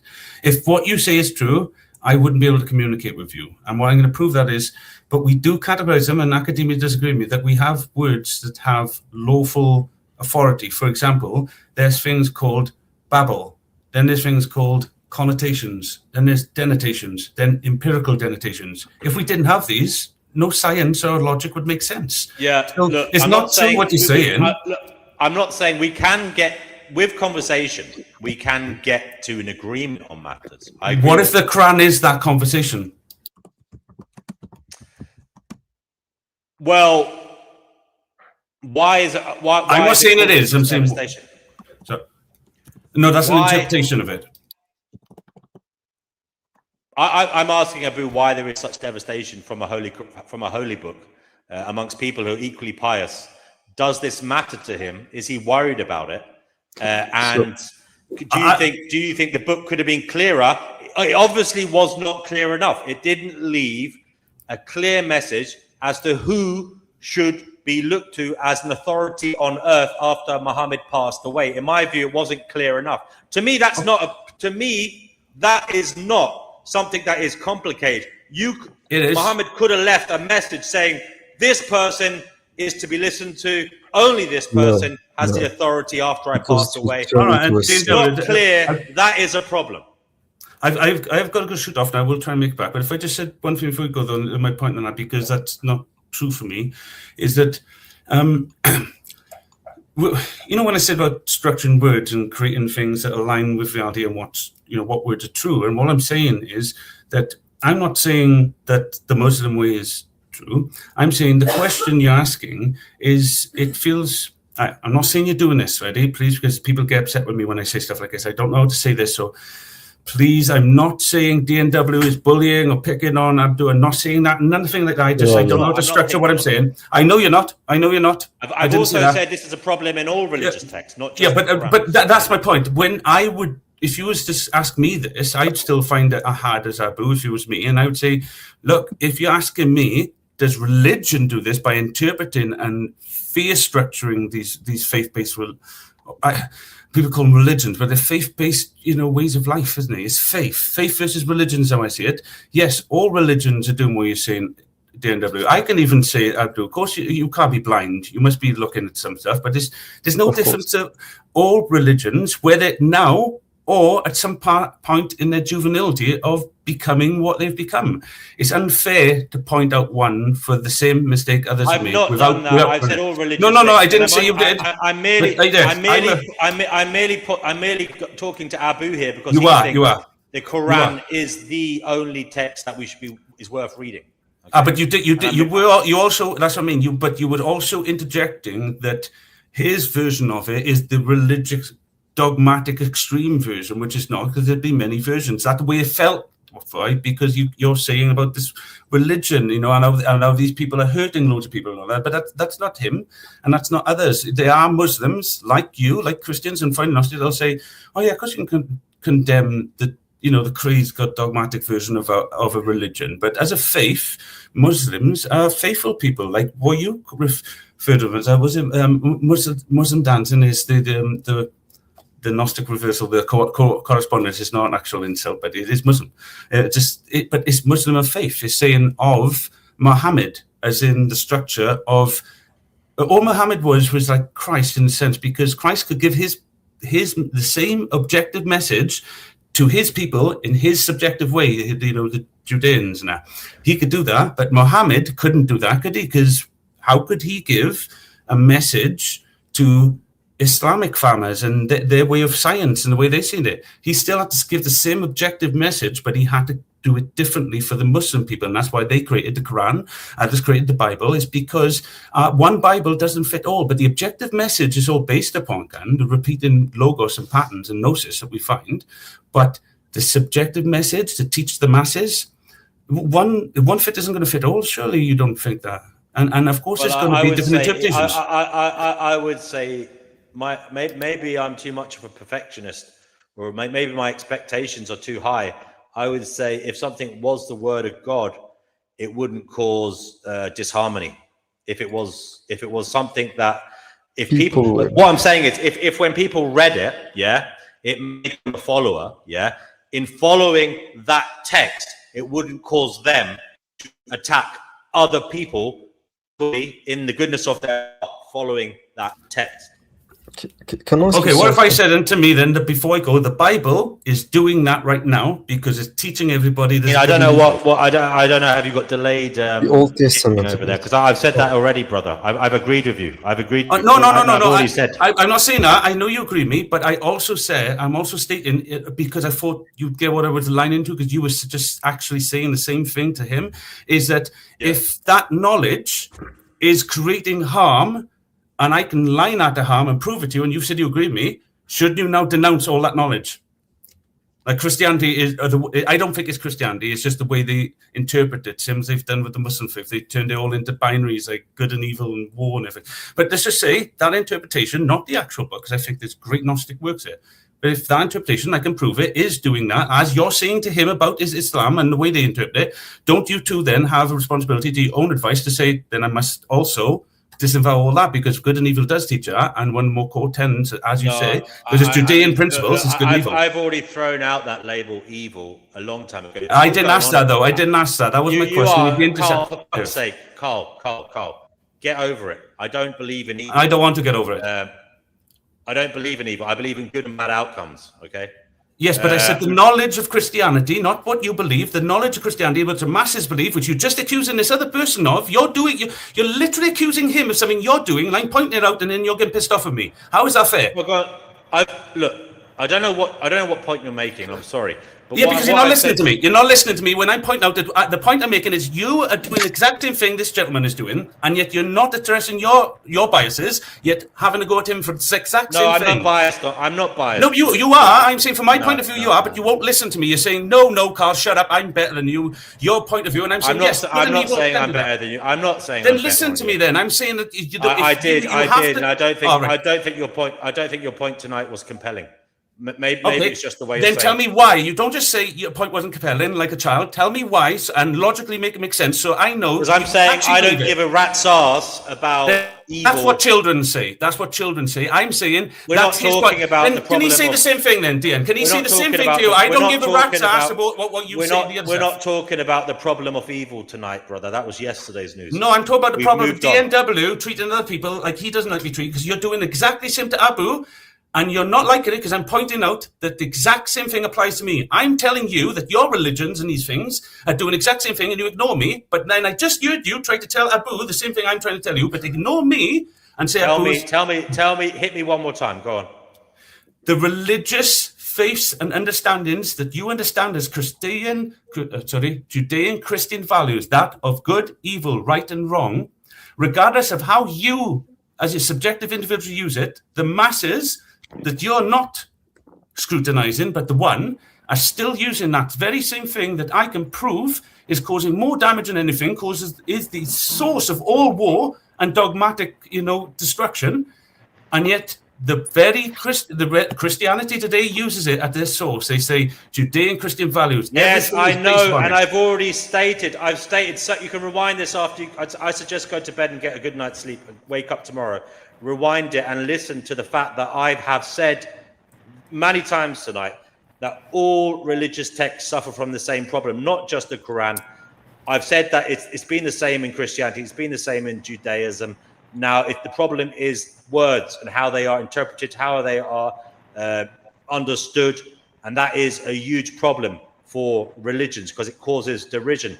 And I would, in terms of wording, I hold holy texts, which are meant to come from God, right? In a higher, I have a higher expectation that the following of those words would lead to harmony for the followers. I would say it should lead to better outcomes. But the problem is, it seems that all religious texts lead to disharmony, even amongst pious people who claim to be following it to the letter of the law. It causes derision. Even when they say they are following God, they end up fighting each other. That's all I'm saying. And it's the same in all religions. And I'm only talking about the Quran because Abu came on here. He wanted to discuss the fact that he believes Muhammad is the greatest human being that ever lived. And he is putting forth the Quran as evidence of that. I'm questioning the veracity of his claim because the Quran has caused great derision in the Islamic world, for example, between Shiite and Sunni people who argue over what the Quran really said, what the Prophet really said in relation to who I'm going to take advice. I'm going to leave right now. I'm going to leave and apologize and just say, DW, I'm going to take advice and get some sleep. Obviously, I'm a little cranky, but I will. Love you. I will just say to you, thank you, buddy. And I'm going to say, I apologize, but I'll tell you this. The reason I got upset with you, DW, is it's still the point still exists here. Is you asked all of us the same question tonight, and yet the only one you seemed to push back on was him. So that's why I said you're unfair. All of the people everybody mentioned tonight created the same sort of outcomes as the person he said, and yet you're biased. I saw you attack him tonight. That's my opinion. You can ask why another time, but I felt you attacked him and you didn't attack the rest of us in the same way. And I felt it was a little off in your tone and the way you was questioning him. It's almost like all our outcomes were fine and their structures didn't cause any harm because you didn't push back as hard. But when it came to Abu's, you pushed back, and I find there's a bias to that I don't like. If you don't agree with me, we can discuss. Maybe I do need sleep, and I'll think on it. You're new here, Carl. I've spoken. I've never been new in my life. You're new on this channel, and if you had seen the law, the history, I have questioned everything, not just Islam. I've questioned Christianity till the cows come home. I've questioned. I was talking about tonight, not forever. That's unfair. I know that. But don't. I want to put in a perspective. I'm allowing you that fact that you are new here. And that I understand that paints a different picture in your mind, but believe me, that is a mischaracterization of DW. I want to bring in a new perspective to this discussion. I will learn, but I've got to go, guys. Apologize to everybody. Thank you. Take care, Carl. See you next time, and thank you. Go ahead, Seeker. Okay, so I kind of, in a way, I look at religion as, similar to Plato's cave, where it's all you've known your entire life. It's all it's what you are, right? It's all you've known, and you'll defend it. And it's like, how do I say it? At times you could kind of ask a person of any religion, by the way, this is any religion, and just say, hey, have you ever questioned your religion and asked, is it the wrong one? Because everybody claims theirs is the right one. But have you ever asked yourself, is it the wrong one? And have you ever tried seeing if the opposing religion may be the correct one? Every time I've asked that, I didn't really get any open-minded point of view from anybody. Right away, it's no, only mine is the correct way. Which kind of, again, that's why it brings me back to Plato's cave. That I agree with you, Seeker. And Seeker, if I may say, you've said it before in this channel. Can I say you may be somebody who's come from different religious backgrounds and experienced a multitude of cultures, right? Oh, I won't say anything. I was born just like Abu. I was born Yeah, into the yeah. same thing he was born into, but then again, I went through a truth seeking journey and found And another you've way come at a out. different. You believe in. Well, you've arrived at different outcomes, and that's okay. Abu, I will say one thing. I have read some of the Quran, Sure. and I do read it. I do listen to it occasionally, just to keep up to Of course. date with what arguments But people are having. can I say And just I will say one thing. I am impressed by the depth it goes to in terms of telling people what to do. It's got rules yeah, for everything in sure. many ways. That is impressive. Whether those rules are right or wrong is another conversation. But one thing I suppose worth talking about are the 5 pillars of Islam. Would you like to give us a rundown on what they are? I like the one about charity. I Yeah, really, that one did strike a chord with me. Just look, I'm going to give you a moment of to course. talk about the 5 pillars of Islam and why you feel they are beneficial for humans to follow.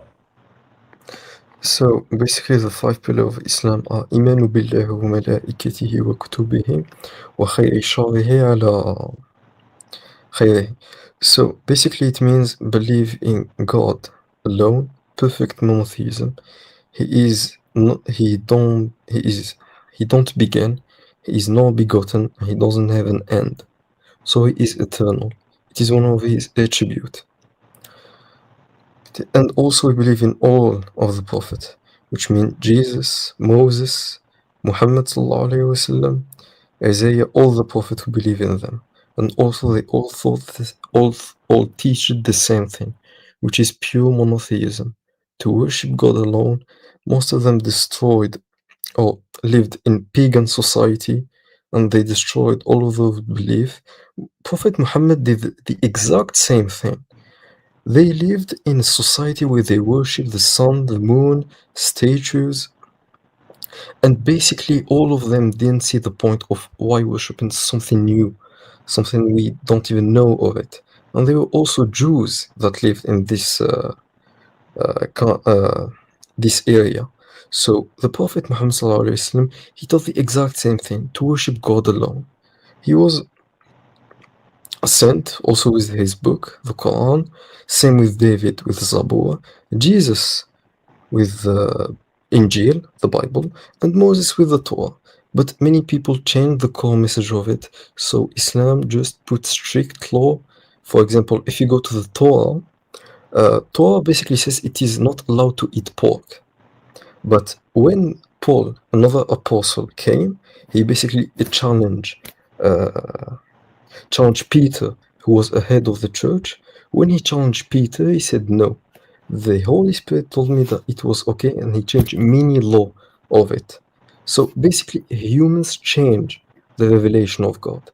Basically, so God sent Prophet Muhammad ﷺ to bring them back to the true law of God, true monotheism. That is the thing was why Prophet Muhammad was a revelation, also a warner of all of those. Also, we believe in prophet. We also believe in revelation, and also the Quran affirm previous revelation. When it affirmed previous revelation, it also affirmed the Bible, the Torah, and the Zabur, but not the same Torah and Bible and the Zabur as we know it today.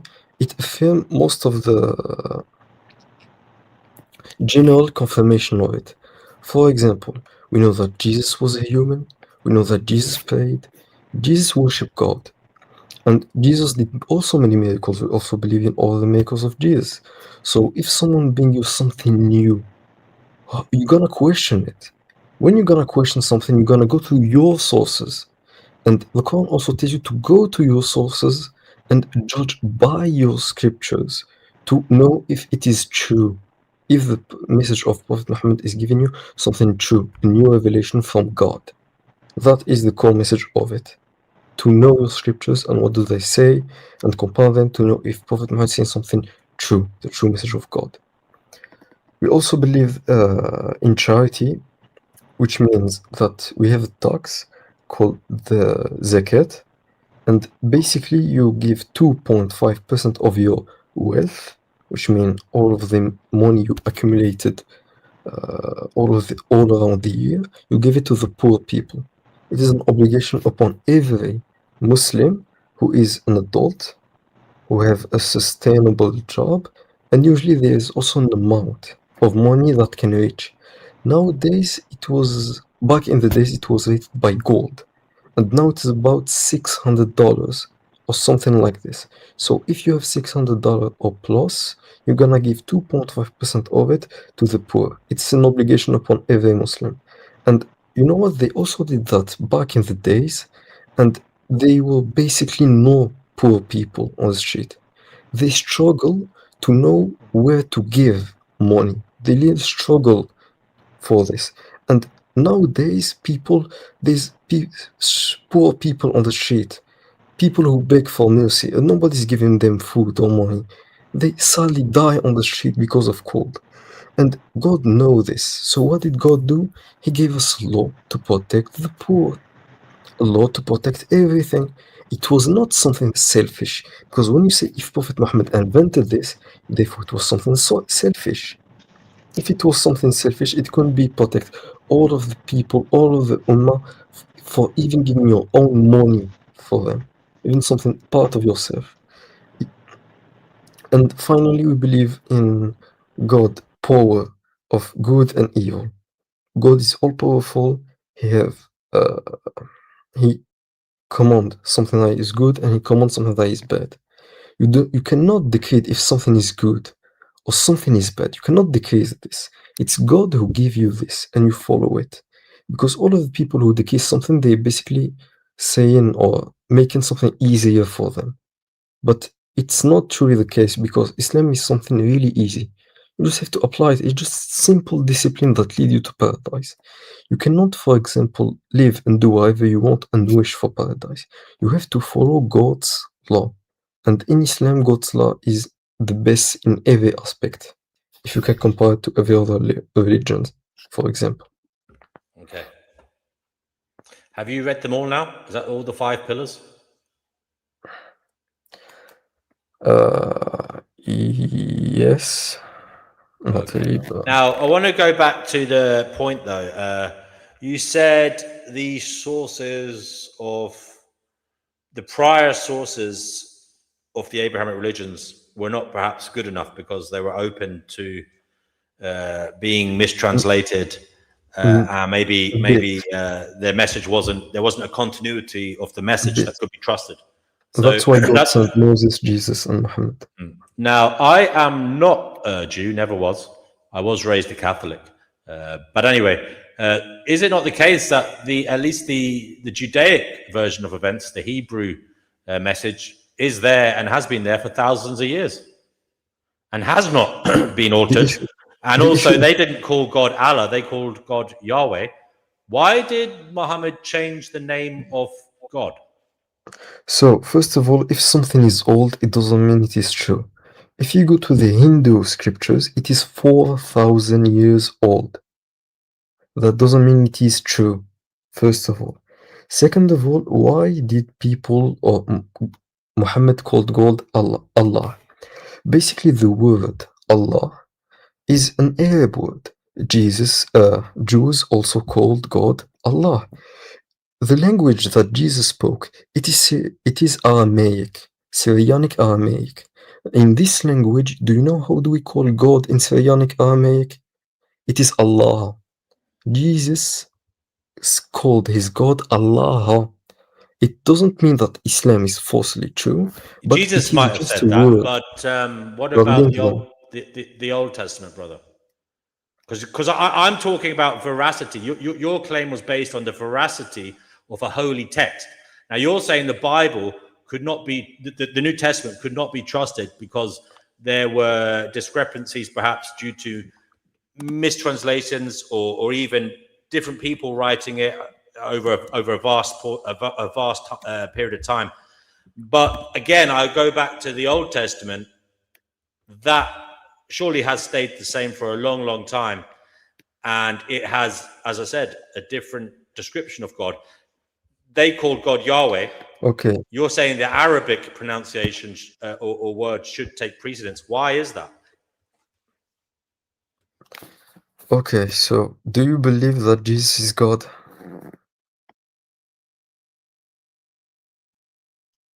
I Basically, would say, in the essence of, I'm not sure is the answer. I'm agnostic. I would say, if God exists, if Jesus exists, he was a fantastic man.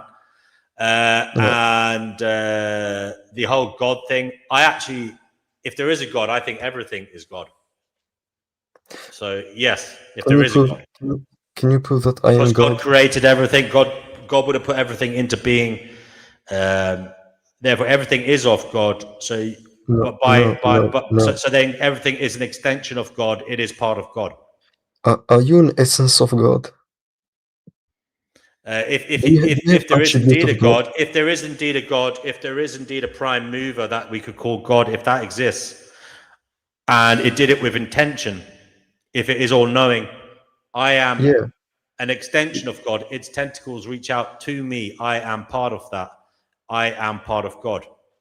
but I am not. basic. I am not all of God.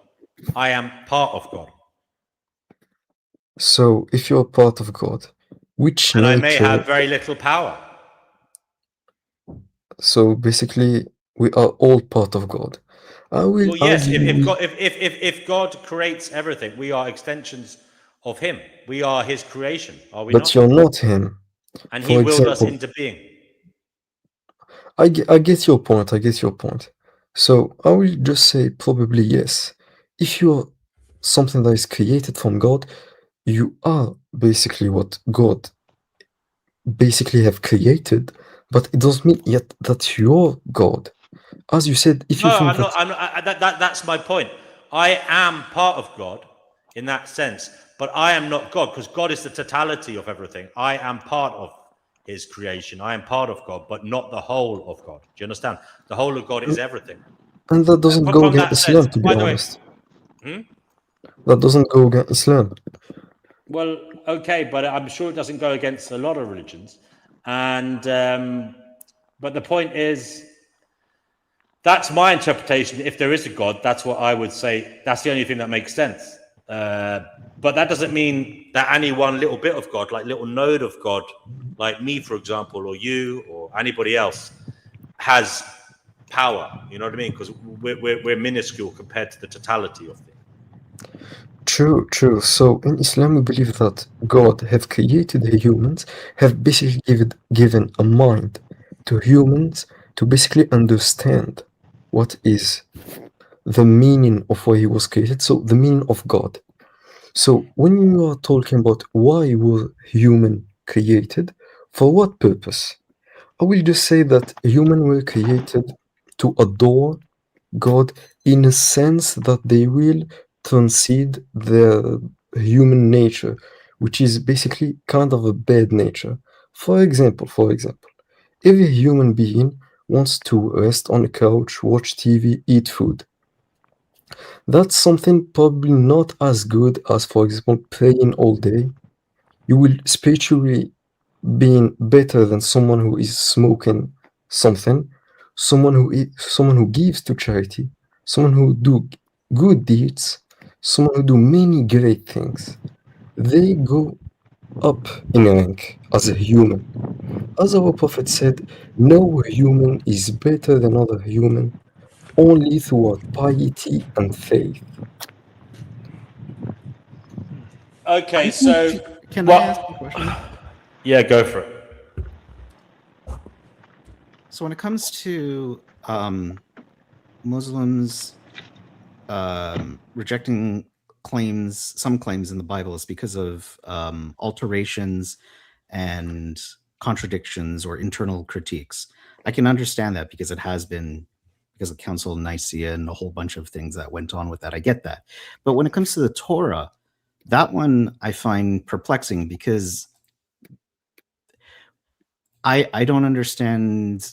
Is it just internal inconsistencies that it would be argued that it has been altered? Or is it rejection of the Dead Sea Scrolls? So basically, the Old Testament show contradiction on itself, and the Dead Sea Scrolls form a part of the Torah. The Dead Sea Scrolls aren't something big. They're about, I think, 4 pages or something like this. They are not something big. They just show you that some part of, if I don't mistaken, it was I think Elijah or something like that, a verse in the Old Testament. It just shows you that some verses were truly correct on itself, but most of those verses doesn't truly contradict the Quran in general point of view, Okay, even so, if they so think you this are is appealing to relevant. internal contradiction, right? There is internal contradiction. For example, if you go to Hebrew I don't 9:22, want to know what they are. I just want to know what why it would be rejected. And so it's internal contradiction. That's all, right? there is also no chain of narration. You can't know for sure who wrote it. Is there no internal contradiction in the Quran? None. I haven't looked it up, and I'm not like I could though. Well, Are I you mean, telling he me wouldn't. this? Basically, No, no. I know, but I mean, I'm just asking him straight out because I just want to hear what he says. Okay. Basically, none. If you can bring me something, maybe you didn't understand it well. Yeah, what did you find, DNW? I haven't looked it up. I'll just Okay, look I it haven't up looked now. it up either. But So I mean, could the basically, Jews not say that to you? That there's you don't understand it. That's why you think it's a no, contradiction. that's not a contradiction. A contradiction is two claims that cannot coexist at the same time. For example, if you go to the Old Testament, if you go to Hebrew 9:22, it tells you that without shedding of blood, there is no forgiveness of sins. That's basically the original sin. But if you go to Psalm 51:16, it tells you that God does not Okay. despise sacrifice, but a broken heart. It clearly contradicts the chain of blood and sacrifice for forgiveness on I hear itself. you. I hear you. Now, in terms of the Quran, I've just did a quick Google. Sorry if any of this is wrong. Creation timeline, the Surah 41, verses 9 to 12, describes creation occurring over 8 days, 2 plus 4 plus 2, while other verses, 7:54 and 10:3 in the same surah, state it took 6 days. The sequence of creation, some verses suggest the earth was created before the heavens, while others imply the heavens were created first. Man's creation source, the Quran, mentions humans were created from clay, and then they were also created by dust in another passage, and from nothing in another passage, which some argue are inconsistent origins. Contradiction in forgiveness, I don't know, is it chapter 20? What do you say? 21:21. What would you call that? Sorry. Yeah, you can just say this. It's okay. Chapter 20, verse 121. Adam is forgiven before being sent down to earth. But in chapter 2, 36 to 38, the narrative suggests a different sequence, raising questions about the timing of forgiveness. The number of angels at Badr, some verses suggest God helped with 1,000 angels, while others mention 3,000 or 5,000. The Trinity of Jesus, some verses suggest Jesus is a creature, prophet, in 3:59, yet others describe him as a spirit from God, 4:171, which some see as a theological contradiction regarding his nature. Compulsion in religion. Surah in 2:256 states no compulsion in religion, which critics argue contrasts with later, more combative verses like 9:29. Now, there's a few more. I'll go on. I could go on, but clearly there are. But now I'm going to guess what you're going to say. These are not major. Each one. Sorry? I will talk about each and every one of them. So the first one was the earth was created in 6 days, and in other passages it says 8 days. That's what you're saying? Yeah, that's what I have in front of me. So, Yeah, that's so, What if basically days different meant days. something else? What if like one day was a symbol for like 1,000 years or something like that? Still a contradiction, isn't it? It's still a contradiction because it's still got two different sets of numbers. Right. So basically, no. In Islam, it doesn't say 6 days apart and 8 days apart. When, for example, let me give you a quick example of what al-method is. Al-method is the way of how some people can count things. For example, I give you $2,000. Now I gave you $1,000. How many dollars do you have? No. Yeah, how many dollars do you have? You have I don't think our brain is working for math right now, 3,000. brother. So you say it's 2,000 plus 1,000. In this verse, it doesn't say plus, it's a line of it. It's like I tell you what, did brother. an I tell addition you of what. it. So it I tell you what. doesn't. I'm going to share something in the live chat and in the private chat. It's an article we can all read together. Maybe you could do a bit of it. 10 Quran contradictions and why they matter. Sorry, I need to get the link for you. 1 second, brother. You know, there's also a. There you go. There you of, go. In the. There's also a lot of incorrect math in the Quran. There's none. There's a lot of incorrect math in the Quran. Example. Give him an Well, like example. when they're talking about how to divvy up the money for the spouses and the family, the percentages don't add up. Where is that? Can you give verse or something like this? I'll have to, I will have to get back to you with exactly where that is. I don't know where it is. I remember watching a video about that where they were going over the different numbers that were given and how the percentages don't add up. They're incorrect. They add up to more than 100%. But you're making a claim. Do we have a verse or something like this? Or because I never heard of this before.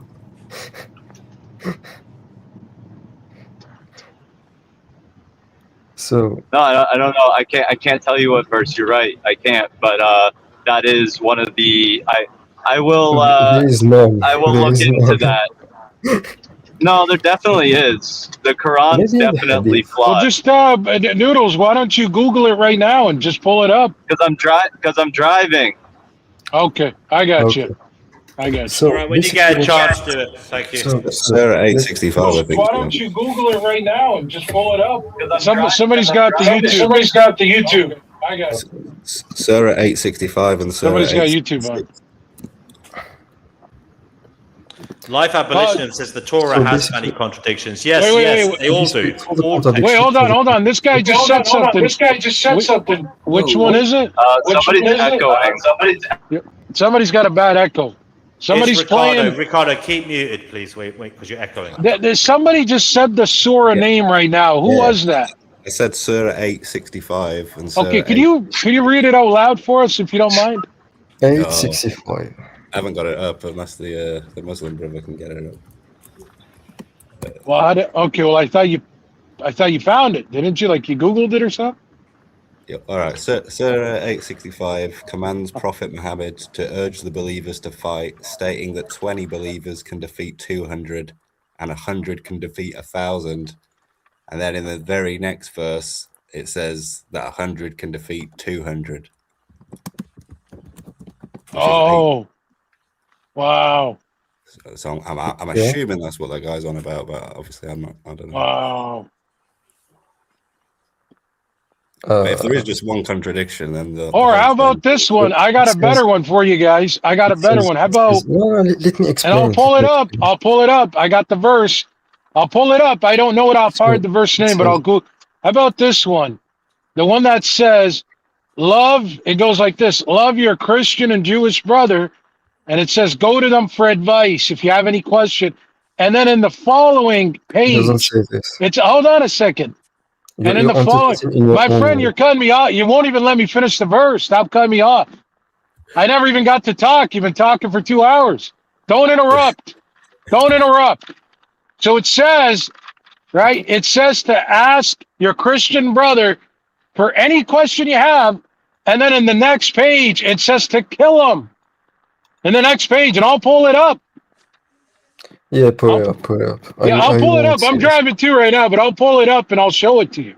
Because there is none basically. So As I said before, so when this critics says it talks about the freedom of religion and the freedom of non-Muslims. In Quran 265, it says there is no compulsion in religion. But when you read Quran 9:5, basically when you read something, you have to read something in context. Surah 9:5, it says, slay the polytheist whenever you find them. But where I have to just to see the surah, the full, Okay. yeah, to the full context of it. No, I agree with you 1,000%. So, It should be read in context and not out of context. But go ahead. yeah. But start from when I said it though, and then go further if you need to. But start from the way I said it though. So if you want to interpret a verse from in other context, in the first verse of a chapter, that's not something you usually do. You really have to put the context in it. So Okay, so I got a question for you. Let me ask you this, right? Okay, I got you. Let me ask you this, brother. I just want to ask you a question, my friend. Let's just have a discussion. So when it says in the Quran, if you are unsure of anything, go and ask your Christian brothers. What other context can that mean? A general confirmation, because when you bring something new, people don't even know what you're saying, what you're bringing. You say, as I said even this before, look into your own scriptures, see if this match with what I said. Jesus put his head on the floor when he prayed. Muslims put their heads on the floor when they pray. Jesus didn't pray like the Muslim. Stop it, bro. Stop it. I know the verse. I know the verse in the Bible, but just stop it, bro. That's nonsense. He didn't pray like a Muslim. Jesus didn't pray like a bro. It's one verse to where it says he kneeled. Yes, I get it. Does that describe where in Islam you're getting you get down that many times, up and down, up and down, up and down. It didn't describe it the way a Muslim does it, bro. No, but he did something. You know what? He prayed all night long. We call this tawheed. No, tajweed, stuff like that. We call this tajweed. We also have a prayer when you pray all night long. He was basically, when you look at the life of Jesus, he basically said the exact same thing as Prophet Muhammad did, as Moses did, as Abraham did. And also to answer your question about Surah 9, to slay the polytheist, and there is no compulsion in religion. When you read this, you polytheist may travel freely through the land for 4 months, but know that you will have no escape in Allah. A declaration from Allah and His Messenger is made to the people of the day of the greatest pilgrimage, that Allah and His Messenger are free from the polytheist. So if you pagans, repent, will be better for you. But if you turn away, then know that you will have no escape. In 5:6, it says, and if anyone from the polytheists asks you for your protection, grant it to them, so you may hear the word of Allah, then escort them to a place of safety. For them are the people who have knowledge. This was even in time of war, when the Jews didn't respect what the tribu said, and they attacked the Muslim. They killed their wives, they killed their child, they did many horrible things. Abu, Yeah. thank you for your. I want to move on, and I'm going to bring in Escape the Matrix in a little while. But before I do that, I want to ask you a question.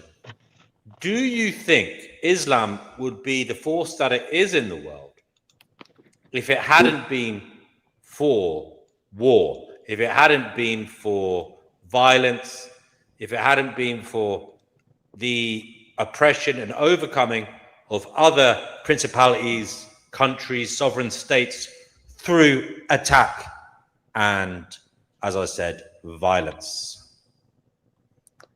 Can you clarify what you're saying? I'm asking you a question. I suppose I could try and simplify it. If we look at the Islamic world today, it's vast. Okay, True. I'm merely asking the question: if it wasn't for violence, would that question, would that world be so vast? Do you think that the spread of Islam, at least in the past, I know now, perhaps it's spreading for different reasons. It was a peaceful but spread.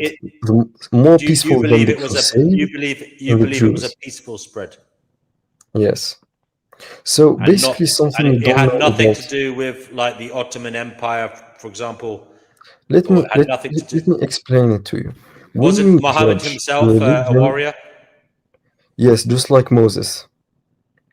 Go ahead. So let me explain this to you. Something you maybe don't have is law of war. Maybe you can apply it law of war from the Old Testament, for example, Samuel 15:3.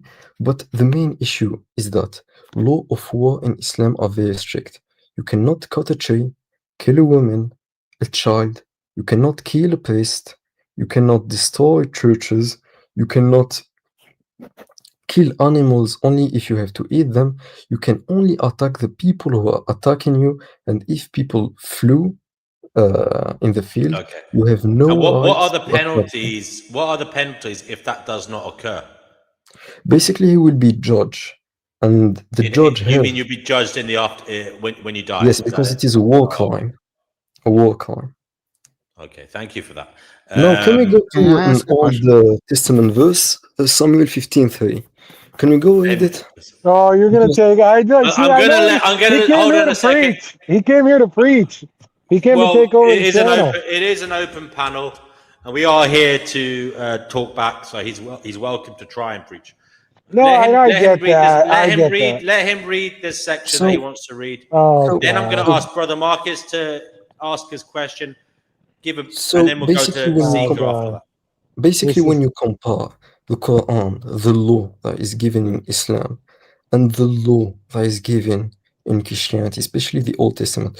For example, when Yahweh, which you called God, give the direction or things to Moses in Samuel 15:3, it says, "Now go, attack the Achmalite, and destroy all of that belongs to them. Do not spare them, but put to death men and women, child and infant, cattle and sheep, camel and donkeys. Sorry, donkeys." So basically saying there is little. Why are Please you mute even laughing yourself, about? Escape. Come He on. said camels and monkeys. Come on. That's Escape the Matrix laughing, by the way. Camel Yeah. and I'm donkeys. sorry. I'll go on mute. I'll go on Donkeys. mute. Instead of putting M, I put D. Camel and donkeys. So basically, what you are laughing about is basically a genocide of innocent people in the Old Testament. The Quran, when it says to have to fight the polytheist whenever you find them, it is the polytheist in the context who didn't respect the treaty of peace. They attacked the Muslim behind their back. They didn't respect this treaty. They killed the woman, the child, the infant. Basically, they kill everything. That's what they did. Abu, did your ancestors convert to Islam, or were they forced? Do you believe? What part of the world are you from, Abu, if I may ask? I'm from Europe. Yeah, but what about your lineage? Do you have any other countries in your near lineage? Yes, I do have a lineage which go back to northern part of Africa. Northern part of Africa. So Are you aware that perhaps the Berber people were forced to revert? So basically, not in like many doctrine of Christianity did throughout history, but some part did. Some part did. But do you know when you declare a war or when you have to spread? Because every religion have to spread. The Christian did the same, and every Christian spread. Oh yeah, but I'm not The saying the main reason, Christians are right for having done that either. I'm asking you merely to reflect upon the fact that possibly your ancestors, in their heart, didn't want to be Muslim and were not forced really, to become because they so. gave them a choice. They gave them a choice. Let me explain to you. When Muslims, let's say, had to expand, they have to respect 3 concept rules. Those rules were either you annex to Islam, which means you become a Muslim with annexation of the territory. So basically, people who had big taxes just can become Muslim to have no taxes. Second thing, you can also accept Islam, but you have to pay a tax, which we call it jizya. This tax was only 4 dirham. It was basically nothing. Basically nothing. Many people accepted this tax because there was 30, 40, 50% tax in those days. They saw it as a mercy, and also they were being protected by the Muslims, and they were also doing no general army or forces that was going against them. They were basically protected. Second thing is that many Muslim countries nowadays, for example, if you see Indonesia, how did Indonesia become Christian country? Basically, it was through trade. When they trade, they saw the Muslim, how they trade, their honesty, and many things. Many people start becoming Muslim, more and more and more and more. And that's how Islam spread to Indonesia, basically. And many countries around the world did the same. So I'm not saying every part of the expansion of the Islamic doctrine was good, but if you apply this to the scriptures, which mean what the Quran and the Hadith have revealed to us, it was basically the best among all of them. Every religion have bad things, good things, but the scriptures are the one who foretold what we need to do. Okay, thanks for for explaining your view on that. Abu, one thing that might interest some people here is because we often on this channel we often speculate not only about possible life after death, but prior states of being. So some people believe in reincarnation. Some people believe that there was nothing before we were born. From my rudimentary dive into Islam, and I did do this a few years ago when I was researching reincarnation. I'm not saying Islam believes in reincarnation because it definitely doesn't. But they do talk about pre-existence of the soul. And basically people chose to come here. Is that right? I don't think so, no. I never heard of this before. I believe when I read what I read stated that souls were not forced to come here. They were given a choice to come here. That's what I believe. It doesn't say anything other than that. I believe there was a pre-existence. What does it mean to have? What does it mean to be given a choice to came here if you already existed as a spirit? Well, you exist in a spirit world. This is what I read. I might be wrong here. I was hoping you'd know about this. So I read that. Okay, I read in Islam that your soul, you have a soul, yeah. Yes. It exists. It existed before you were born on Earth, in a spiritual realm, and basically you were given a choice to come to this world for whatever reason, and but you didn't have to come here. You chose to come here, and obviously when you come here, they believe in free will and such, so you'll be tested. But I mean, I was wondering, do you know about Islam's view on the pre-existence of the soul? If you could, maybe look it up. Maybe I'm wrong, but I did hear. I said I read something about that before, which I found quite interesting. You said that Islam doesn't believe in reincarnation, Abu. Did you say earlier it did? It does. Yeah. What? Because there is life after death. Okay, I see what you mean there. Because when it doesn't believe in reincarnation on this earth. Not on this earth, not like the Buddhism or Hinduism way, I would say. But we believe that after death, you have to be accountable on your act. If you have done good, if you have helped people, made many good deeds, you may enter paradise. But there's also a hadith I want to talk with you with. So basically, a man came to our Prophet and said to him, "Oh, Messenger of Allah, how can I be sure to go to heaven?" He basically said, if you make no partners with God, and you make good deeds, and you also accept the mercy of God, you may enter paradise. So he said, what is accepting the mercy of God? He also told him a story of a man. He worshipped God for 70 years. Right. And God told him, if we have a scale, we put the good deeds on the side and the bad deeds on the side. And he saw that the good deeds were heavy on the bad deeds. And God basically asked him, do you want to enter paradise throughout my mercy or throughout your deeds? He basically said, throughout my deeds. When God removes from him the virtue of eyesight, which means he couldn't, all of the good deeds he did by not looking at women in a bad way, not looking at explicit image, and lowering his gaze, that's also something really big in Islam. You get good deeds from it. When Allah removed this, he had basically none. He said, I'm sorry, God, I want to enter paradise throughout your mercy. So you enter paradise throughout the mercy of God, not only your good deeds, even though they play a part. Okay. Now, someone has looked this up. They said, DW, you are correct regarding the pre-existing soul. It exists in Alam-e-Arwa.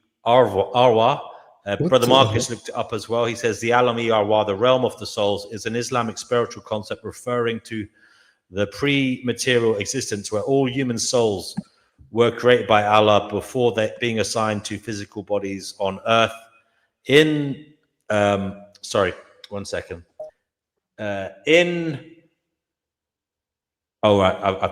Sorry, one second. In this realm, souls witness Allah as their Lord and remain until they are born, making it the origin of life. I also read, it doesn't say that there, but I read they were given a choice to come here. It wasn't forced upon them. But as I say, are you aware of that? Is that something now that has that struck? Do you remember that, or could you look it up? Were souls forced to come here in Islam, in Islamic belief, or did they choose freely to come here? Well, yes. Wait. So based on Quran 72. Whilst you're doing that, Ricardo, you're on the Finding Gnosis show. What would you like to say? Ricardo's muted. Hi. Abolitionist. Sorry. Yeah, I'm okay. here. Hi, Ricardo. Do you want to say? Hello. Yeah. Do you want to say? Well, I don't know. Was this a surprise, or was this bit of the show planned, or? No, this is a surprise. Surprise. Okay. Apple came on here, and yeah. Life abolitionism. You're on the Finding Gnosis show. What do you want to say? I disagree with nearly everything that was said. Islam was not spread through peace; it was actually spread through military conquest. They inflicted violence in North Africa, in Europe, and the only part that they are also partly responsible for the slave trade in sub-Saharan Africa. They did enslave the Europeans, which this is a fact that many people don't know. It was completely through violence. I'm not sure why. This is the reason. I mean, I don't support Islamophobia because a lot of the stuff is basically ancient history. But we're not going to sit up here and have this revisionist history and pretend that Islam was spread through peace. So basically what you said is that Islam wasn't spread through peace because of slavery and mass And military conquest. Yeah, like every other religion did military conquest. I think you forgot about the crusade. No, but I already said that. If you were reading the comment section, I said that Islam is just as violent as Christianity. But by the way, Abu, this may be slightly different to your other conversations because you're talking to a lot of people that don't follow Christianity either. Okay. So when you Okay. appeal to So comparing Islam to Christianity, it makes no difference to. But it also contradicts the claim that it was peaceful, right? Like, yeah. If you say Christianity's done it too, that implies that okay, it was done through some of it was done with Islam as well, right? That's a good point, Brother Marcus. That's a very important point. Can you make that point again, please, Brother Marcus, for anybody who didn't hear it? Thank you. But if you use that the Christians did it too, that kind of implies that okay, some Islams did, like some people did it with Islam as well, right? okay, great. So when you said about military conquest, I told you the rules of military conquest. Every single one who didn't respect the 10 chart of military war and military rules have to be judged. We even have cases of people who have been judged because of this, first of all. Second of all, when you're talking about slavery, I think you forgot the Atlantic trio of slavery. About 400 million people were enslaved back then, first of all. Second of all, every religion had slavery. We cannot deny this. But Islam gives strict ruling of how you treat your slave. So you're not denying the military conquest. You're just saying it's How you treat your slave. There he goes. This is absolutely ridiculous. There he goes. Because this is not something. This is not something that. This is not information that you offered of your own accord. Only when I push back, now you actually want to tell the truth, but you want to minimize the truth and spin it to say that, oh, well, other people did it too, and we treated our slaves a little bit better. That's not how this works. They were enslaved through violence, and you don't. Okay, but I would say the thing about same thing about Christianity. Christians are violent as hell too, but we're not going to exempt Muslim from this. Church. Okay, let me ask you something. How did you treat your slave as a Christian? Because you had slaves. That brother LA spinning, man.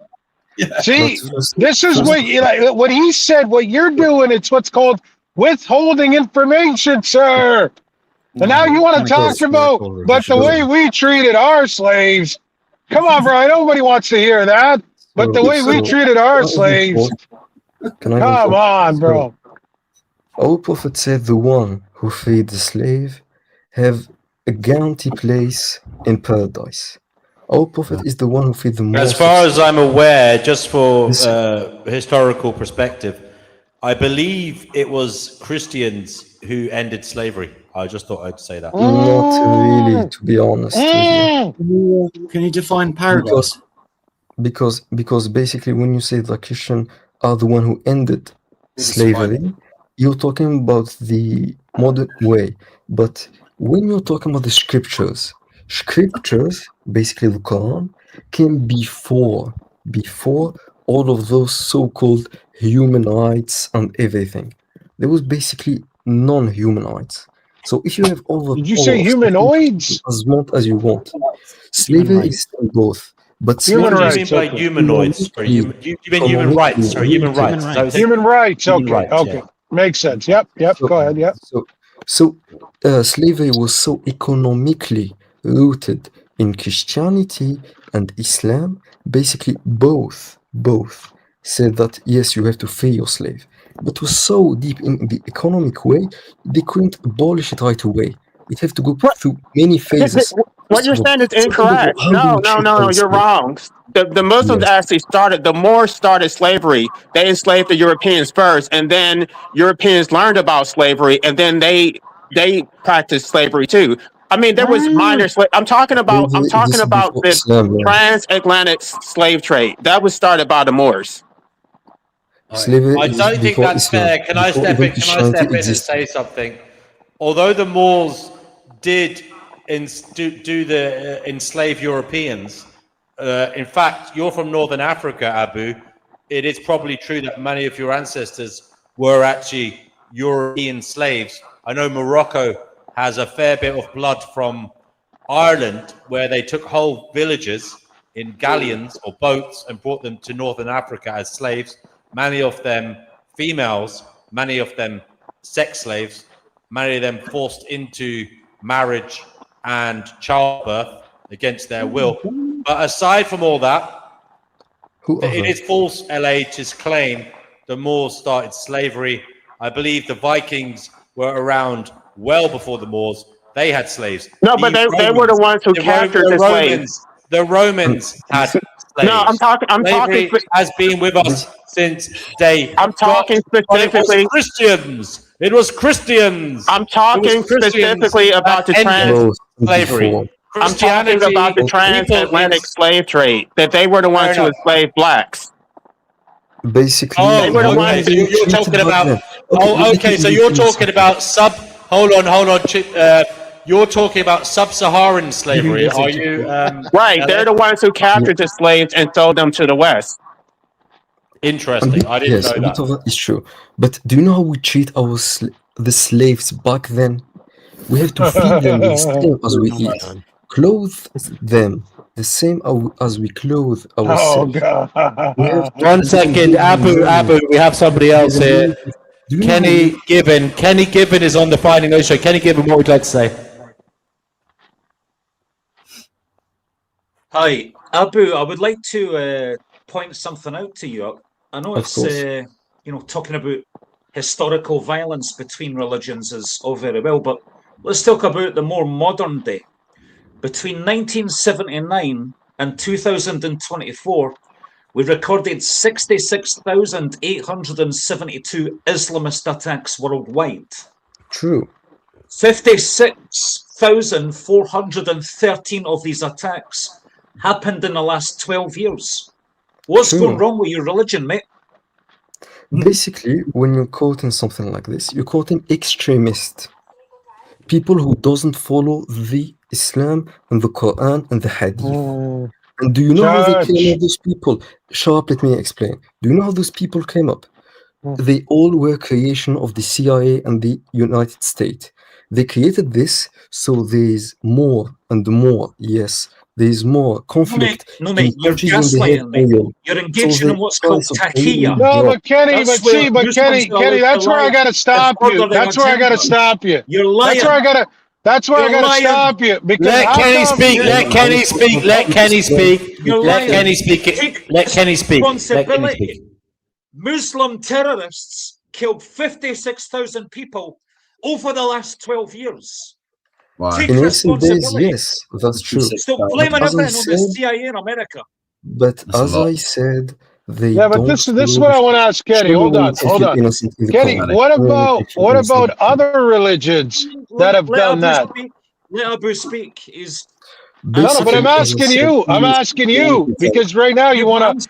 I know, but see, that's why you're running away. That's why you're running away. No, I'm having a conversation with Abu, and you just. No, we're all having a conversation, and a lot of us didn't even get to talk yet. A lot of us have not been able to talk. All right, guys. Sorry, I had to mute you there, Seeker. Let Abu answer, and then Seeker, I do think you have a good question, brother, so you can ask after that, mate. Thank you. I've been waiting 30 minutes, DNW. 30 minutes you've had me waiting. Came on to ask Abu the question. Let him Yes, of answer. course. As I said, the scriptures doesn't say to kill the innocent people. If you are quoting from Quran 9:5, that's basically talking about the polytheist who didn't respect the treaty. You are only allowed to attack the people who are attacking you back. That's what you're quoting. So all the people are. Yes, that's true. Those people doesn't follow the Quran and the Hadith. They're extremist. That's something you have to know. Same thing in Islam Christianity. is an extreme ideology, my friend.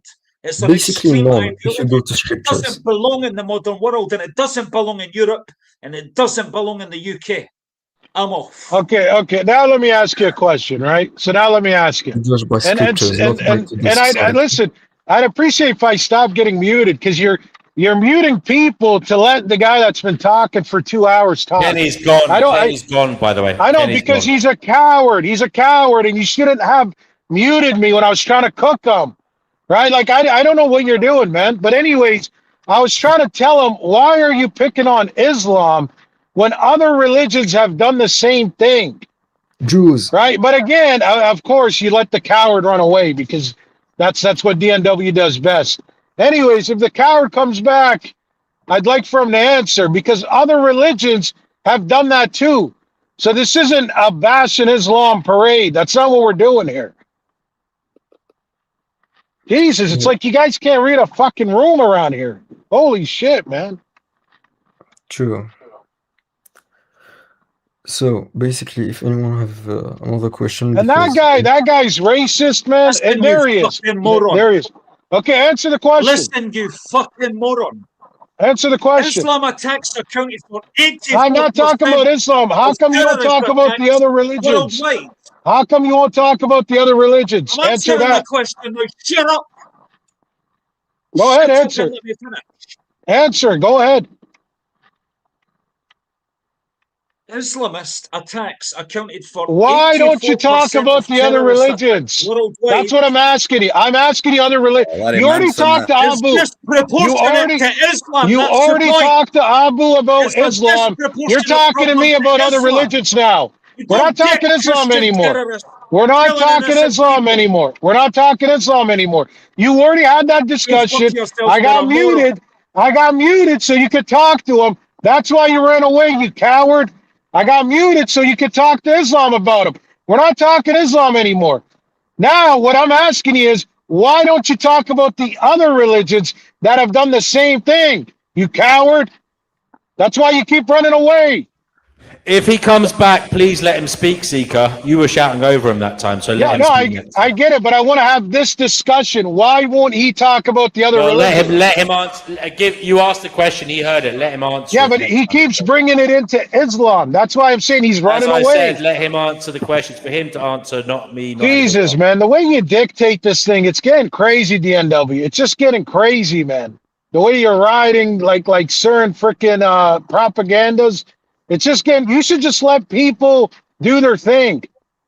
I am letting you do your thing. No, because you did the same thing in the chat the other day.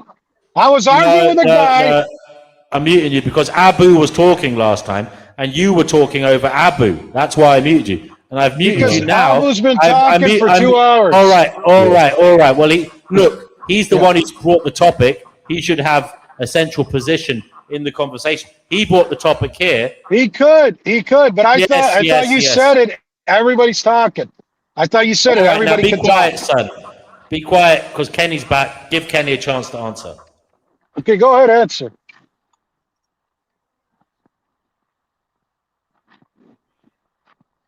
Go ahead, Kenny, answer. Okay, so the point I was making. Quiet. The point I was making is since 1979 to 2024, Islamist attacks around the world have accounted for 84% of all terrorist attacks. That's disproportionate. That's 84,000 since 1979. 56,000 of those have been in the last 12 years alone. There's something wrong with Islam. That's my point. Yeah, we know you've said it 10 times. Now, why don't you answer my question? And why don't you get your daddy to stop muting me? Now, go ahead and answer. Go ahead and answer, bro. I asked you 10 times. Why do you keep picking on Islam? Why do you keep picking on Islam and you won't talk about other religions? And you got your cuck daddy over here constantly muting me. This clown daddy of yours, he keeps muting me. Why don't you answer? And tell your master to stop muting me. Tell your master to stop. Moron. Because it's disproportionately responsible for I kicked Seeker out for being an arsehole. 1979. That's the answer. That's not true, Kenny. That's not true. Israel and the Zionists are the Zionists are disproportionately responsible for far more terrorist attacks. It's the Zionists, not the Muslims. You're lying. You're lying. You don't want to give credit to what the violent attacks that Israel is responsible for. By the way, guys, Seeker, you can come back, mate. But I kicked you out because you were making false claims that I was somehow favoring one person over another. You know I don't do that. You know I don't do that. And I did mute. Guys, you saw what I did there. Does anybody understand? Abu, you may understand this. I muted Seeker because he was talking over you. There's plenty of time here. There's plenty of time here. Seeker, you can come back on. You were getting extremely excited. It's not really an issue if it was over me, but if it's a conversation between adults. Yeah, but come back on, Seeker, if you want. But you were unfair there. Something I want to say. Many people don't even know about it. Do you know that the US fought in the Soviet invasion of Afghanistan? It was literally in the 70s, 80s. The portion when the time lapse when he was talking about something many people doesn't even know about, that the USA thought and founded arm to the Mujahideen. It's the Islamic fighter who basically were defending their own country, because how do you defend yourself in someone else's land? How do you go and defend yourself? And basically they were finding them so they can fight the Soviet Union, because it was mostly the Cold War period, being the USA and the Soviets. They gave them weapon, training, they found them, they gave them so many things to support them. And that's something many people don't even know about. No, I agree with you. You're right. You're absolutely correct. The West is responsible. They created these terrorists in the first place. And we should not discount state violence, because when they deploy violence, they call them terrorists. But when it's a war or whatever violence the state of Israel or United States deploys, that's considered legitimate. Israel deploys far more violence than any other state in recorded history. And the United States is doing Israel's bidding. But it's perpetual violence. But because it's deployed by the state, everybody thinks it's okay. They're constantly bombing the Palestinians. They're engaging in wars of aggression. And for whatever reason, they're these little pipe bombs or whatever that the Islam so-called terrorists do, it doesn't even come close to what Israel is doing. It's not even a comparison to even be made. If Seeker wants to, by the way, guys, I was actually hoping for Abu and Seeker to talk to each other, because Seeker is somebody who was raised in Islam and has moved away from it, as far as I'm aware. And I thought that would be an interesting conversation. So if he wants to come back on, he can for that. That would be an interesting one. But sorry, go ahead. So why is it when Israel does it, I'm not sure what you call that. We're just going to pretend it doesn't happen. But when the Islamists defend themselves, they're terrorists. It's like they have a monopoly on who gets to be a terrorist, but their violence is, they're just these helpless victims who are just trying to protect their sovereignty. Anybody who defends themselves against, they must be anti-Semitic. They don't have a right to defend themselves against Israel's aggression. And they'll say, "Oh, they just want to wipe Israel off the map." It's just like they'll use that whole from the river to the sea expression to say that they are just anti-Semitic. Meanwhile, they're the ones who are actually anti-Semitic because they're killing Semites, and they're not even Semites, by the way. These people came from Europe. They're Ashkenazis. They're European, and they're trying to act like they have a monopoly on anti-Semitism. Honestly, no land have accepted the Jews. Only Palestine have accepted the Jews. That's something many people don't even have a clue about. And throughout time, they just literally take out their land more and more and more and more. And they also have established a state with the help of the United States. But the main issue, why was Israel created? For one purpose and one main reason. Because there's something called the Great Israel. So something many people doesn't know about, the Talmud is the scriptures of Jews.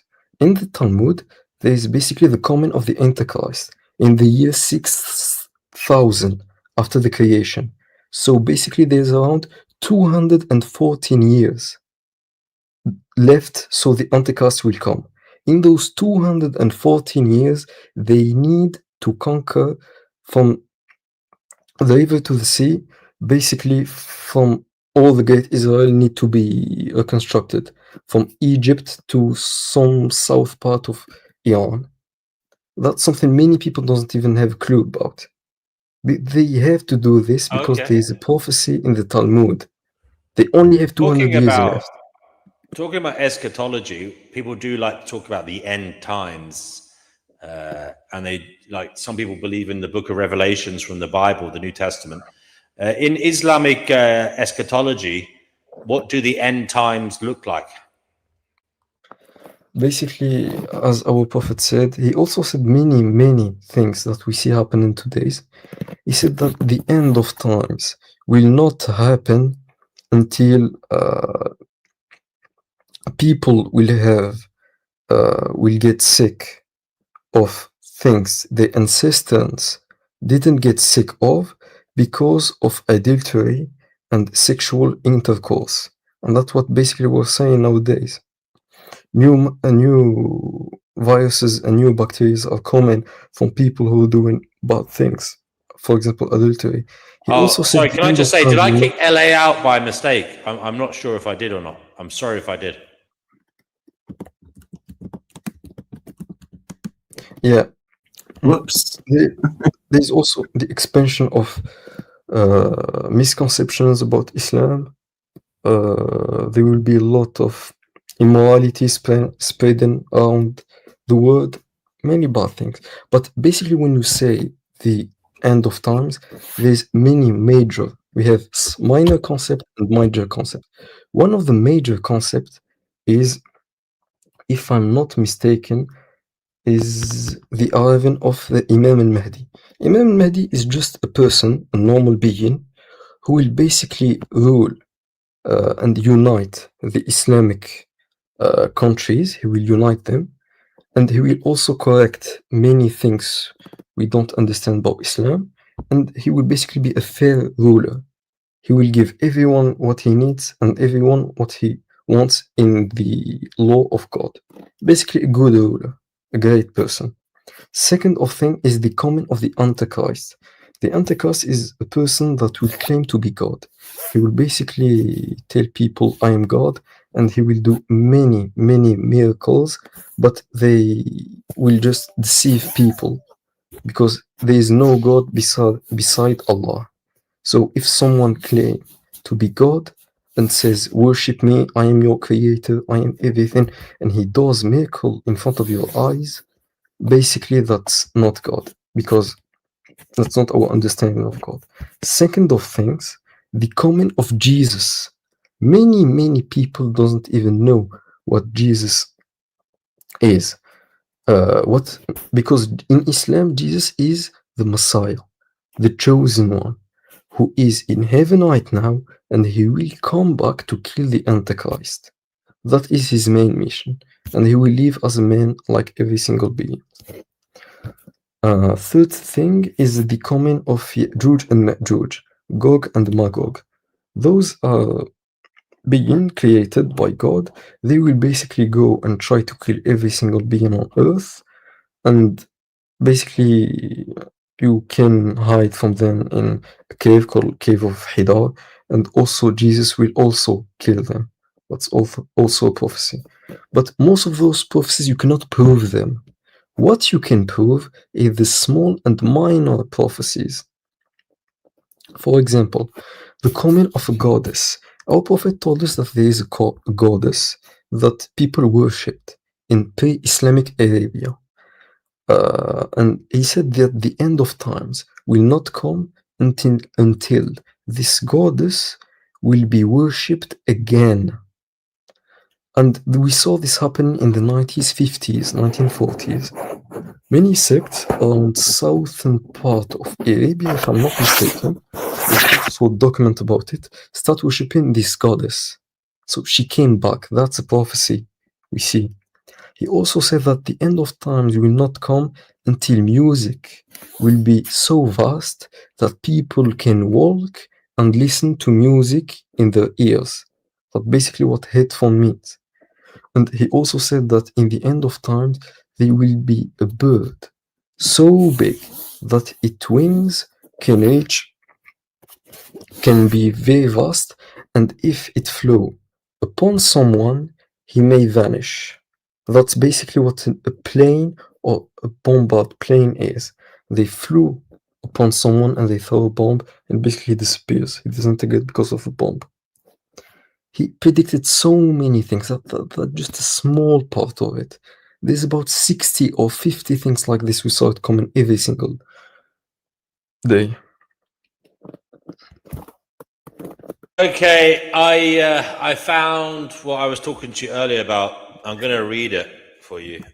In Islamic tradition, there is a widely cited concept that souls existed in a pre-existent realm, often referred to as Alamiyawa, which means realm of the souls, or Alimadar, which means realm of atoms, before they were placed into physical bodies. Within this, there is a strong understanding that human souls did not just blindly enter this world, but participated in a covenant and knowingly chose to take on the responsibility of existence. Here is a breakdown of the Islamic perspective based on Quranic interpretation and hadith. Number one, the pre-existence covenant, Mitaq-e-Alast. Before human creation, Allah gathered all descendants of Adam in a spiritual realm and asked them, "Am I not your Lord?" They all responded, "Yes, we have testified." That's apparently in the Quran 7:172. This event is understood as a moment when souls recognize their creator, meaning the inclination toward God is hardwired into the soul. The oath was taken so people could not claim ignorance on the day of judgment. Then number two, choosing the trust, that's the amana, apparently. Some scholars and teachers of Islamic traditions, such as Imam Omar Suleiman, often reference the idea that souls were given a choice to take on the trust mentioned in the Quran. It says here, Indeed, we offered the trust to the heavens and the earth and the mountains, and they declined to bear it and feared it. But man undertook it to bear it. Indeed, he was unjust and ignorant. That's in the Quran 33:72. The interpretation is the trust refers to free will, intelligence, and the responsibility to live on earth and recognize God. The choice, it is taught that before being born, souls were given the choice to remain in a state of unconditional obedience, like angels, or to take the chance of being human, with the potential to be higher than angels through merit, but also the risk of hellfire. Human souls accepted this test. Number three, forgetfulness and free will. While souls accepted this challenge, Allah made humans forget this pledge once they entered the physical body at the time of conception. This allows the test of life to be meaningful. The earthly life serves as a trial to see if people will follow their innate desire to recognize God, fitrah, despite the lack of direct memory of that original agreement. So it says here, souls are like conscripted soldiers. A frequently cited hadith states, the souls are troops collected together. They come close upon what they recognize, and they differ upon what they reject. This suggests that souls have a pre-existing affinity or aversion to one another, possibly relating to their spiritual recognition of one another in that pre-existent realm. So the summary here, the predominant, albeit nuanced view in Islamic spirituality is that souls agreed to the challenge of mortal life, which is deemed a test, to earn their place in paradise, choosing it over a life of forced obedience, thus validating the accountability they face on earth. That's what I read before. There you go. Yeah, so basically you still have choice and free will. I mean, why is yeah, and then I also read about another Islamic concept where there is no free will ultimately because God decides everything. Knows everything? Yeah, God decides everything. No, there is a word for it in Islam, and I forget what it is. A simple example. You are in an exam. You have choices to make an exam. And the teacher know that every single one of you will fail. Does that mean that you are basically judge or basically objectively going to fail? I mean, yes, because he knows that, but you still have a choice. You still made a choice. So making a choice doesn't go against the all-knowing of God, because He knows what's within you, but you don't know what within yourself. He knows how you will behave, but you still made that choice. He knows it, but it is still your choice. Yeah, I personally find that a bit problematic, because if it is a merciful, loving God and He created us knowing what would happen, why create beings knowing they would be damned to eternal hellfire? He have nothing to do with your suffering, to be honest. It's you who put suffering upon yourself. I mean, it's easy. You find someone who is poor. He just wants money. He just wants something, just anything. You can help him. You can No, give him Abu, with respect, sorry, Abu, let's look at it another way. You create a being, say it's you now. I'm not saying you're God, by the way, but say you create a being knowing the outcome of their life and where they are destined to be before you create them. You know that person has no ability to overcome the final destination that is there for them. Why create them? Because they did this. They put this upon themselves. It's you who put yourself in this state.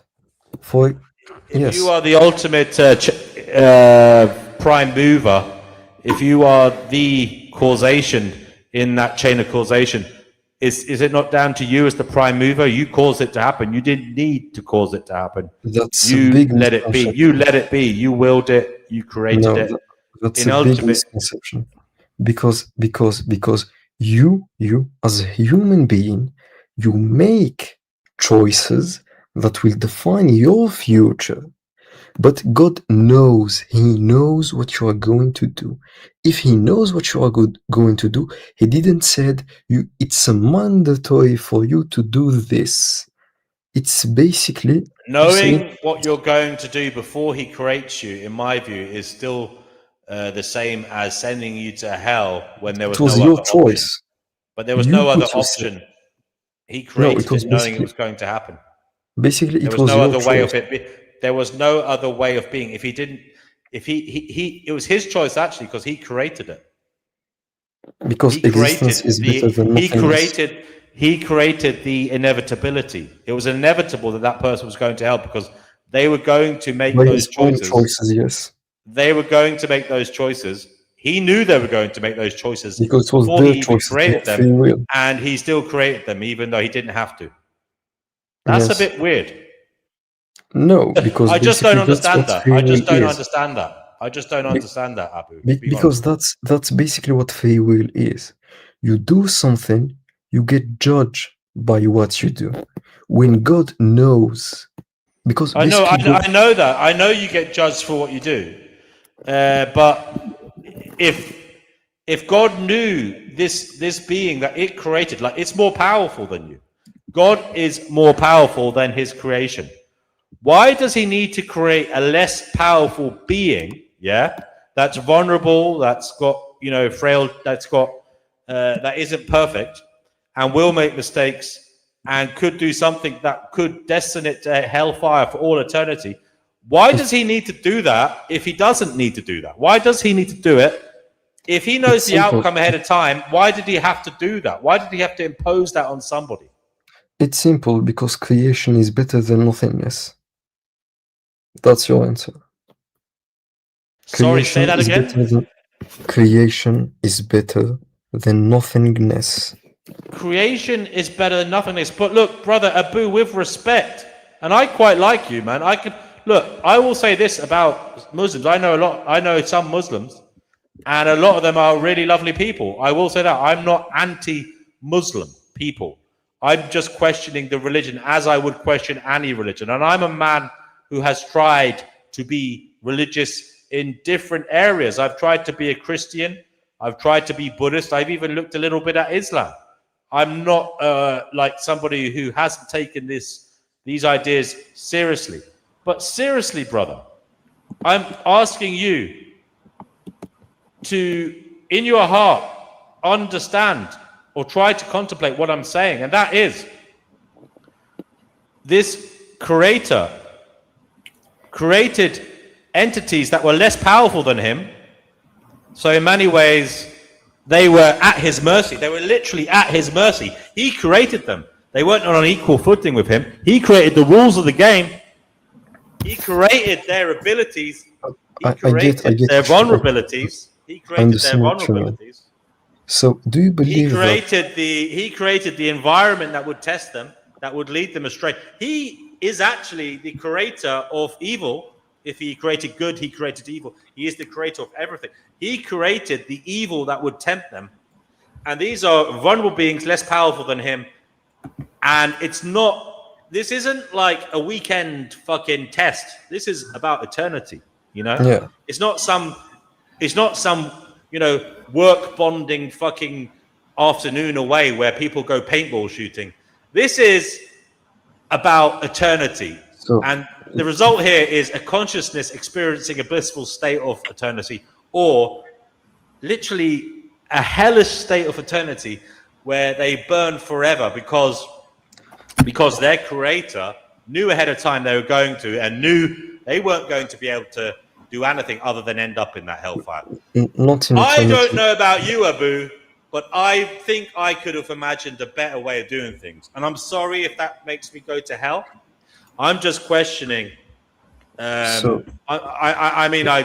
think that should send me to hell, because all I'm doing is using my brain, my God-given brain, and I'm asking, God, why didn't you create a system where everything could be okay, where it didn't have to be built upon, beings who were vulnerable and frail and subject to evil that you created, being weaponized against them and sending them into hellfire for all eternity?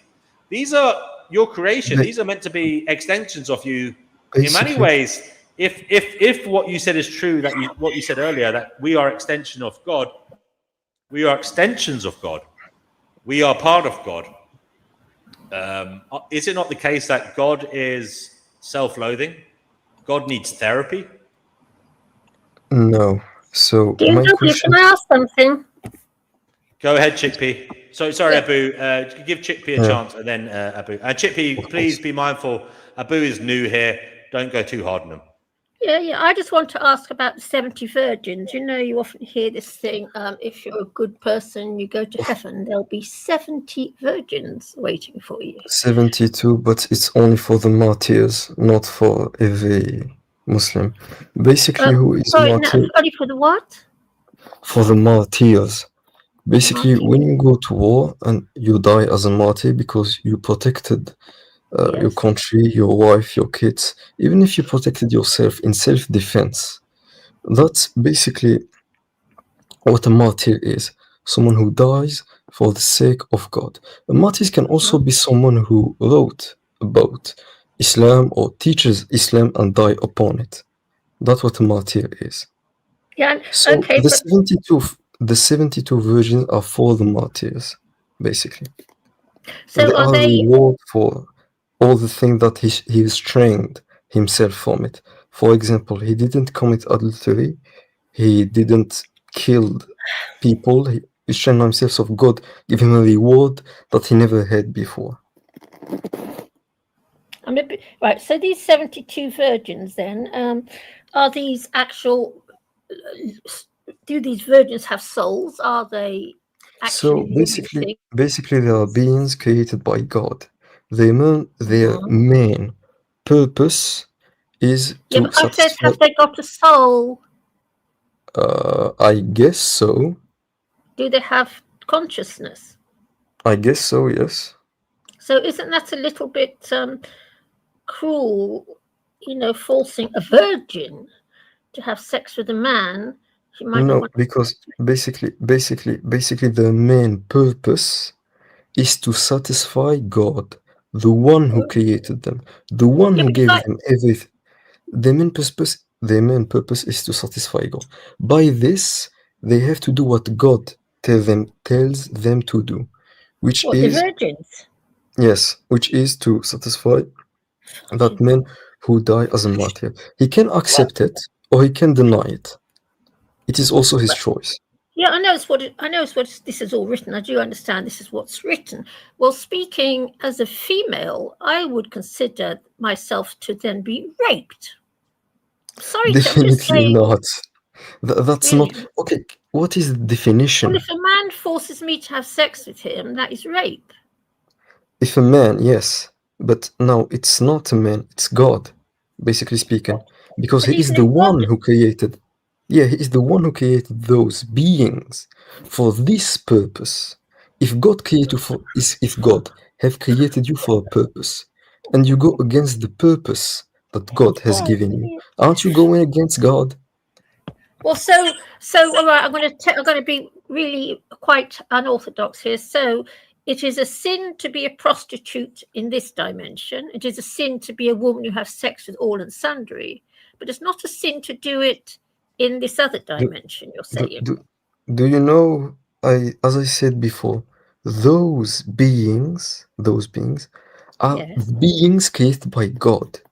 Oh, but I'm Wait, created so by do God. they have free will? Do they have free will? Basically, I would say probably the free will, yes, it is to satisfy God. Basically, yes, they do have, I think, free will. Oh well. Same as you do. But No, the I main don't believe reason in they God. were created is to satisfy God. So if God tells you to do something, you just do it for the sake of God. What? If it is something good. I mean, So yes. it's okay for God to force me to have sex. He didn't force them. He created them for this purpose. So What don't you understand? what happens if they deny the martyr?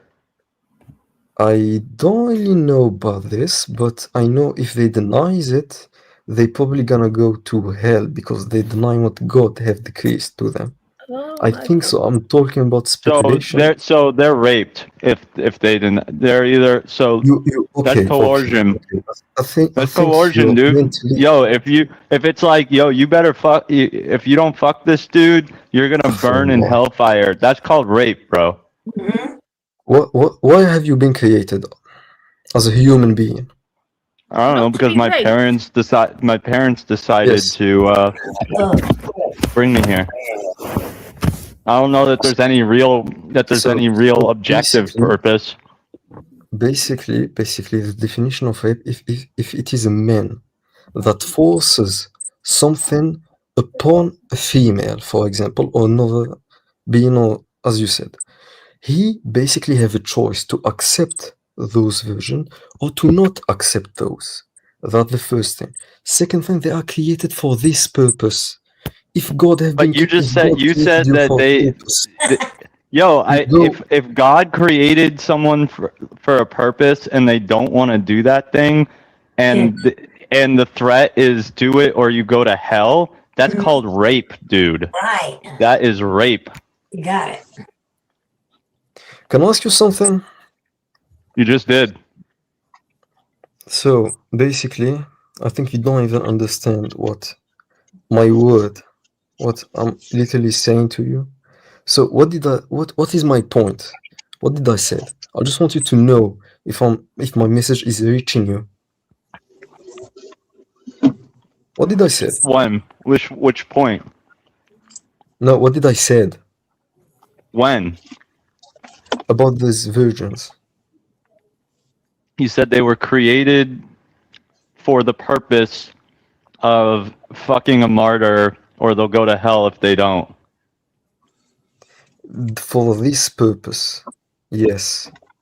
Do you have an And issue what with if? it? And but you said that you said they have free will. Yeah, there you go.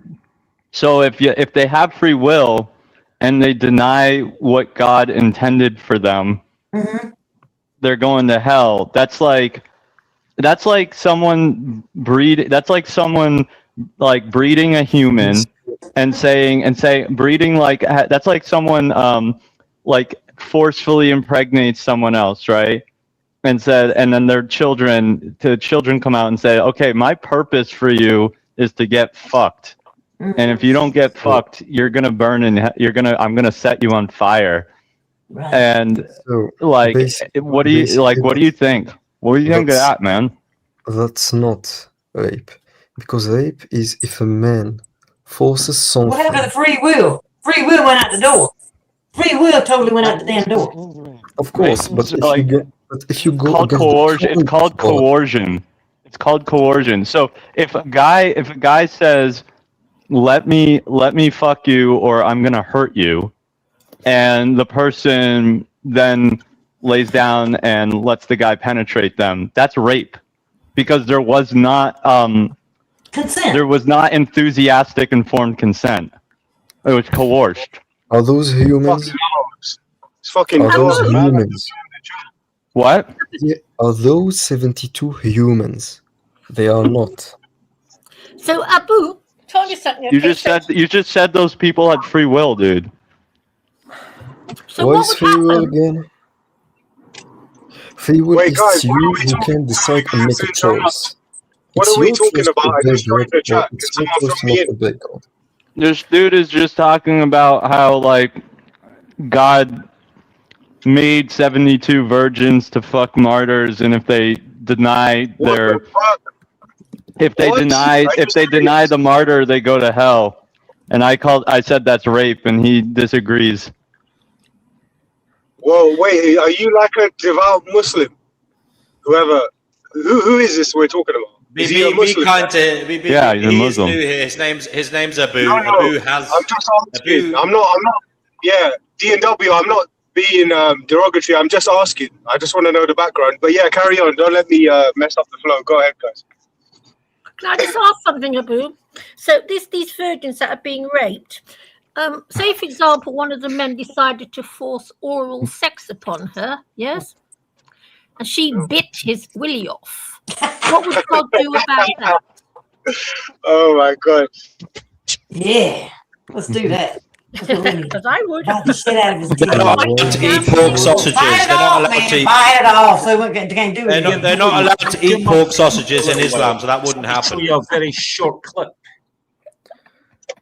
So, I did a research on this, and basically they don't have a free will. I made a mistake about it. If you go to the hadith about it in Bukhari, I will share it with you. Kenny, mate. Thank I don't goodness. really want to show clips. Can you explain what it is for the audience? Sorry. Go ahead, Kenny. So it's a short video on YouTube. It's only like. What if he makes a donation? D&W. Yeah, he can. D&W, He can what buy if- me a. He can get me a voucher on Amazon. Yeah, and I'll show it. Donation, we can watch the clip. Thank you, Vegan Equilibrium. No, I'm only joking. He doesn't have to do that. Here we go. No, but seriously, that's how it should work going forward. Right. Well, it would be nice if someone paid my bills. But they don't want. Not Your everybody daughter can though. will It's be okay. raped and your Dang. son beheaded unless we stop Islam once and for all. Oh. So basically, you're justifying burning Abu, the he's word been a of troll. God, who are explicitly saying and condemned raping and killing innocent people. Have you even read the Quran? Abu, that was Kenny shared that video. I didn't know what it was ahead of time. Apologies if you're offended. I'm talking to Kenny. But why did you share that, Kenny? Just to see what Abu's thoughts on that were. So, okay, I don't if you're know. talking about rape in a general way, Christian, Jews, Hindus, they all practice this. And that's something that go against religion itself, first of all. Second of all, killing an innocent being is something forbidden in Islam. I don't even think you know what the Quran even talks about this. Have you So even why read the does Quran? Christians then practice it? As I pointed out, over the last 12 years, there's been 56,000 Islamic martyrs that have got their 72 virgins. So that's 56,000 times What a 72. martyr is? Poor What innocent is a women martyr? being raped in the afterlife, mate. It's a sick religion, I'm sorry. What is a Well, martyr? to be fair, a lot of these Martyr religions- is somebody who apparently dies for their religion. They do No, something. no, that's a big It's misconception. kind of like religious suicide by cops. Definitely not. Well, to be fair, guys. Wait. Well, can I just say one thing? Because I've just joined the stream. To be fair, Kenny, while a lot of these type of religions they are expansionists, so to a certain degree there is some merit to what you're saying. Islam was an expansionist regime, Mr. Hamza. There's a lot of evidence for that. I mean, if you look at the history, Islam did have a sort of militaristic side to it, where it was expanding. And there's actually many of the hadith that say that Muhammad wouldn't invade a land if he heard the call to prayer in it. And you can Google that if you don't believe me, whoever wants to. So I'm sorry. Islam was an expansionist religion. And whether slavery is allowed or not, it's a very fucking grey area, just like the Old Testament. So you don't really have a leg to stand on, my friend. If you're going to class Hinduism and all these other religions, Islam's done its fair share of fuckery to this world as well. Yeah. Fuckery indeed. I will say that. Abu, have you ever explored other religions, like with an honest and open mind? He's not allowed to. It's blasphemy. Is it? Okay. Yes, it is. not. Basically, you can read other religions, but why will you read other religions when you know you're upon the truth? That first. Oh, okay, look at that. Wow, that's very arrogant, my friend, to think you're a You know, the thing is, they, you know what they do to apostates in Islam, and he just couldn't risk. I don't blame him for not wanting to risk You that, know but the concept of it, the context of it. But you know, to be fair, it does. What There is the is context of what you're saying? To be fair, it does condone rape in the Torah. There is that thing about if the guy rapes a woman, a virgin, he has to pay her father 50 shekels and marry her, kind of thing. And he cannot divorce afterward. Right. So I'm not going to act like that's not in, you know, other religious texts, but it does seem to have much stronger prominence within Islam.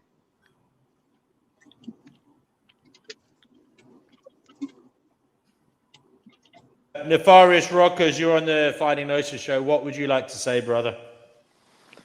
Hey, D&W, how comes I didn't get a chance to say that? I just joined 5 minutes. I didn't mean it. Oh, all right, Nefarious, 1 second, brother. Sorry, Raz. It's because I think when you came in, someone was talking. Sorry. Yeah, Raz, you're on the Finding Gnosis show. What would you like to say, mate? Yeah, well, I finished work, so I'm in the Batmobile, aka my car, on the way home. I did have a quick I did listen to a few snippets, really good conversation today, earlier on, about something to do with the deification of past figures and history. And yeah, I have to say, really interesting topic. So yeah, good one, guys. Good one. Okay, brother. Anything else? No, that's it. That's all I want to say. Thank you, Raz. Great to have you here again. Thanks for dropping by. Nefarious Rockers, mate. What did you want to say? You're on the Finding Gnosis show. Since the topic is about the greatest humans ever in human history, then I wanted to talk about George Foreman, who had a legendary life, if that's Go on, fine. George Go on, Foreman at first. Can you hear me? Yeah, go ahead. George Foreman at first was a juvenile delinquent that got caught up in many problems. He used to mug people and also got in many street fights. But then in the job corps, one day one of the employers there told him maybe he should try boxing. So he went into boxing, and after 18 amateur fights, he won the Olympic gold medal in Mexico against a Soviet boxer. Then after that he went pro, and George Foreman had what Muhammad Ali called the mummy guard.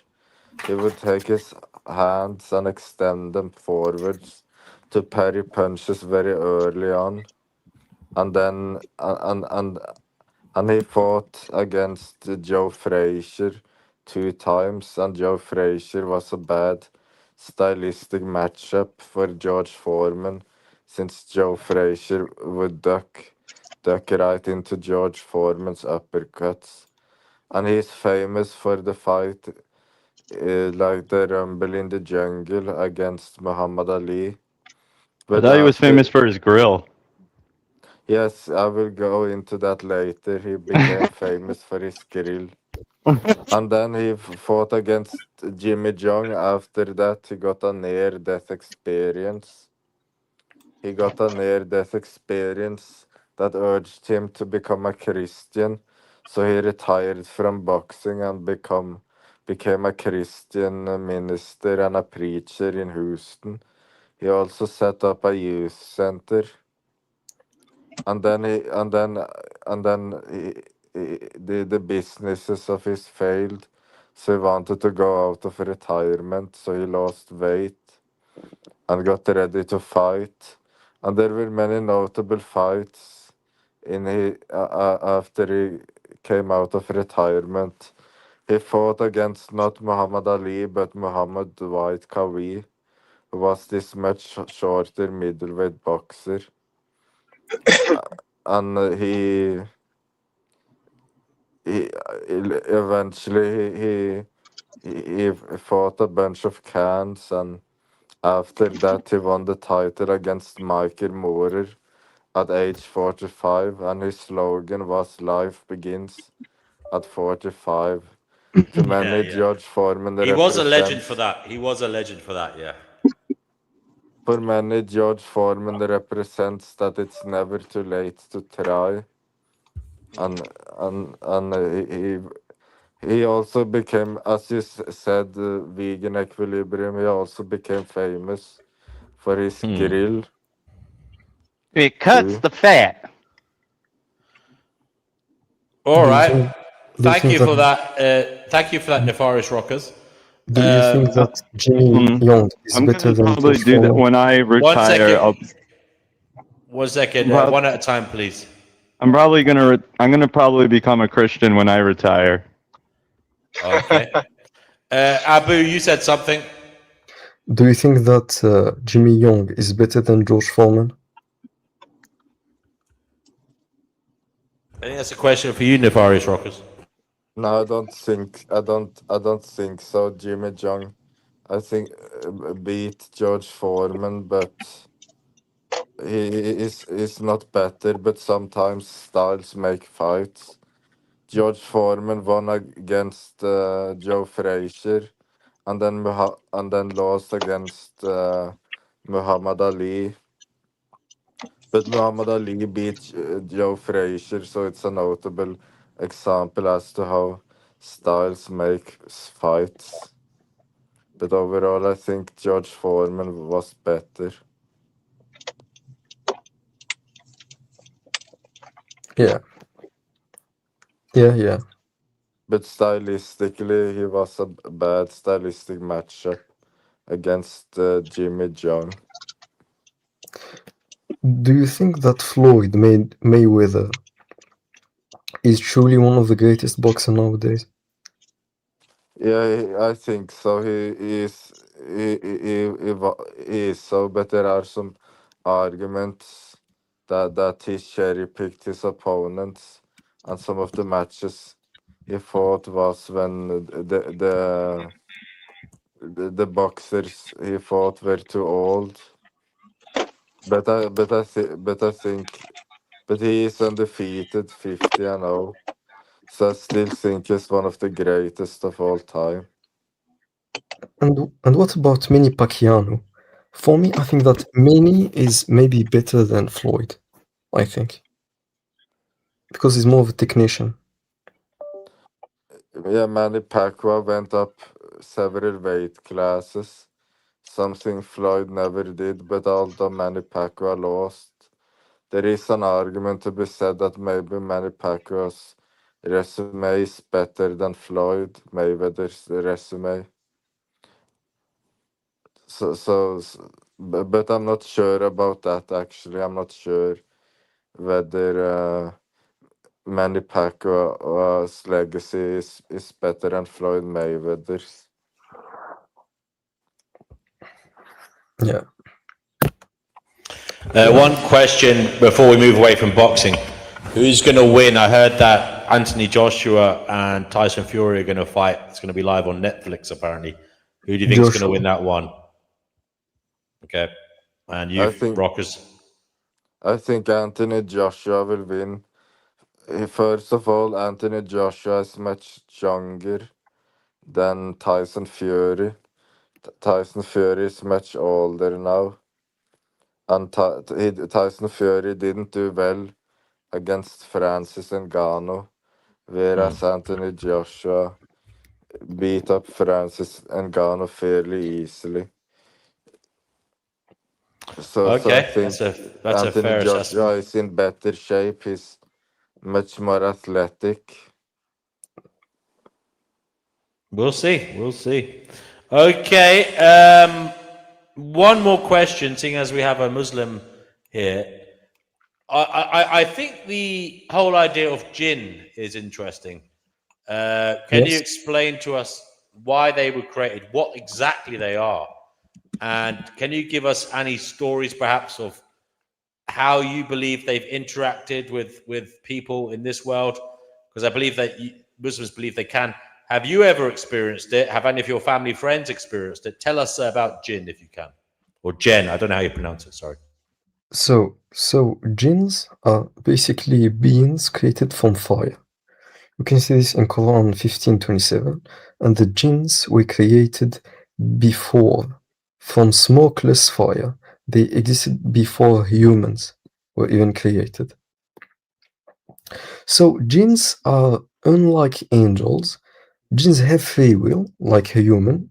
Some of them believe in God, some of them reject God. Some of them are even Christian, Muslim, or whatever. And the main issue, they are created for the same purpose as humans have been created, which is to worship God alone. That's it. Make any partners with Him. That's mostly why they were created. And basically that's it. And we have also many type of jinns. For example, we have the Muslim jinns, which basically believe in Islam in every single way, and the disbeliever jinns. It's basically exactly the same as humans. There's also what we call shaitans. Those are devil, which means they are evil jinns who follow Iblis, which is basically Satan, Iblis. They follow Iblis, Satan. So they both have the same things, same free will, and same objective at the end, but something that is we can see jinns. And there's also an interesting hadith which our prophet had encountered many jinns throughout his life, and he also talked a lot about them in the hadith. But in a general sense, that's what jinns are. Okay, so they exist in Islam. The belief is they exist in a parallel state, running alongside us, and they live like us, but they're just made of different things. Exactly, and they have free will. They can believe in Islam or whatever. Why did he create them and us? I mean, why not? Why this differentiation? It is simple, because as I said before, why do you exist? You exist so you can worship God alone. By this, you follow God's law. What is God's law? You help people, you do good deeds, you basically transcend in the spiritual, and throughout piety, you have bigger piety, you basically are a better human being. That's why God have created you, so you can worship God, and by worshiping God, applying His law, you basically become a better being. Same thing with the jinns.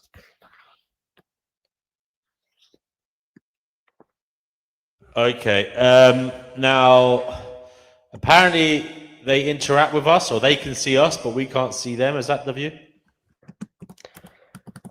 Yes, they can interact with us, but the main issue is that we can see them. That's first thing. And second thing, I want to Yeah, basically they can do many things.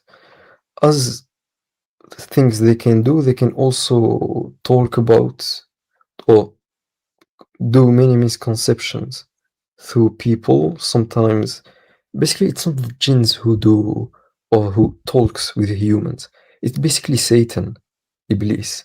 He is the one who deceives people, and he also sends his minions. One of his minions are the devils, the shayateen, not the jinns. A shaitan is someone who follow Satan, who follow Iblis. And the shaitan basically is a minion of Satan, of Iblis, and he misguide people. He put many bad things throughout their heart, and basically, yeah, that's most of it. And we also have hadith about our prophet when he interacted with jinns. I'm looking for them. Kenny is back. Kenny, what do you want to say? Yeah, I just wanted to say that Tommy Robinson is currently in America and he's preparing a massive presentation which he's doing to senior members of the American government on how Islam makes its way into Western countries, the pillars of Sharia law, how it gradually implements Sharia law and starts to do what's called a bloc Muslim vote, a bit like what's happening in the UK, and spreading its tentacles. And he's noticing the early signs in America since he went there of what's already happened in big cities in the UK, especially Birmingham and London. Where is he going to be? In America right now, warning the American people what's going to happen to your country if you don't stop. Where is he going to be speaking? Of it. So if you just go to his YouTube channel, Tommy Robinson Online, he's going to be doing this speech over the next coming days. He calls it his biggest presentation to date. And he's been... Has he sought refugee status in America? I heard that might be the case. I don't know. So, by the way, life abolitionism says stop with your Islam. That's life abolitionism, your friend. Yeah, he says stop with your Islamophobia. Yeah, I can answer that. A phobia is an irrational fear. There's nothing irrational about fearing a religion that wants to cut my fucking head off for not being a Muslim. Can you prove it? And taking over my country. Scriptures. And raping white working class children in towns like Rotherham, Oxford, Halifax, other places with the grooming gangs. Every religion. There has been a problem with grooming gangs, but can you say that's all Muslims, Kenny? I don't know. Yes. 84% of the convictions are Pakistani Muslim. Well, here's the man accusing you of Islamophobia. Kenny, you've been accused of Islamophobia by your friend. Islamophobia is made up by cowards. Yeah, I know. I don't agree with it. I think it's problematic to you should be able to critique religion without being called a phobic. Now, but some things are problematic, like attributing gang rape to the whole of Islam. Even though, yes, it's a problem. You could say it's certain Pakistani communities that haven't sorted themselves out. Maybe, I don't know, but to say all of Islam is a problem because of the conduct of some members of the Pakistani diaspora in the UK is problematic. Who's doing all the terrorist attacks? Like, seriously. Israel is doing most of the terrorist attacks. Oh, give me a break, Hold on. Give me a fucking break. LA, you called Kenny Islamophobic. Can you tell me why you said that? Because if you were to say the same things that he's saying about Muslims, if you were to say that about Jews or any other group, they would be calling you anti-Semitic or whatever hatred, whatever name you want to call it. But you get a free pass. You can say whatever you want to say about Muslims, but everybody's so sensitive. You make a critique about Zionism or the state of Israel, you got to walk on eggshells and spare everybody's feelings. I could not get past maybe 30 seconds if I were to make those kind of statements about Israel. Everybody would be objecting. Everybody would be over talking me. But he gets to say it with no pushback whatsoever. It's completely. There's no basis in fact for anything that he's saying. Well, that's because what he's saying actually is true, and what you're Right, saying is made up nonsense. you get to be the arbiter about what is fact.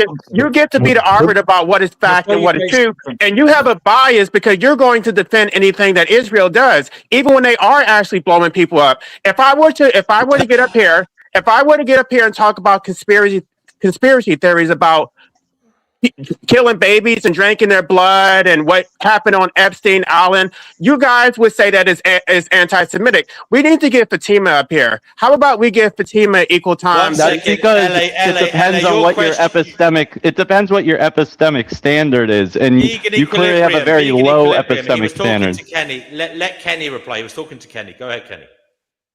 Yeah, Tommy Robinson actually follows me on X, and we've had a conversation on Inbox a few times. Kenny, I get the reform situation, brother, I do. I just think that when they get in, there'll be more of the same, mate. Don't believe in free speech, don't want to stop Islam. I think that we've got 3 years to make a counter group to it. Advance UK can become that in 3 years for the election. I actually will push for them to deal with Islam. Kenny, I get the reform situation, brother, I do. Ridiculous. That's Tommy Robinson. Absolutely ridiculous. No, the Zionists don't believe in free speech.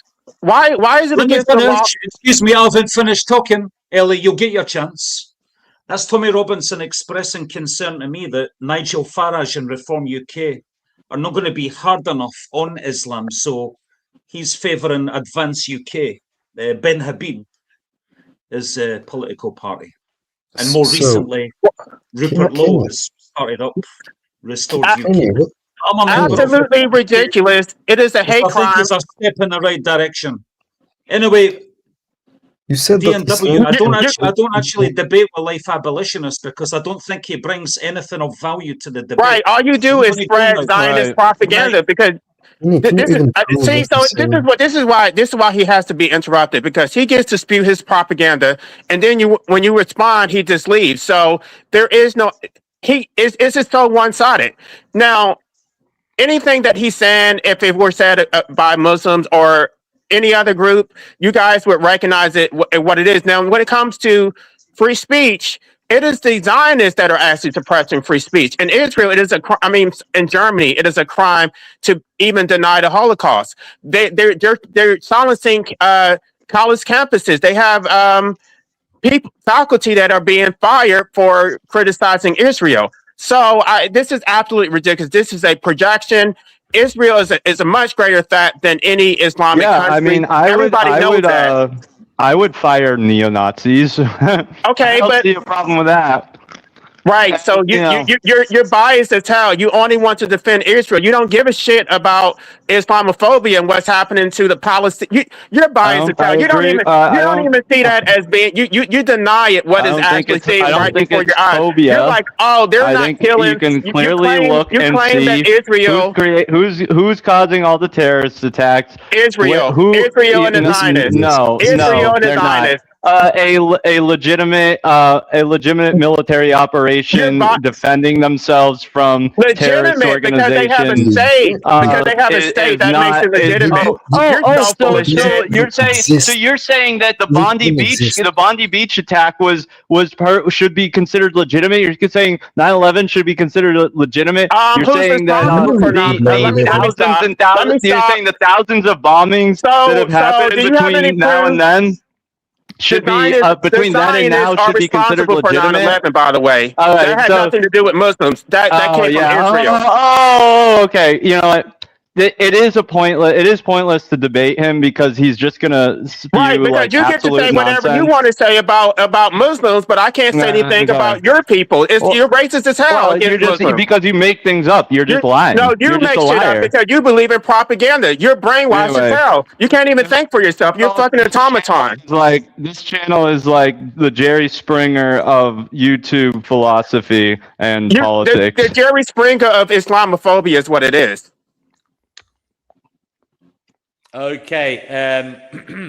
Why do you even bring it up and then you want to get all snowflakey when somebody says anything about it? Why did you open Pandora's box? It's fair game because you guys opened it up. So you don't get to whine and say, Well, you don't get to talk it's about whatever. You know what? anti-Semitism. You don't No get one to do here is that. bringing up. No one here is bringing up their actual cited statistics or anything. So Your cherry pick statistics because the actual terrorist, the terrorist attacks, the terrorist It's your attacks are from yeah, sure, Israel, okay, yeah. not the Jews Muslims. don't. No, they're Yes, not. they do. And Yes, they do. They that's absolutely insane. do. That's the And most they insane threatened thing I've Donald ever Trump. heard. They threatened Donald Trump and straw man him Yeah. Okay. into getting into this Okay. war with Iran. Yeah. Israel is a We're terrorist. I fighting get it. all of Very good. Israel's wars. We spend billions and trillions of dollars to Israel and fight all their damn wars. I'm tired of it. Everybody's tired of it. Allies, as we should. They're our allies, and They're not everybody. allies. They're the fucking they're parasites on our economy. Kill Jews. So yeah, we should defend them. What do we get out of it? What do we get out of it? How are you an ally when it's so one-sided? What do we get out of this? You can't answer that question though. You're That's a right. parasite, No. a parasitic country. I know. You don't care about You can't Jews. I answer get the it. question. No, I Vegan care about equilibrium, get Muslims vegan too. gains.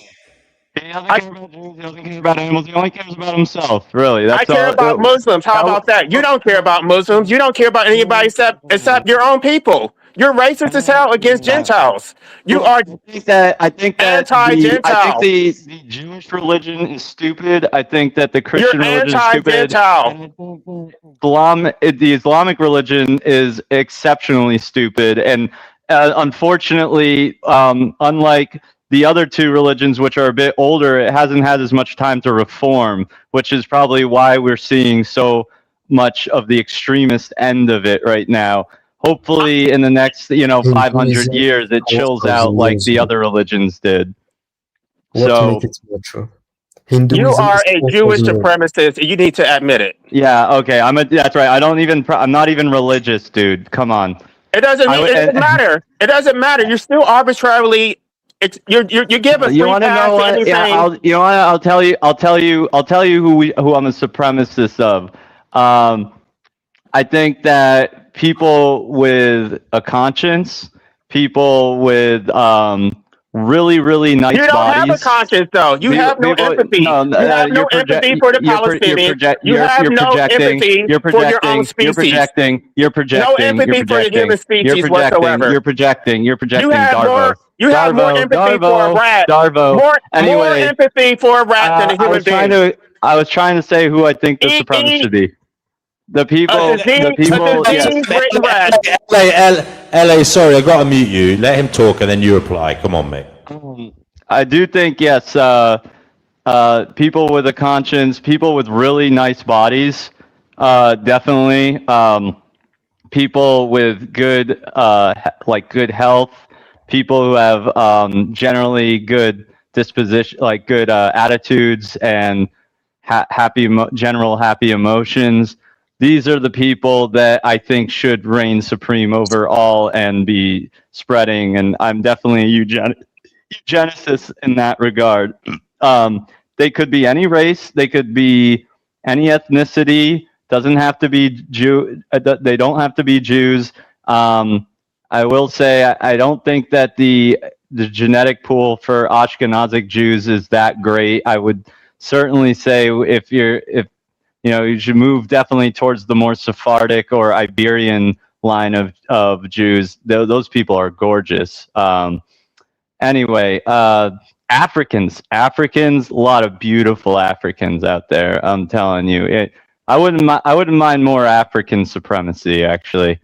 But yeah, I don't really care Vegan, do about. you stand for what? Vegan. What? Do you stand for what? Animal rights. I like that flag. Great. I like that flag. Mystery, go ahead. Do you know that one of the rules? Oh my God, this is so You evil. don't have the right to kill an animal when you're in war. Shabbat What? shalom. I could say something, but I'm not going to offend anybody. Kenny is the worst. He's even worse than you, Noodles. He's far worse than you.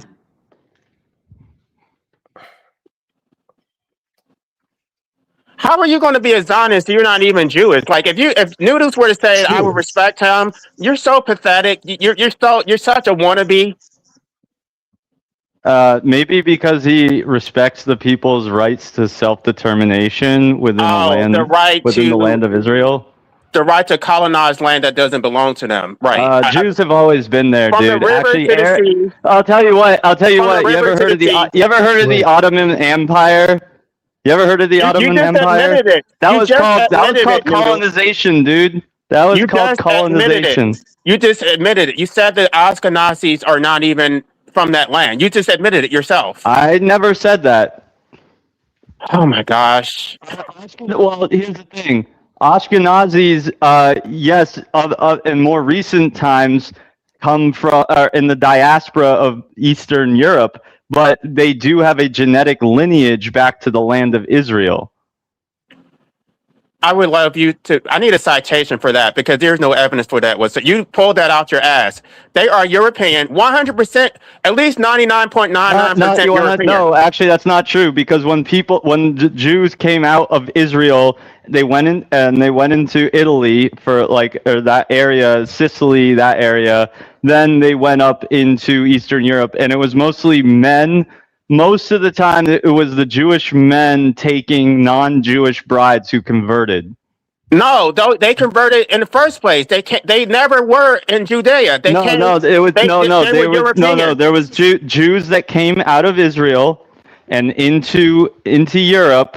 They were taking non-Jewish brides who converted to Judaism along the You way. are so wrong about that. They are 100% Okay, you're the expert. You're the expert. I am You know the expert. everything. Oh, okay. Far more than you. All You right. don't even know your Sure. own damn history. All right, yeah. Okay, sure. All right. Whatever you say, LA. I'm not. This is. You are a pointless. pure Anyway. white man. You are European All right.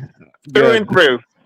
Good. Vegan. Very good. So I'm not basically, sure what why you're you want to be a colored person. You're not. You're European. Okay, sure. Okay, whatever you say. So vegan. White is snow, white is cotton, white is rice. I know. You're racist. Just own Okay. it. Own Anyway, it. let's Own go. it. Okay, I get it. Stop You're trying to act racist. like you're a victim. You're not. You're not All an right. oppressed minority. Okay. I get it. Okay. So, by your definition, vegan, there was a time when Romans conquered the northern part of Africa, which is Morocco, Algeria, Tunisia. So, by your standard, does Italy have a right to that land in the northern part of Africa? No, I have no idea, dude. So I don't know about that so part. that's the I don't. whole I would issue say with I don't know. I don't know necessarily because the I don't know hell. enough about it. So if Nazi Germany conquered France, does Germany have the right now to the land, the right to conquer the land of the right of that land? We're talking about No, Nazi Germany. No, I certainly would say not, and we That's would your certainly whole not thing with want. Israel and the Jews, basically. No, the Jews started there. They were the earliest peoples there. Yes. And yes, Arabs ended up colonizing it during the Ottoman Empire. There was still Jews there that lived under. There's some Jews that lived there under jizya, and Yes, protection there was always Jews there, man. And I'm not against people wanting to go and live in different places, and I'm not against Arabs living in Israel too. I don't think there's anything wrong with that. I would love for all people to get along and live in that place. But Jews should have the right to be there too, and should have the right to, if they want to do their stupid religious prayers and stuff, they should have the right to do that there just as much as any other religious group. Basically, you answered yourself. I don't even want to give an answer to this because basically you just answered yourself to this. What did I answer? What was the question? I didn't ask a question. No, I did ask a question, but you answered. No, you said I answered myself.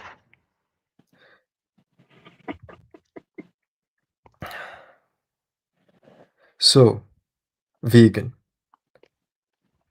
If we talk in an objective point of view, do you think that what Israel is doing nowadays which a part of what is Israel doing, which is destroying schools, killing child and infant.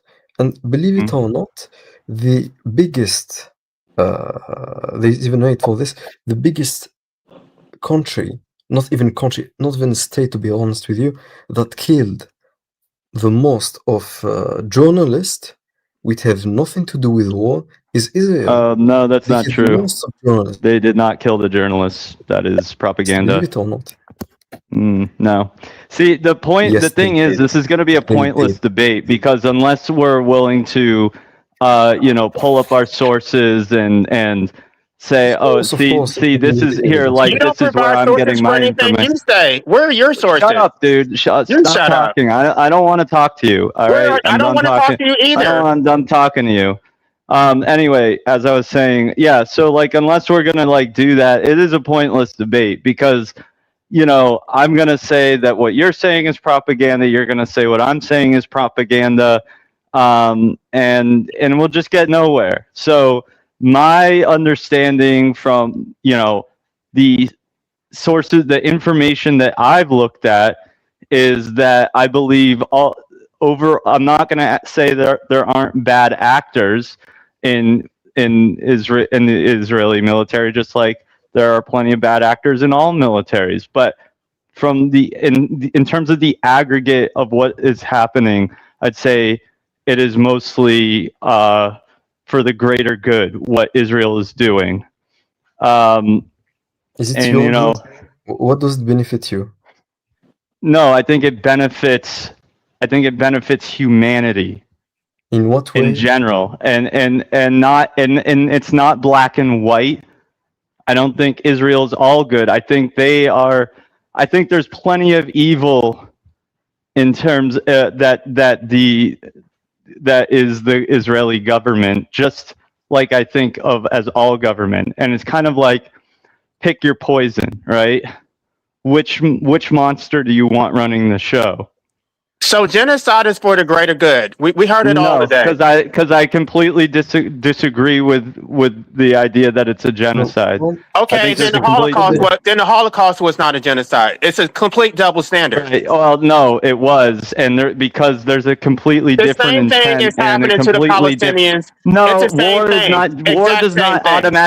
War does not automatically equal genocide. Okay. It just doesn't. Okay, And but you could. that was a war and too, though. I know you're all about defending Nazis and stuff, but if you want to use have I ever if defended that's your Nazis? if that's When your have I ever epistemic defended standard, Nazis? if that's When your have I ever- epistemic, if When that's your have I- epistemic, No, I if did that's not your defend the epistemic Nazis. standard, I did okay, if not that's your defend the epistemic Nazis. standard, I if that's defended your the German epistemic, if people. that's your epistemic standard, then Defending you would German have people. to say what we did to Defending the German Germans people is was not a the same as genocide. defending Are you going to Nazis. say that? Are you going to It's say the not U.S. the same Are thing. you going to Stop say the U.S. conflating. All Germans were not Nazis. Are you going All to say Germans that were the not U.S. Nazis. Genocided Germans? Are you going to say the U.S. genocided Germans?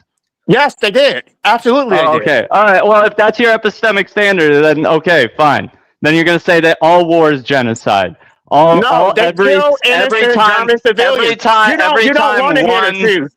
You don't want to hear the truth. Well, no, genocide has a very specific No, meaning. they specifically were trying to wipe out the German people. They were bombing innocent German civilians. They were raping German women, and they killed German babies. What are you talking about? You're brainwashed. You don't know what you're talking about. Was the bombing of Japan a genocide? Was the bombing of Japan a genocide? No, that was not a genocide. But they were intentionally trying to wipe out the Germans. That is completely different. You think they were? Okay. Where's your evidence for that? Yes, they were. I mean, where's your evidence for that? According to an You want me to give you evidence? Because you don't read anyway. You're illiterate. You don't read shit. All you do is watch documentaries on YouTube. You're not intelligent at all. Okay, yeah. LA, okay. instead of shouting insults, just tell us where the source for that claim that the Americans were trying to genocide the Germans. I want to hear that. So, according to an investigation group like the Committee to Protect Journalism, the United Nations, and Reporters Without Borders, about 180 to 190, it's about 200 journalists were killed, confirmed killed in mid-2025 2025. Some investigation estimated over 220 journalists killed since October 2023. So literally in So mid, you're saying that's coming from who? the Committee to Report Journalism, the United Nations, and the Report Without Borders. So United Nations is wholly anti-Semitic and corrupt. I don't know the other groups you referred to. So you're What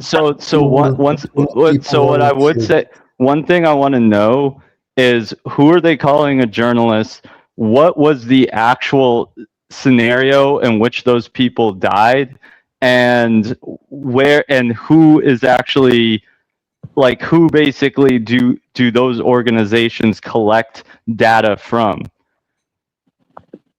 Those are all the questions I would have about that. Basically speaking, if someone's died, how can you know for sure that he died? No, That's not the area of concern. No, it's who those people actually are. Why are they calling them? Are they journalists, or what? Or is that just a label they slap on them? What makes them a journalist? Secondly, what were the scenarios in which they died? How did they die? Did they die? Were they actually murdered, or were they in a hostile area and they were caught in between fire or something? Who's reporting these deaths? Who's giving them these labels or whatever? Is it Hamas? Is it, well, United Nations just gets their information from someone else. They don't, the United Nations, they're not a group of people that go in, they don't just walk into Gaza and look around and, and like I said, they have an anti-Semitic bias. So, these are all the questions that I'd ask.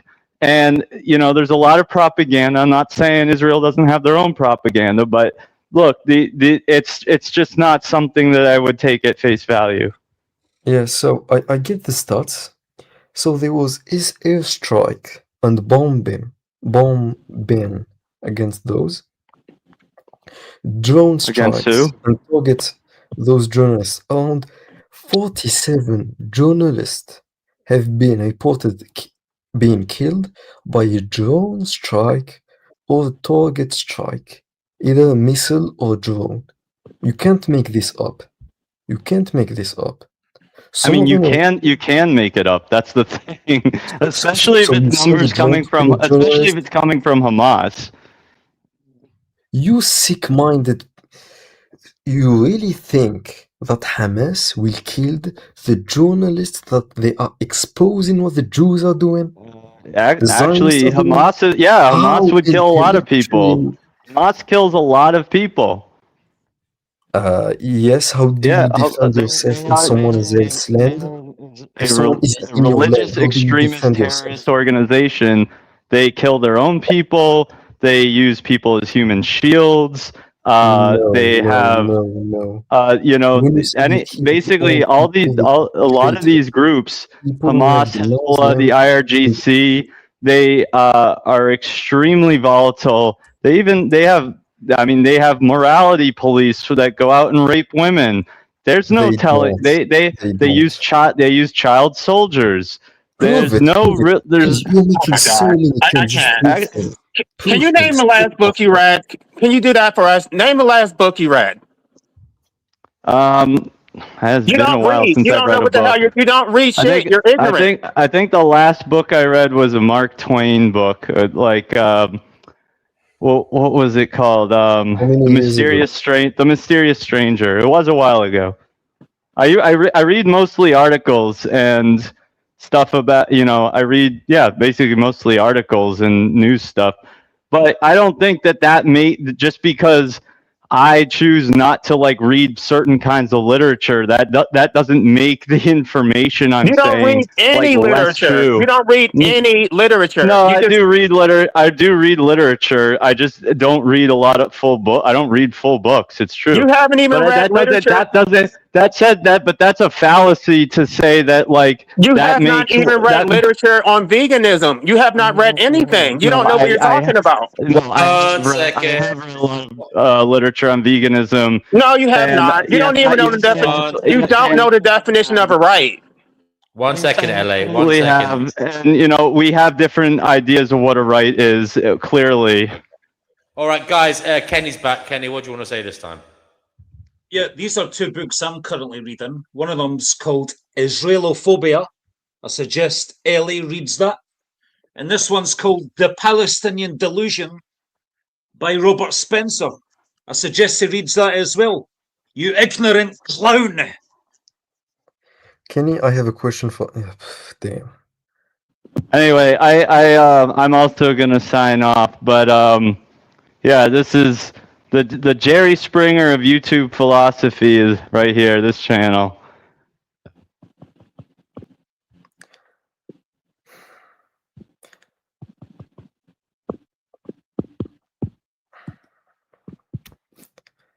Cougar Duma, do you want to come on? I want to ask you a few questions about something else. I think we can move on. We've tried to go into that topic. It's a little Basically, bit of if any of you a guys have a minefield. question, because I may have to go because I'm doing my attorney, and it's about like an hour. I still have an hour left. Right. Well, look, Abu, thanks for joining us today. I really haven't got much else to say about the subject today. Did you say you got to go and do a prayer or something? Have you? No, I have my attorney, because I am in my first year of internal medicine, because I choose like an ER specialty because I'm studying medicine. Oh, emergency room. Okay, yeah. And in an hour, I have to go to the hospital work because it will be 6 in the morning. Right. And usually I start my guard at 6. Okay. Well, good luck with that. Kigadib, are you coming on to close the show? All right. He wants me to throw the link in the chat. Yeah, I'll do that. How long before you qualify then, Babu? How long have? Yeah. I've been studying medicine for 7 years. It's my first year of like my internee. We call this an intern. Oh, So is that like a junior doctor kind of thing? Is it? We can call this, yes, junior doctor, like small doctor. Usually people don't give us much trust, and I think they're right sometimes. We sometimes make bad decisions, but especially for me, when I work in the ER, there is no place for mistake. Basically, your senior doctor, which is the person who is in charge of your internee, he is the one who is making decisions, and he is the one who is allowing you to make decisions. But he have to like properly know you. So much. Okay, well, look, best of luck with that, Abu. I want to move on to, we've got Cougar Duma here.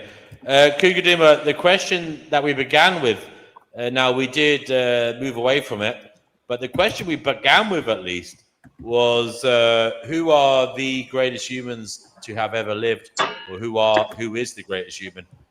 That was the question. Have you got any ideas on that one, Cougar? I don't have any good ideas. I have one, but before I offer it, I want to say that every group of people that came before got us here. Every single one of them. The ones that we don't know about even got us here. We don't know much about the Pueblo Indians, but they made a mark on North America. They made things happen. We don't know much about the how Native Americans, how humans came to North America and South America, but it doesn't matter how they got there. They made a mark. Yeah. So I have a little bit of a problem with the actual nature of the question, but I understand the spirit of the question. So I'll address that now. I have really been fascinated only recently, only like in the last few years, and with the Indus Valley people. The Indus Valley is right now split between Pakistan and India. And the Indus Valley people, they had major cities. There was like, they're estimated to be 5 million of them. They had major cities. They had writing, but no one has been able to decipher their writing, so we don't know what they thought and what they were about. But they seem to have managed, and this is a key takeaway, they seem to have managed 5 million people without any obvious temples, any obvious sites, worship, sacred sites, without any obvious hierarchical government. So, and they all lived in the same valley. They didn't seem to have divided the valley. They don't seem to have developed really sophisticated weapons to kill each other in the same valley. There was a lot of people in a really confined space. They lasted a long time. We don't know anything about them. And I think it's an absolute crime that we don't, because they vanished. We don't, and no one even knows why they vanished or where they went. I think maybe it was basically climate change, and maybe that's a metaphor for our current times. But anyway, I just think that that's just amazing that we know they were there. We know what they were doing, and we don't really know how they did it, but they did something that today we can't replicate. We can't do what they did. I wish we knew how they did it. Interesting. So they were a highly organized people, highly connected, very sophisticated for their time. No religion? No sign of religion? This is archaeology now, right? So what are you going to look for? There was no sign of hierarchy of really any kind, but there also wasn't any sign of worship of any kind. So what do we mean? Totems, clay figurines, altars, and we can't read their text. It's never been deciphered, and it's really strange looking if you ever see examples of it. It's almost like everything they wrote they made up they made up as they went. So you had to know what the person wrote when they wrote it. Could you do me a favor? Could you comment after the video is over underneath the video with the name of these people so other people can look them up at their leisure? Yeah, well, they don't have a name. That's the thing. We don't know anything about them. We don't know what they called themselves. We just know they were there in the Indus Valley. Have archaeologists not given them a name, like I don't know. I don't know. Yeah, they have given them a name, and they did what archaeologists are supposed to do. They named it after the location. They're called the Indus Valley people. That's what you're supposed to do. When the people, this is fairness. If we were in the 1880s, we would do it differently. But today, archaeologists don't go with something they don't understand. We just call them the Indus Valley people. We know that there was 5 million of them. We know the area in which they operated. We know they had script because we can find it. We can't read it. No one can read it. No one understands it. It's indecipherable. They used it. They knew exactly what they were doing. They don't seem to have any hierarchy, including religion. Okay, so Witchy comes on here. I don't know why she said this, but I think LA was saying Noodles hasn't read any books, but he didn't say he reads books. He said he reads articles, which is reading, He does read. He's not illiterate. That's a bit harsh, LA. But Witchy Bishy comes on then out of nowhere and says the last book she read was Whose Life Is It? She said, not that great and pretty uninspiring, very pessimistic and narcissistic by her estimation. The argument is repetitive and full of holes, but altogether not the worst book she's ever read. That came out of nowhere. And I presume that's, that's directed at LA. Okay. Well, there you go. So basically, I think. Oh, sorry. Basically, I think I have to go. And if Okay, any last question or something like this. No last questions today, Abu. You came on. You gave us your thoughts. Food for thought. And thank you for doing this. And also for the 72 virgins, I look it up and basically no, they don't have a Feywild. They don't have a Feywild. I have a problem. I'm sorry, I don't understand. Who doesn't have a favorite of the 72 virgins? I look it up, I look the hadith up, and they have no free will. It was a mistake I did. I didn't know they had a favourite anyway. It's just something I don't understand, because I think it's rather wrong that these beings are brought into being, these virgins, and then are forced to have sex with a man they might not fancy. I don't understand that. But I guess that's why I'm a Gnostic. I don't believe in any religions. Basically, it's like saying they don't even have a soul. I look it up. So basically, it's like saying God have created a rock or something, a piece of wood or whatever, so it can please the one who is trained himself from doing bad action, fornication, and many things. I want to say, why don't just give him a robot to have sex with then? It's kind of like this. Don't worry, I'm when it comes to religion, I'm a sarcastic little bitch. I understand.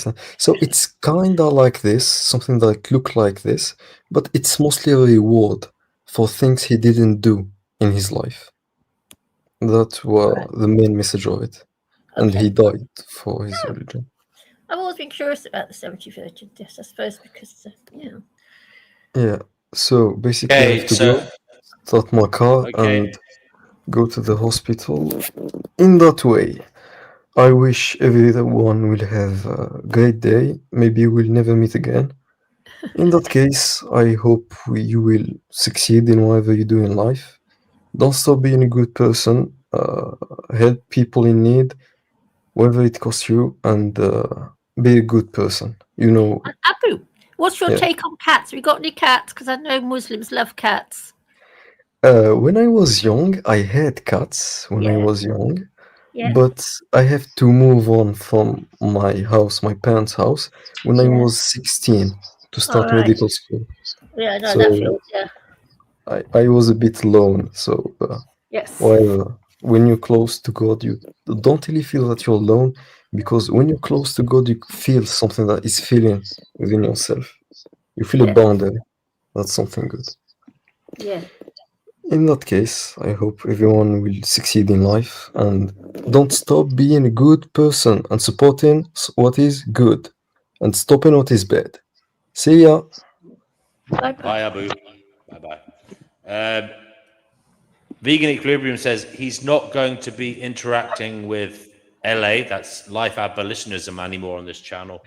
And Kenny says he's not going to be either. He says, have a great evening. Shalom. Well, I like LA, so I will still be communicating with him. Okay, Cougar Duma, you're on the Finding Gnosis show. I asked you that question. Sorry, Cougar Duma. I'll have to go to Russ now. Russ, did you answer the question, Russ? Who are the greatest humans to have ever lived, or who is the greatest human to have ever lived? Did I know you've been on the show already tonight, but have you answered that question? No, to be honest, I answered a different question. Oh, go ahead, brother, if you want to. Oh yeah, sure. Who are the? Wow, that's a really tough question. Who are the greatest humans ever to live? This might sound the like greatest single human to have ever lived, whichever. this might kind of sound a bit cynical and pessimistic, but I would say nobody. I would honestly say, I would honestly say that I don't think any being, or specifically a human being, could pass through this life and really be this fucking sort of, great exemplar for humanity. I mean, I think all the historical figures, myths and legends, whether they were real or not, I think they were secretly black-pilled deep down. Because I don't think what? Sorry? Black-pilled. Black-pilled? Really? Yeah. That's Tell what us I what honestly you mean by believe. that. So when I say the black-pilled, well, the black pill is basically. I'm trying to figure out the best way to describe it. Is it like It's people who are hyper negative about reality and pessimistic and just think that reality sucks? Not necessarily, not quite like that, but basically the black pill means that maybe the truth about life is something ugly. Doesn't necessarily mean that you have to be hyper negative, but I would say the honest to God truth about existence and everything associated with it that we know of is something ugly, in my opinion. Yes. Well It said. doesn't mean that. Thanks. It doesn't mean that I'm suicidal or I'm this or that or I'm just like it's just like an honest personal observation. So I would say all these great figures, like supposedly Jesus dying on the cross, no disrespect to any Christians, by the way, but I don't believe he would say something like "Father, forgive them, for they know not." I don't think that human beings really truly have that capacity to be great, and I think a lot of stuff is exaggerated about everybody, every single fucking person. Yeah, I agree with you there, Rob. Totally agree with you. Thanks, Chickpea. And also, I know I reference Batman a lot, but at the end of The Dark Knight, there's a really profound dialogue that Batman has. So it's after Harvey Dent basically dies, and he agrees with Commissioner Gordon to basically lie to the people to upkeep the so-called harmony. And it's when Batman says, when the truth isn't good enough, sometimes people deserve to have their faith rewarded. And I honestly believe a lot of people in an ideal world should have their faith rewarded, but in reality, they don't. I mean, I think to a certain degree, a lot of us are just naive, including myself. Okay. Russ, Yeah. is black pill something you're into? Like, is it something you read about or you know a lot about? It might I be. mean, The reason I ask that is it might be. I hear a lot about these pills: red pill, blue pill, white pill, no pill, black pill. There's all these different ones, think there's a and purple it'd be one. interesting. Maybe we could do a pill show where we talk about all the different pills out there. Yes. yeah, I mean, I have looked into different one, including the red pill. That's a bit of a hot red pill, topic in yeah. and of itself. Yeah, I mean, I don't necessarily agree with everything, but if because this is the Finding Gnosis show, and the Finding Gnosis show, I do sort of think that we do live in reality is some type of, I don't know if we're in a lower realm or this is just a Yeah. hellish simulation. Oh, I love what you say.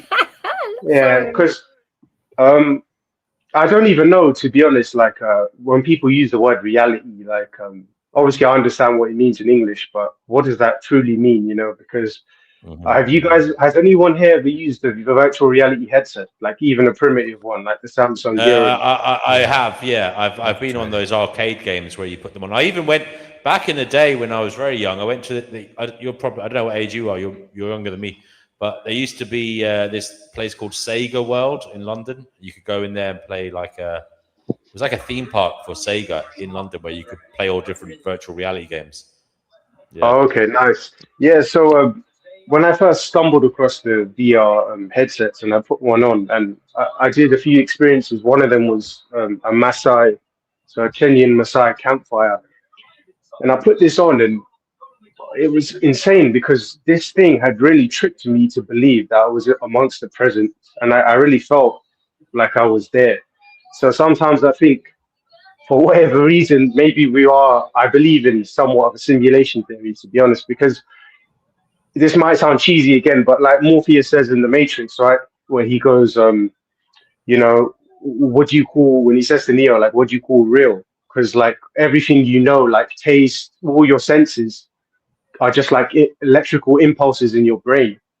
Do you know what I mean? Like it can be broken down back to that's like, so even pain and pleasure, it's just like electrical impulses across your nervous system. It's a very rudimentary explanation, I know, but so if that's the case, then if that's the case, that pain and pleasure are just basically electrical impulses, then they're really without substance. You know what I mean? But yeah. So, Ra, are you an old misery guts then? Would you class yourself as a misery guts? No, I wouldn't say miserable guts, because there's still many things I think life has worth pursuing. I tend to, work out, pursue what I'm really into at the moment. I'm not like a defeatist or a fatalist where I'm like, oh, it's all meaningless. That I would say I'm not like a nihilist in that sense, like where it's like, oh, it's all meaningless. Don't bother. Just sit there and wait till you die. I'm not that type. Oh, not that bad. Yeah, I know. LA Some is people are though, Chippy. Some people are. Some people are. Yeah. Just curious. no, You know. Brother Marcus, good to have you back. Did you want to say something in particular? If I did, I forgot. No worries, mate. Guys, I'm just going to let my dog out and that, and then I'm going to... You guys keep talking. I'll be back in a bit. Because no, Ra, I'm a lot older than you. I'm a pensioner. And when I was young, I was quite, I did all the usual thing. And then when I hit my 40s, it was like something took me over and I became a real grumpy, not grumpy, but I just saw the world. It's just a strange way. And I haven't changed. To me, it's an absolute, I don't know what people find so attractive. I agree as well. I mean, I would say you're definitely ahead of the curve because of the years you have of experience and wisdom. But I agree, man. I think when you're young, you're full of hormones, and the world is like hope. So like the world is like a very lush green place, like because there's so many.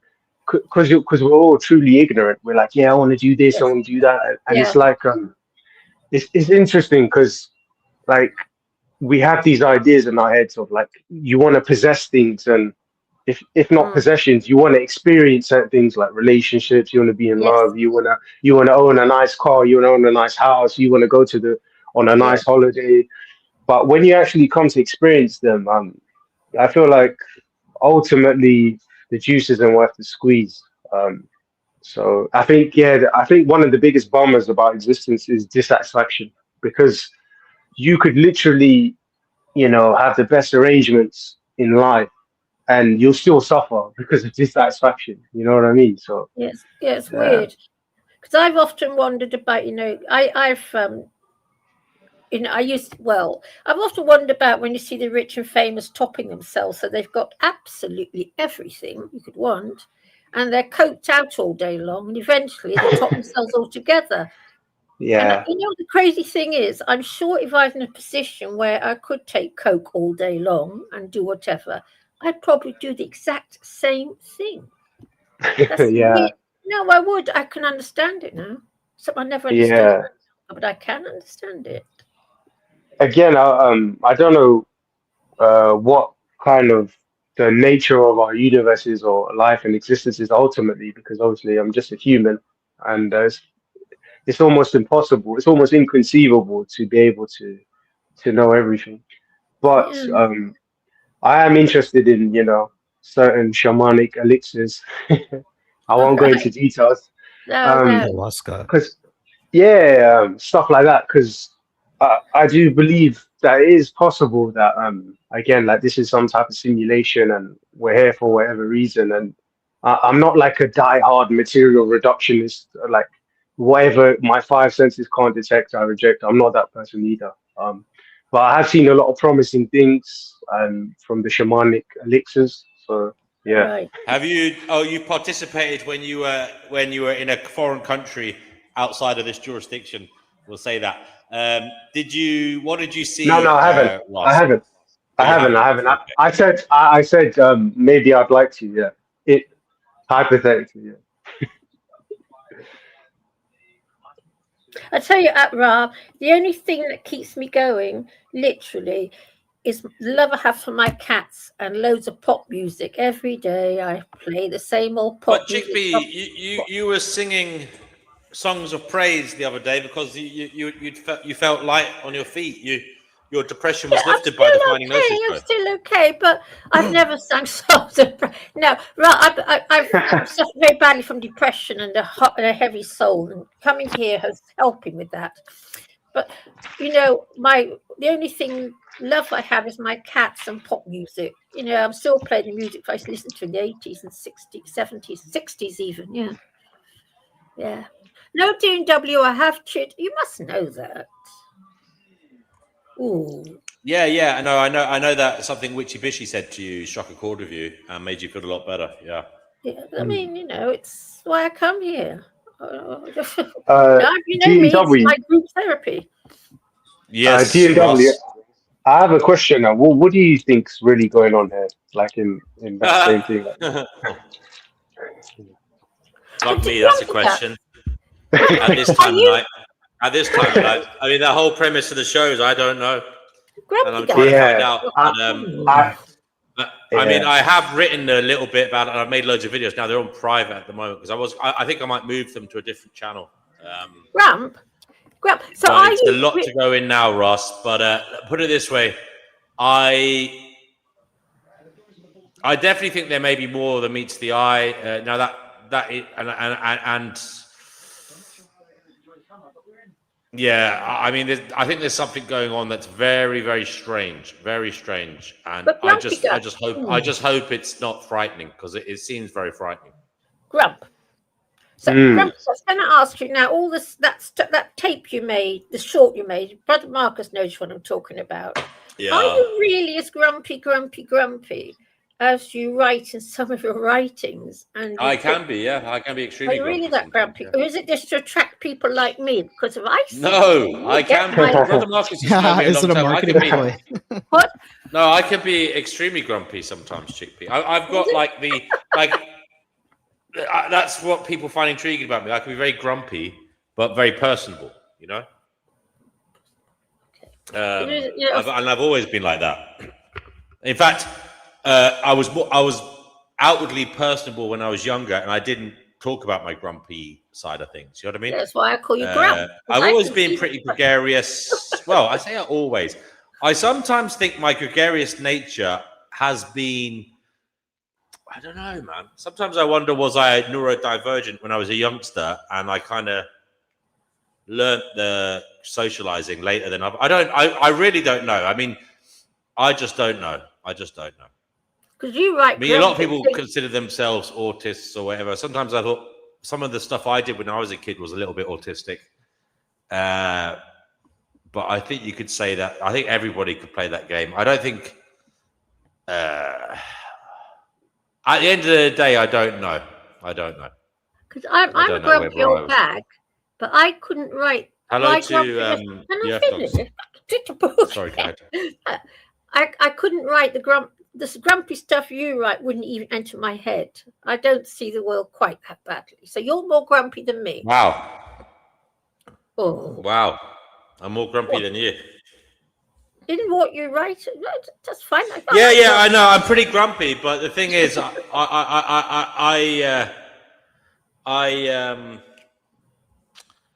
think the way I see it, Chippy, is I see it as so bad that it forces you into action. It forces you to think beyond the pessimism and depression. Like it's that bad. And I've tried to talk about that before.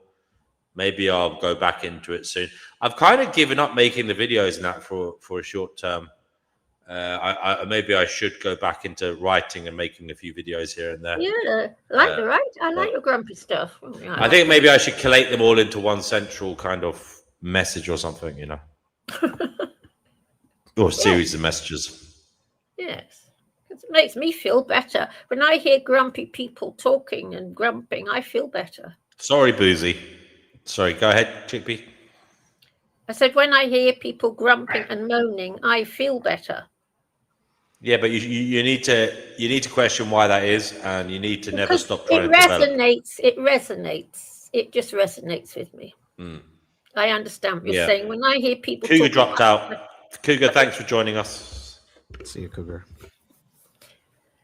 We'll end the show soon, guys. Yeah, I mean, there's more grumpy stuff, please. Wow. See, everyone else likes it too. I'm a grumpy monkey. I will perform for peanuts. I mean, yeah, like going back to what we were saying, again, I'm not trying to, doom and gloom everyone, but since we're on this topic, why not? Yeah, it just seems like Chickpea touched on it as well. I feel like as you age, you tend to see things more for what they are. Oh, yeah. Like like once the novelty dies out of a lot of experiences, then it just becomes this thing where it's like, fuck, is that really what it was? Like, yeah, you know what I mean? Yeah. I feel that about myself. I know it sounds daft. I feel it about my sex drive.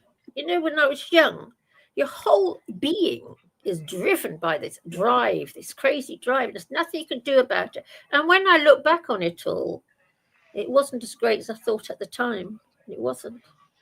It's really crazy thought. It's weird. Yeah, Something you can't tell till you get older. You look back on it, you think, what in God's name was all that about? It was like being possessed, wasn't it? When it comes. Yeah. Yeah, Yes, it's just and I those. tell you, I'm surprised I survived it all because I didn't know how to play up. And I tell you, Ryan, I look back on it all, and it's insane. Yeah, it's when those hormones like hijack your intelligence, man. Yeah, they do. Crazy, yeah. My whole life was completely taken over by it. And I'm not exaggerating when I say that. My whole being was thingied. That's why I guess in a way I wouldn't want to stay. I know a lot of people would kind of talk about, I wish I could be young forever or whatever. Oh God, no. But I wouldn't want to be actually, because I do actually welcome the wisdom that age brings, and yeah, even if it is at the cost of my fucking mobility and my youth, I do welcome it in a way. You know what I mean? So yeah, that horrible feeling goes. Whatever it is, that goes somehow. I mean, I live with 7 cats, and I don't get me wrong. I have a very nice, easy life. And it's so nice to just not care what the rest of the world is doing outside my door. I don't give a poop what the world's up to anymore. I don't. That is a nice feeling sometimes, yeah. Yeah, it's a lovely feeling. It's very nice, actually. yeah, I guess pets are really nice to be around because they don't really have egos like us humans. Yeah. So yeah, I fully agree with you. Yeah. And they're very simple beings, isn't it? They don't really require much, and they don't need to fucking go on holiday, and they don't need. What's your Yeah, sorry for butting in. Russ, you're pretty new here. What's your view of the future of humanity? Where do you think we're headed? Like in the near term, mid-term, long term. By near term, I mean within the next 5 years. We'll say mid-term, maybe within the next 50 years, long term, anything after that? So near term, I believe we are on the brink of World War III. The stage has really been set. Long term, I really fucking hope AI takes the reins and just puts humanity in its place. And I don't mean like genocide or anything, but I mean like I think we touched on this the other day. I think it's going to take something neutral and unbiased and something definitely more intelligent and more capable than humanity to give us the salvation. I know a lot of religious people look at God and all this other stuff, but in the long term, DNW, I honestly believe AI has to be our savior, man. Hopefully, it's either going to wipe us out or it's going to fucking save us, man. And we need saving. You know what I mean? I say the same thing. I think it's our only hope. We need something we need an amazing. We need something amazing to happen because we're in a tight spot. We're in a tight spot, man. And I look at history, right, and it's just been fucking repeating itself. It's the same shit over and over again. Oh, I love the way you see the world. You see it the same way. Yeah, but of course, the worry is there's some kind of forever tyranny. I mean, look, as usual, there's a yin and a yang with things. With AI, the potential is. I mean, in many ways, there's more potential for it to go wrong than to go well, but we still have to try anyway. That's how brutal this reality is. We still have to try and make everything okay, even though it could go horrifically wrong. I mean, that's we're between a rock and a hard place existentially, I think. Yeah, because I think it was Ragnarok or his name. He was like I think he was just a bit naive with his view on humanity. Like, humanity has such a disgusting track record of what we've done to each other across civilizations, and it's very easy. Like, oh, it's these people, it's those lot, they're the ones. But really, that's just your bias, man. We're all pieces of shit deep down. Like at the end of the day, any group, if you were to transfer them power, they would just commit genocide, they would oppress, they would exploit. So I don't buy this whole fucking woke narrative as well, where it's like, oh, it was the colonial powers that did. It's just like, shut the fuck up, man. Look at what Genghis Khan did to our friend who was here earlier, and some of the Islamic caliphates and what they did, and then the Crusades, and then fucking not so long ago in Rwanda, You know, there was no fucking. Don't want to make this too political, but there was no white colonial master enslaving. No, it was just Africans massacring and killing other Africans. It's just a shit show everywhere, to be honest. And Yeah, I mean, personally, when you step back and look at history and try to be unbiased, try not to have allegiances to your ethnicity or, you know, your ancestry, and realize also that we all come from one source anyway. We all came from Africa. You can look back and say, yeah, we're all pretty shit. You know, we've all been pretty shit to each other, you know? yeah, like even the Native Americans. The Native Americans. Sorry, go on, Chick. I just said I love what you say.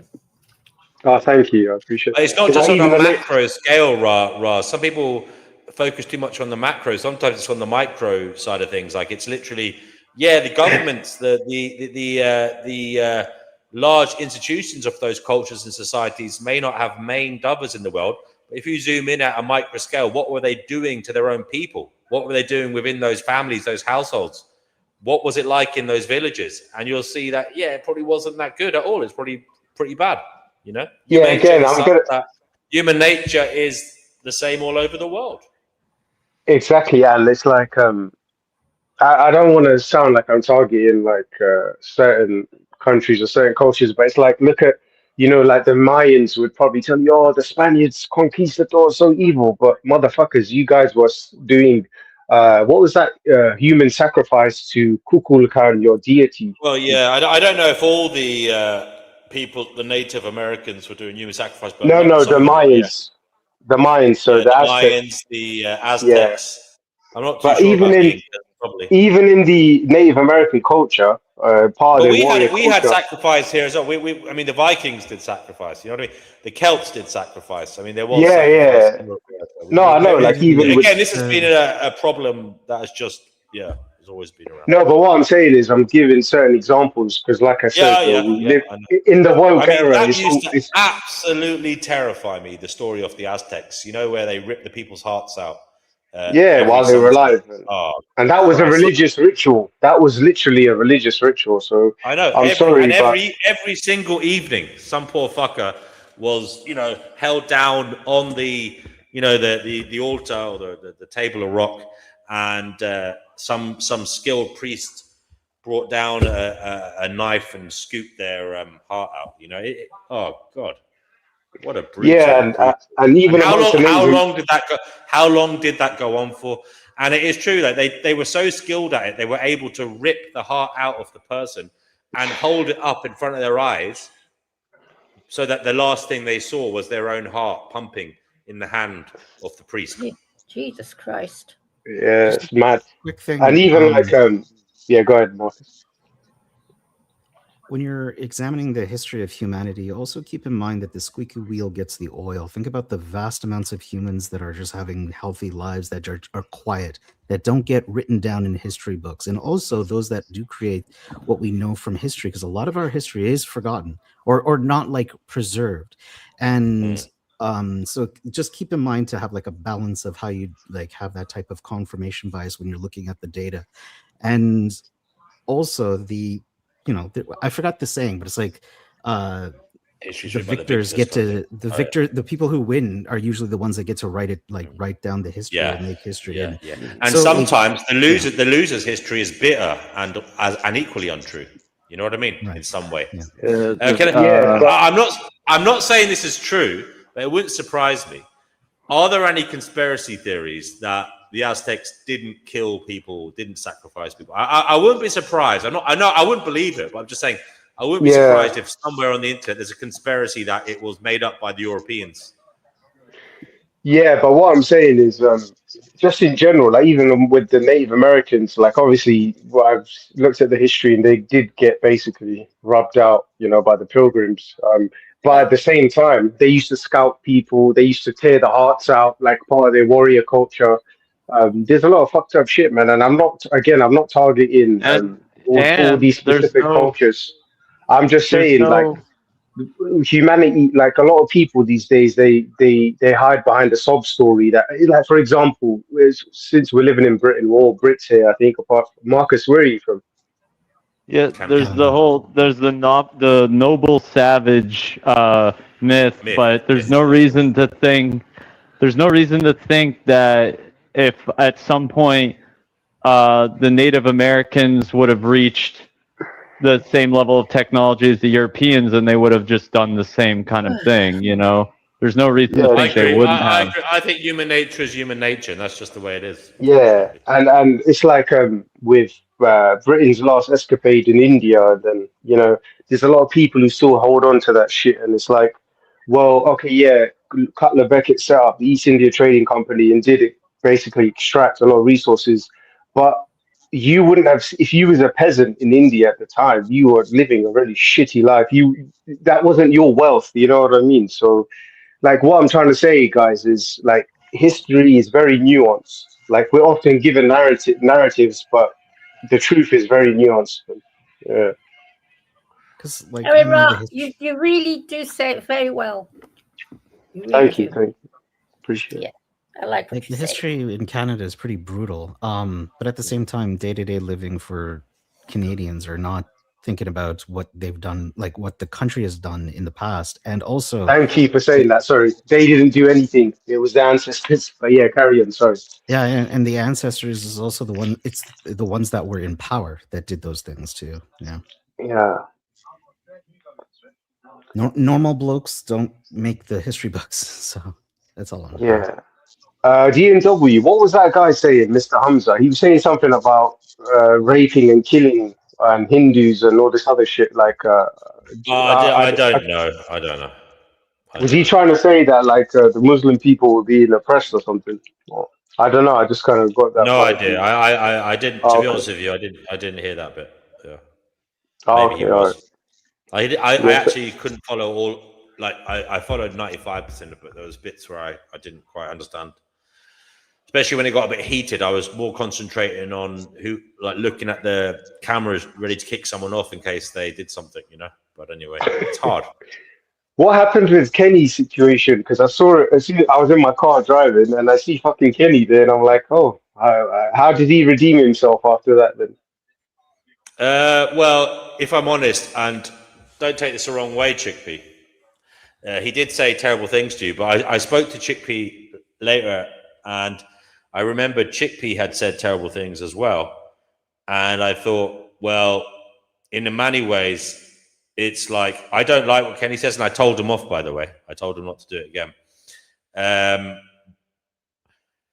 I suppose it's a lesson in... Chickpea might hit me for this one, or hate me for this one, but she has said horrible things, and it's like, don't say these horrible things to anybody on this show anymore. You know what I mean? Just so you know, someone's echoing. Okay. But the other side to this is Chickpea laughed it off and wasn't overly upset, and she didn't care. Fair enough. No, makes sense.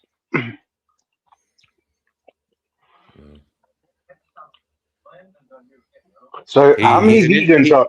Yeah, sorry. He is an interesting guy. He's a very interesting guy, that Kevin. I mean that as I'm curious, like that, why he is the way he is. But anyway, as in, like, he's very, very vocal, very argumentative. Obviously, he supports Trump. Just very, very involved, very emotionally involved. And it is unusual because you don't usually get people emotionally involved in outside cultures the way he is, but he is. And that's interesting.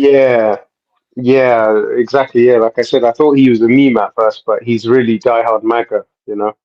So, but if that's what floats his boat, then I guess it is. But it is interesting.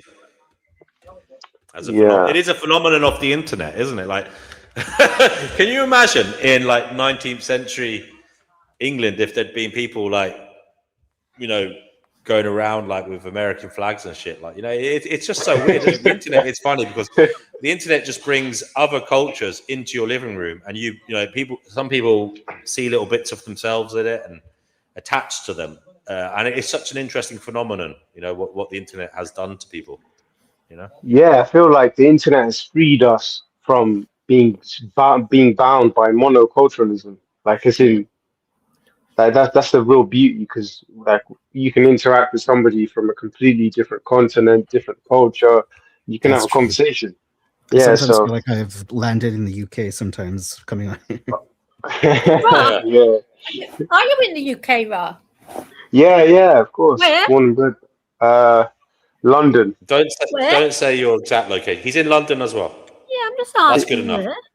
That's Yeah, good I enough. wouldn't. Yeah, I wouldn't go too specific to be honest, because I don't know who's fucking watching the stream and if they're what their Ask. intentions are.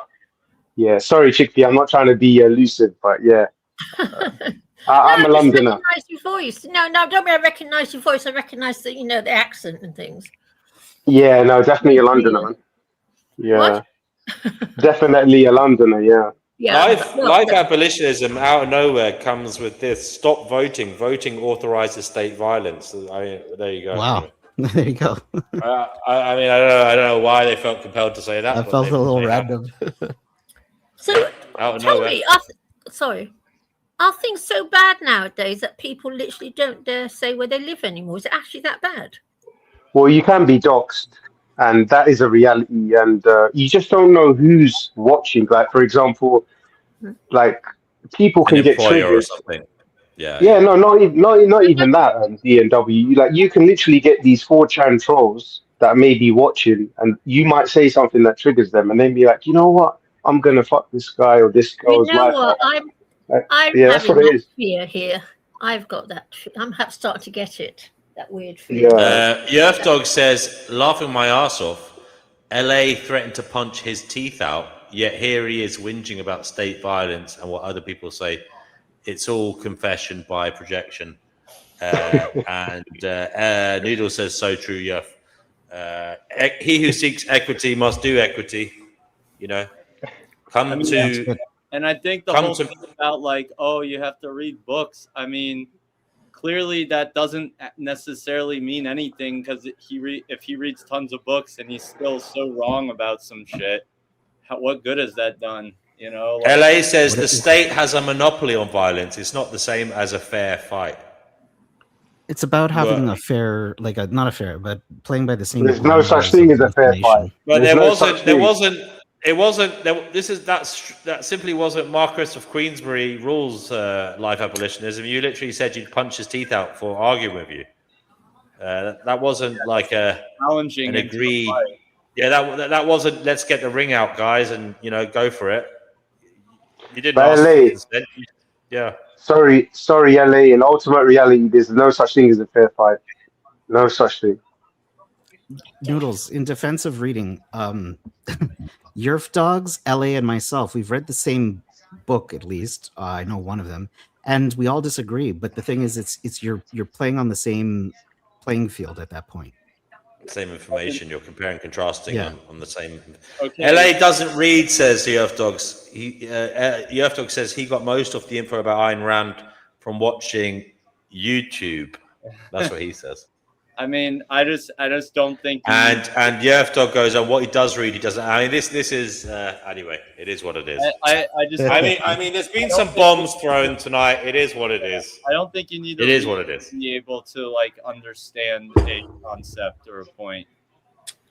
I don't think you need to read books. Like, it's good to read some. Not in all cases, but it does help to give you a grounding in it with more surety sometimes, doesn't it? Well, I guess this is the domain they're talking about. I was going to ask, but I didn't want to bring it up. But since everybody's like throwing mud, what happened earlier? With who? Sorry. Well, Noodles and. Wait. Oh, LA. LA is saying he can hit him, and Yerf can hit him back, but that's different because if he's not consenting to being hit, I don't know if he's not. If it's an attack, if he didn't agree to it, then it is wrong, LA. Surely you understand that. Okay. And LA, the way you said it was you just punch his lights out for saying something you didn't like. You didn't say it was going to be, on the canvas in the ring. You didn't say that. At least I don't know. I mean, what Vegan Gains does is he challenges people to cage matches. Is that only like from insults or arguments? Because I'm very confused why punching someone from an argument would do anything. The argument still stands regardless of Exactly. What a childish fucking thing that guy does. I think it is childish myself. Yeah. Well said, It's kind of like you make Big Ape angry, Big Ape smash. That's what that is. No, that's what that is. That's what that is. It is. That's exactly. It is. That's what, because that guy just said, Brother Marcus. That, And the other side to this is men who go around throwing punches at people to settle scores need to appreciate one day they'll get old, one day they'll be not at the top of their game, and someone could come back and retaliate and punch their lights out for something they did. It's not. Violence is never the answer. So go ahead. Yeah, I agree.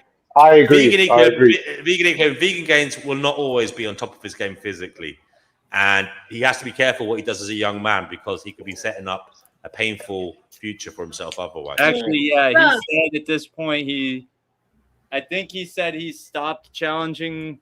I don't know if he's still challenging or if I think he said he stopped challenging people because he's got some issue with his with one of his tendons somewhere. I don't know. Probably all the fucking steroids that he takes. No, Anyway. it happened. You know what, Rob? It He was threatened to because smash me against the wall. Yeah, I know, Chickpea. I actually heard that. Sorry, go ahead, Noodles. I don't interrupt. He had a tendon snap. This was way before he ever took steroids in his on his leg or in his groin or something, and the doctor said that it was just they wouldn't be able to reattach it if it broke off or something. So he has to be really, careful. I guess that's what's going on. Like, yeah, Chickpea. Because I've been watching these streams. I just thought, let me fucking join it. You know, it's a fucking party down here. But I actually heard him say to this elderly lady, because you called him a stupid small man, and he's like, "Do you want to see how far I can throw you?" Like, who the fuck says that, bro? Like, oh my god, man! Like, I'm like, you know what? Yeah, the funny thing is, guys. Yeah, I've seen guys who could literally murder you with their bare hands, like MMA fighters, and some of them are the most nicest people ever, man. Yes. But you know, whenever I come, like, why would you say that, bro? Like, why would you need to flex on no disrespect, Chickpea, on an old woman? Like, oh, do you want to see how far I can throw you? Like, would you like what kind of a fucking grown, mature man would say something like that? Like, even that triggered me, but I was like, bro, this guy's got fucking issues. He needs to do more mushrooms. He needs to drink some more shaman elixir. You know what I mean? He's got issues. This guy. He wants to kill off all the polar bears. A stupid little man. Yeah, I saw that video. He's fucking Nasty little man. God, yeah, that's what happens, man. Because I was thinking of new ways, new ideas for businesses, and I was thinking I would open a slaughterhouse that would kill animals specifically to feed to the cats of vegans.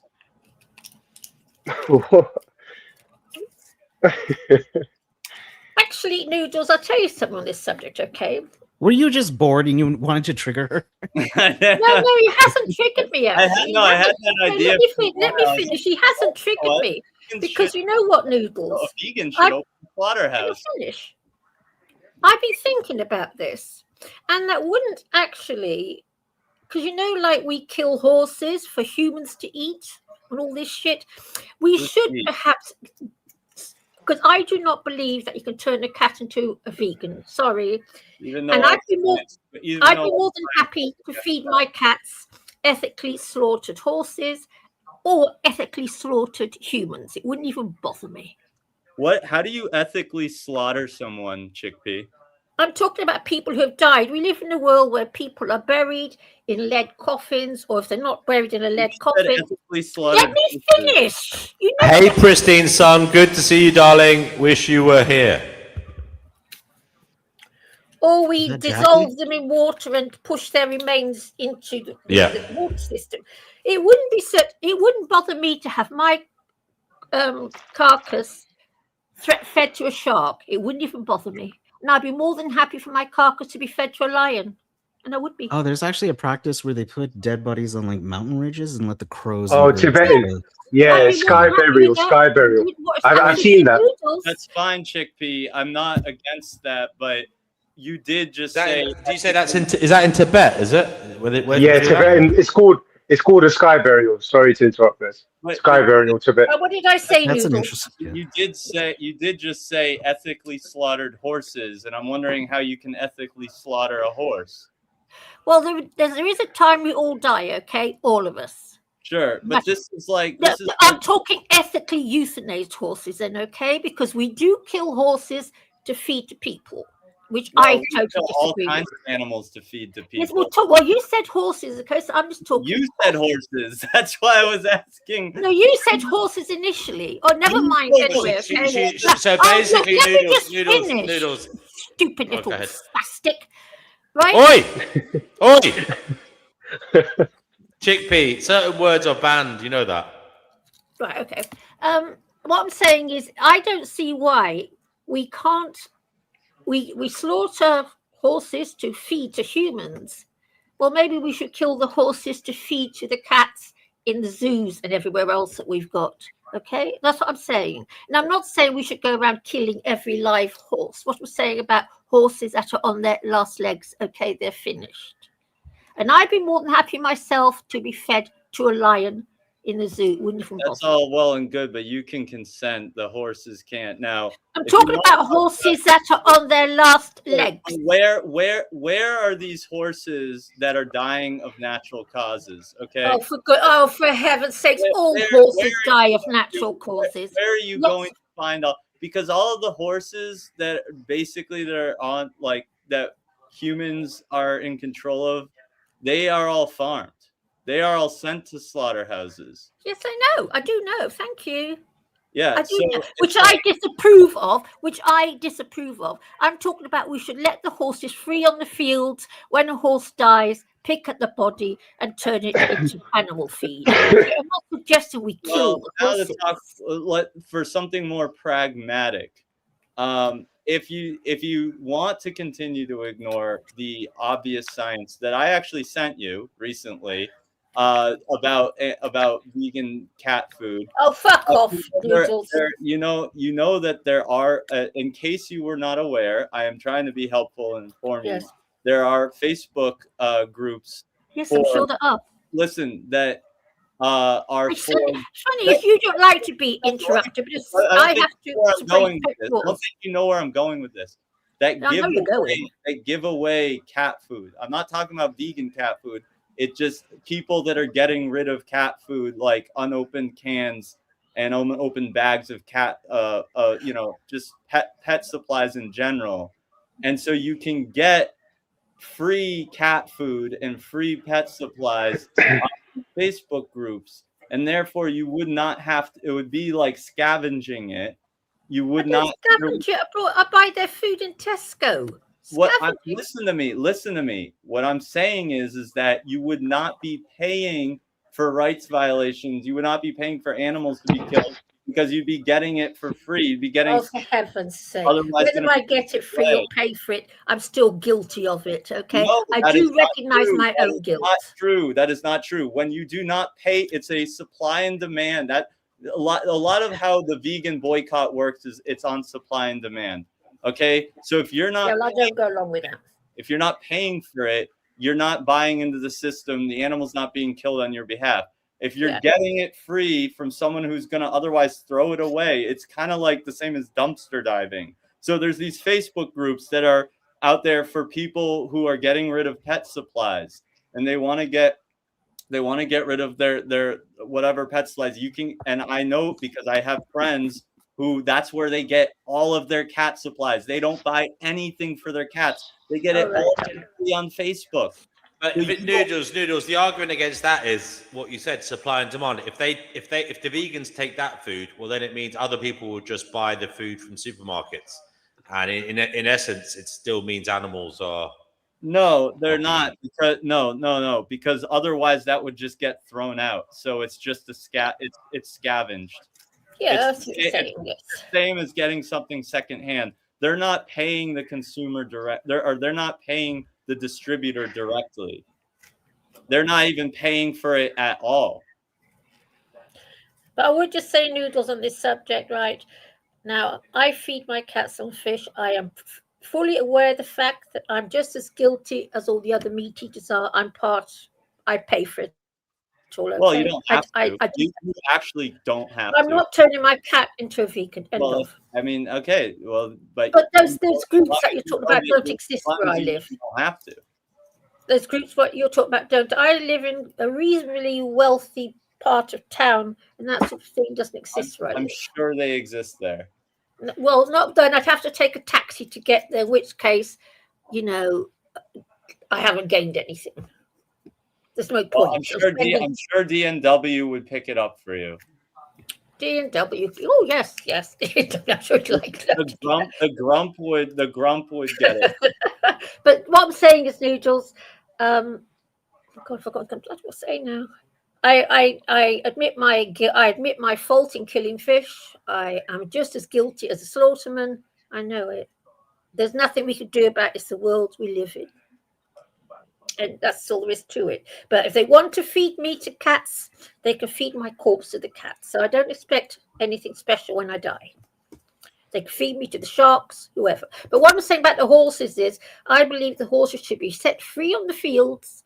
And when a horse dies, the owner of that land just sends it off somewhere to be cut into bits to feed to the animal kingdom. So, I'm not saying we should go out and killing horses because I love horses. What about any other animal? I mean, I love all animals. I don't think we should be killing animals. As far as I'm concerned, when the cow dies on the field, then you can take its body and turn it into cat food. What about when lab-grown meat becomes more? That's fine. Well, I won't be eating it. I won't be eating But it. you'll feed it to your cats, right? That'll be I fun. don't know. I'll talk to my vet about to see what the whole thing is. Why not ask multiple vets and get different? Well, I go to this. I go to the CPL. I've got my own vet. I sometimes get in touch with the CPL because I'm one of their supporters. So I give them money, so they do talk to me, and I'll see how all that goes. You talk. Lab grown meat. I'm not a scientist, so I wouldn't know anything about it. I wouldn't know anything about it at all. Well, if it's molecularly the exact same as meat, as flesh from, the animal that they're copying it from. Yeah. Well, if that's the case, I wouldn't know. I'm not I mean, I'm really excited for when they start doing lab-grown leather. I honestly can't wait for lab-grown leather. And yes, when lab-grown leather is a thing, I will be wearing it. Well, that's fine. Yeah, Yeah. Of course it is. That's fine. I'm not. Of course, I wouldn't be anti-leather if the leather was taken off the dead horse laying in the field. Fair enough. Yeah, I'm not against scavenged things. It's just I think in today's society, what it represents is it's just fucked. But I'm not against scavenged things, but I am looking forward to lab-grown leather and lab-grown wool and lab-grown things like that. Yeah, it will be very nice. I'm on your side, Noodles. You seem to forget. I am on your side. Well, we have more in common, I guess, than we had. Exactly. We have a lot more. We remember the 2%. We are on your side for all the rows we might have. I'm still on your side. But I will say, Chickpea, that email was not a very nice email. Yes, I know. I've been hissing a lot of venom lately. That's everybody. And animal rights. I get when anybody criticizes my cats or anything about my cats, I just get a hissy fit. Yes, I do apologize. So you're spewing more venom now, and you think you're getting better? I'm letting my venom go.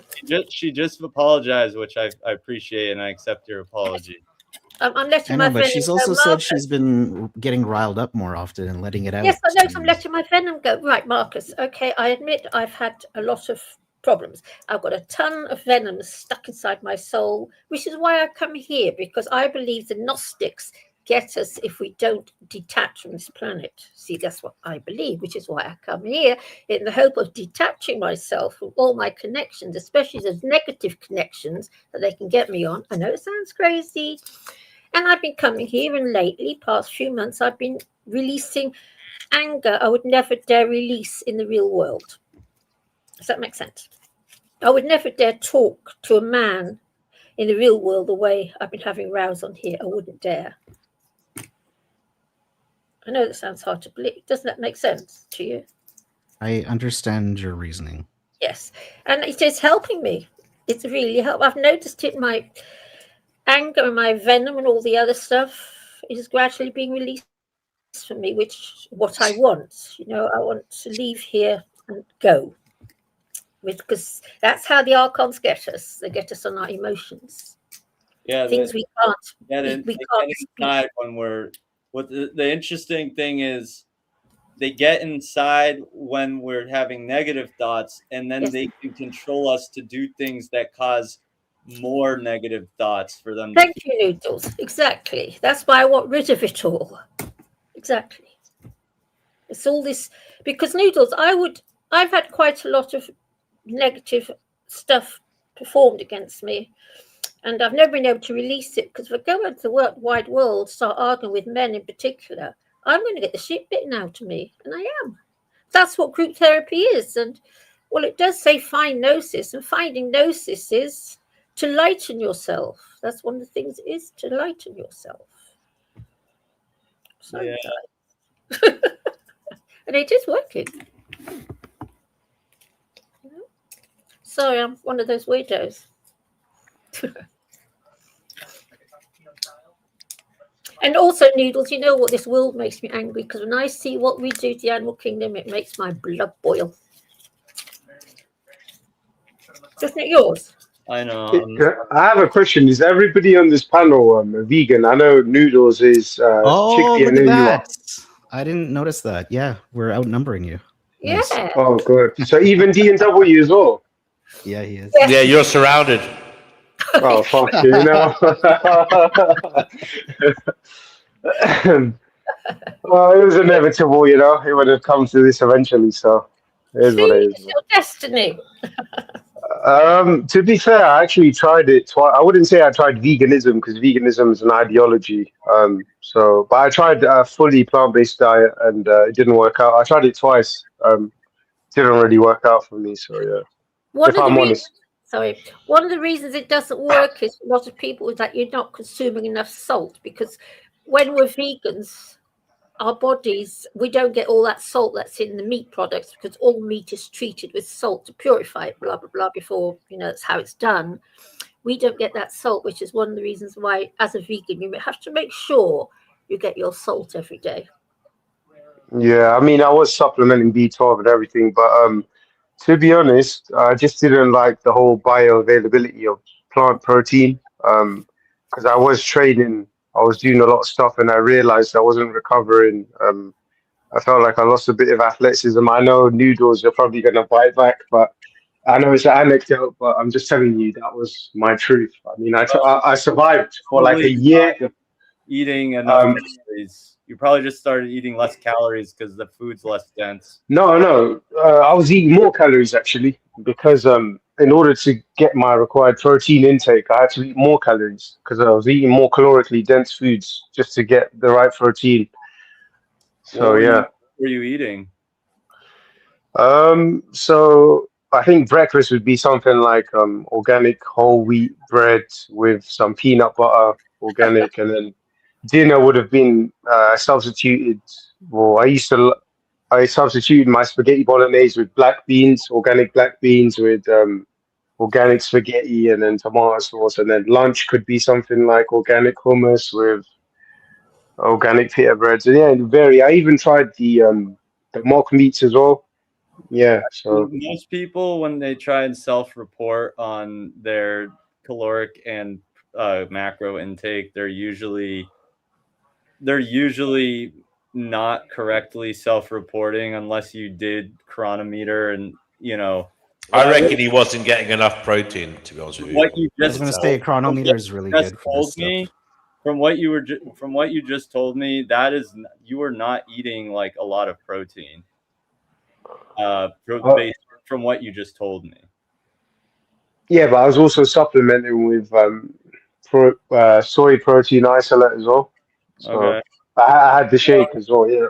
I don't know. Obviously, which one? I wouldn't be able. I couldn't see. It was My Protein. There's a company in the UK called My. I don't know if it's transnational. My Protein. Yeah. Pretty much equal bioavailability from plant plant and animal protein. So it really just has probably more to do with the fact that you either weren't eating the same amount of protein. Another factor in that, though, there is a factor that a lot of people don't think about, which is not the protein factor. It's the IGF-1 factor. There is also arachidonic acid in a lot of meat, which is a stimulant. There, you know, IGF-1 factor. There's a number of different things that, you know, you got to get kind of used to the transition, I would say.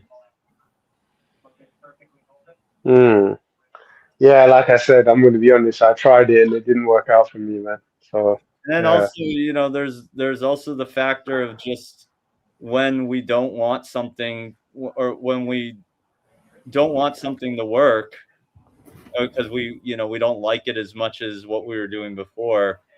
It can just create a psychological situation where we decide it doesn't work, you know, and because we want to go back to the old way. That's why it's like more veganism is it has to be less about, oh, I'm doing this for health or whatever, and it has to be more like fervently about, I believe in animal rights. I want animals to have rights, and I'm going to commit to this practice to, you know, as part of my value system, instead of just Yeah, diet. yeah, I understand that, but that's where I kind of run into a problem as well, because I don't really agree with the vegan ethos, because I feel like it's really presumptuous to say that, you know, all animals deserve rights, and I would separate animals into different categories based on that. I mean, obviously, like domesticated animals, of course, but I don't agree. Sorry, let me just finish my point. Sorry, I don't agree that all animals are benign in nature, or of that accord. I just don't agree with that. I think there's some really nasty animals out Oh there, wow! but I've never claimed animals are like benign or kind to each other in nature. Yeah, like no, I'm just saying by their own nature, not just in nature. But Yeah. if an animal threatens you or attacks you, you're allowed to defend yourself. You know that. Yeah, no, not even in self-defense. I mean, just due to their own temperament, due to what they get up to.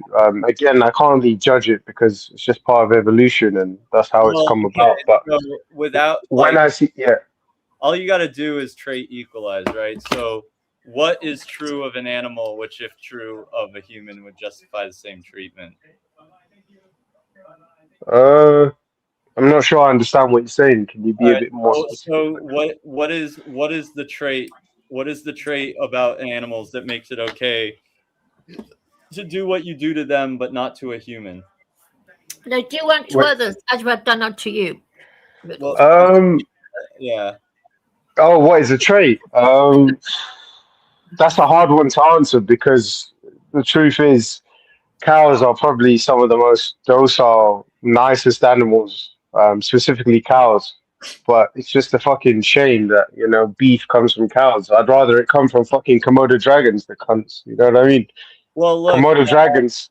Most what I would consider based vegans or animal rights activists actually are against predation, and in theory we would say we should try to abolish all predation amongst the whole animal kingdom, but that's not super pragmatic right now. What we can do is we can at least not contribute to it ourselves. So the question is, what is true of the animal, which if true of the human would justify the same treatment? What is true of the what animals are you paying to have tortured and killed for your taste pleasure? Well, I wouldn't say for taste pleasure. I would say for well-being. But obviously, you would disagree with that because you'd probably turn around and say, "Well, you could get the same nutrients from a plant-based diet." Jeffrey Dahmer was eating people for his well-being because it made him feel good. So No, because you could have just eaten pretty much normal livestock to get the same animal protein. It was his well-being depended on eating humans. That's what made him happy. That's what made him But feel. okay, I understand. But when I say well-being, I'm talking about the bioavailability of animal proteins. No, there is the bioavailability. I'm not. The bioavailability is equal. No, that's not what I've read. Sorry, I've read that. The biggest cohort studies on this topic, on this subject, they all show that there is a equal bioavailability. There might be like 1% off or something. It's not statistically relevant. Yeah, but so you're telling me if I was to have 100 grams of peanuts, that they would have the same 90% plus bioavailability as like 100 grams of chicken breast or something? No, I don't think so. Because first of all, the macro composition of peanuts and chicken breasts are very different. I mean, granted, you wouldn't be getting any exogenous cholesterol, but you would also be getting a lot of fat from the peanuts. Now, having said that, there is research showing that eating fat from peanuts is actually better than eating fat from animal products. Although I would not say the composition of peanuts is going to be the most beneficial in terms of, I'm talking about eating things like tofu, seitan, like you said, beans, lentils, other whole grains, vegetables, fruits, with the addition of nuts and seeds. Yeah, but tofu and seitan are highly processed foods, my friend. I wouldn't consider that to be healthy at all. That doesn't make them bad. Whoa, actually, wait, tofu unhealthy? Tofu actually has one of the best. What the tofu unhealthy? What the fuck? Tofu is very healthy. Yeah, it is healthy. I agree. Tofu is good. Oh, who's that? Fatima? Oh, fucking hell, man. Just really stacking the cards against me, aren't you? Well, hey, No. Fatima isn't vegan. Sorry, did I? I'm not vegan. I'm not vegan. I'm not a vegan, but I am a vegetarian, though, which could cause problems with people in It this doesn't thing. matter. You're not a vegetarian is as bad as a meat eater. Yeah, I know. Oh, fuck you guys and your self-righteousness, man. Sorry. It's true. If you look at if you support dairy industry, yeah. I don't actually. Oh yeah, by the way, noodles. One thing I'll be honest with you is I've actually managed to give up dairy completely for years, because when I saw what was happening to the veals and how they were fucking separated from their mothers, I really tried with that one, and then I realized, hang on a second, if I can get vitamin D and calcium from fucking not doing that, and it worked for me because my bone density has been fine, my joints are all good. So if that's any consolation, my friends, I'm not part of the dairy industry. You're getting closer. That's definitely better. That's definitely better. And I've been doing that for like 7 years, yeah, and that's not a lie. So yeah, that's great. I love my oat milk. Yeah.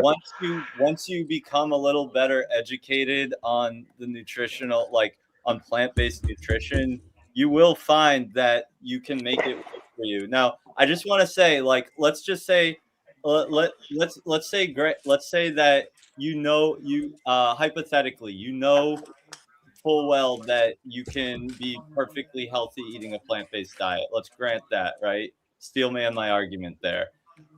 What would be your excuse? What is the trait true of animals, which if true of humans would justify the same treatment? Bless you, D&W. Well, to be fair, if I felt like I could be 100%, the reason why I stopped was not because of ethics or change in ethos. It was because I couldn't sustain a certain level of health and well-being and athleticism, to be honest, on that diet. So it had nothing to do with my ethos, because at the end of the day, I don't see. I know it's going to sound like appeal to. If let's just say, for example, I was on a hunting trip or something like that. I don't believe that tribes or people who hunt to eat. I don't really see that as an ethical problem, in my opinion.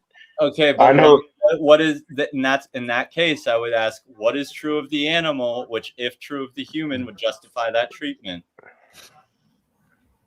What is true of the animal? Say that again, sorry.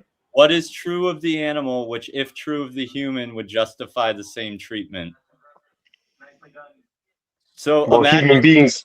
Yeah, okay, yeah, I understand what you're saying, but human beings are not a food source. Well, okay, but what? But who says? Like, someone could just decide they're a food source, and then that would make it okay. Well, no, because the social contract is we don't fucking murder and kill people to get our protein. There's plenty. First of all, no one gets to agree to the social contract like before they're brought here. That's something that we're just automatically signed into. So, like, and there's people that cannot engage in the social contract. So there's children can't engage in the social contract. Certain children, maybe say younger than 3 or 4. There's people that have brain damage or who are mentally challenged. Certain people with disabilities, people in a coma. All these people can't engage in the social contract. So would it therefore be okay to Holocaust those people? No. Holocaust is a very strong word, but no. And the reason for that is because they are still protected. They are still protected under the social contract by our legal system. Meaning, if you was to do that, wait, hang on a second, my friend. Let me just finish my point. If you was to do that to those said parties or members of society, you would be penalized, and rightly so. So they're still protected even if they don't understand the social contract. They're part of the umbrella. That's an appeal to legality. So now what you're saying is what makes it legal makes it right, or what is legal is right. And by that logic, you could say if what the Nazis did in Germany was fine because it was legal there, or what the Romans did in ancient Rome was fine because it was legal there. So unless you're willing to bite the bullet on that, No, I never said that. What are you talking about? I never said. Oh God! I literally said that they're protected under the social contract, even if they don't understand it. I'm talking about those points. I'm not talking about the legal aspect. I'm talking about your moral baseline. You mentioned the social contract, and then so I said, okay, there's these people that can't engage in the social contract. Is it other than what is legal? Do you believe it is moral then to Holocaust those beings? And when I say Holocaust, I'm just using it in what the definition of Holocaust is, as from I believe it's a Greek word which basically just means a mass slaughter of beings. Well, I do have my gripes with factory farming. So, but I think most people do.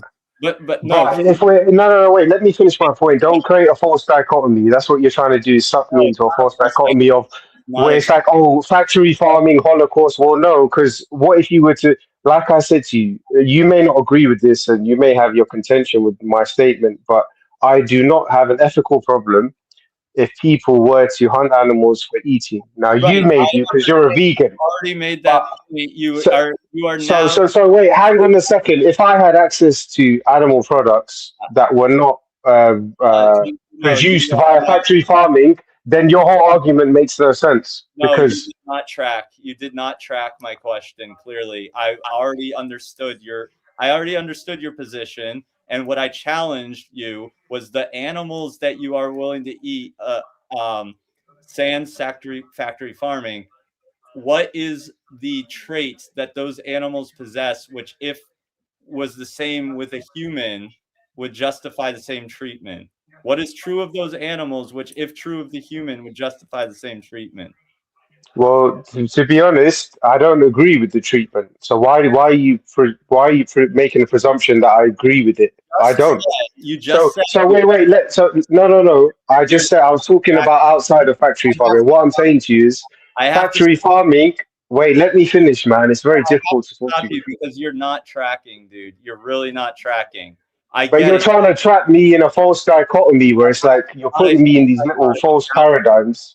I'm trying to be really charitable and just assume that you're not tracking, but I'm now starting to suspect that you are deflecting. How is that a deflection? I just told you I don't fucking agree with factory farming. Now let me get on to why what I'm gonna say afterwards, which is it's become fucking hell, bro. Do you know what? There's no point talking to you, bro, because you're just gonna keep fucking interrupting me. It always ends up like this with like the vegan debate Bro, here. just You're let me You're trying to. No, no. Listen, I just said to you to answer that question that you just asked me about what is true in the trait. I don't agree with fucking factory farming. Now, here's the paradox I'm in, my friend. It's a necessary evil right now. Unfortunately, I was asking yes, you about hunting. that's my answer to what is the trait that is justifiable. There you go. Cool. You mentioned hunting. I wasn't talking about factory farming. I said sans factory farming, not factory farming. You said you think it's okay to go and hunt the animal. And I said, what is true? Wait.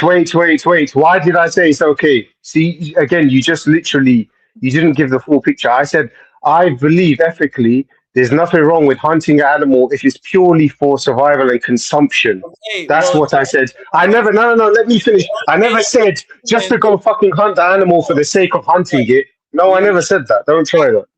Because I said, is it okay to hunt humans for survival? To hunt humans for survival. Is it okay to do the same thing to humans in the for survival? What, for consumption? Yeah. I would say no. Then and what is the trait? What is the trait? What is true of the animal, which if true of the human justifies the same treatment? What is the morally substantial difference there? What, between a human and animal? Yeah, what's the morally substantial difference? Well, I would say the morally substantial difference is the agency. I think human beings have a high capacity for agency. Agency is a pretty nuanced thing. We literally that's a nuanced answer. Yeah. Wait. Yeah. We just covered this. Immanuel Kant talked about agency. I just gave you examples of humans without agency and asked if it there, and that's the trait you just named, and asked, therefore, would it be okay to Holocaust those humans?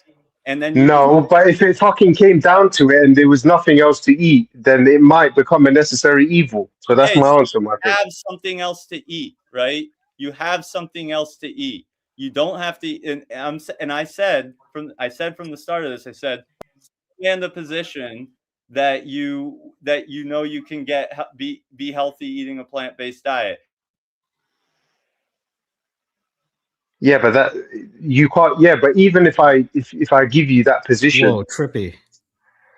You will have to prove that you can, and again, you can't, because it's just going to be this thing where you're going to supply your sources and I'll supply mine. So it doesn't really make sense what you're saying. It's more of a thought experiment. So yeah, that is trippy.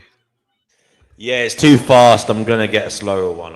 I'll leave it up until I get a new one. But to go with like marginal cases of humans that lack agency, you still wouldn't kill them, right? No, we're talking about for consumption. And he said, oh yeah, but what if it was for the same reason? But I said it may become, it's not a good thing to do, and I don't promote it, but it may become a necessary evil. That's why you hear about cases where people have been shipwrecked and they've had to cannibalize the dead others. And again, it's not moral, it's not an example of good ethical behavior, but life can sometimes put you in a situation where it becomes a necessary evil. So that's my answer. Yeah, I know you're not satisfied. So no, I am satisfied. I think there's justifications to kill other humans in cases of defense, of cases of the ones that you talked about. Yeah, I'm not saying it's a whole blanket statement. It's in the context of making the choice to take a life and understanding that we are a type of animal. What is the quality that, if they are of this world, they have a consciousness, they are seeing the world, they have a biography. They're not just like, what justification do I have in my stance when I can have a choice? So ought implies can, right? You can, if you can do the thing, then What are the justifications that we use to do that thing? And if I can live a healthy life and I have the options to make alternative choices, what reason do I have to make a decision that would take someone else's life? So yeah, like I said before, if I believed I could live a healthy life, then I'd be literally doing the plant-based thing, just like I've given up dairy. Right. But So I then it just honestly comes down believe, to the empirical stuff. yeah. So that's what I was trying to explain to the other guy is that this can go on ad infinitum because he's going to say, "Oh, well, my studies that I'm showing you show this," but I have made an effort, and this is the thing. Let me give you vegan guys some advice. Yeah, is I actually have fucking made an effort. Yeah, and I'm not trying to deflect, by the I'm way, not trying to because pressure anybody. no, not you, Marcus. I'm I'm vegan talking for about myself. Like I don't. yeah, not you, Marcus. You're a cool guy, but I'm just saying, like, a lot of the other vegans, like Vegan Gains, is notorious. I will defend their aggressive. I've seen it convince other people to go vegan. I don't like it, but I've seen it. Yeah, but it comes across as very proselytizing. It's almost like a religious cult. They convince other people to go vegan. So like I can't deny that it has.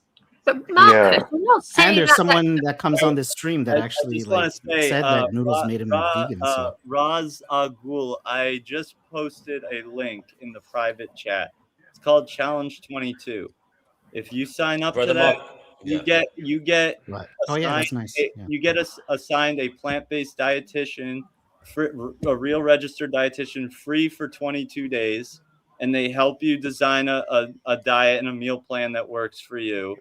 And I think if you really do believe in the ethics of veganism, then you would have a shot.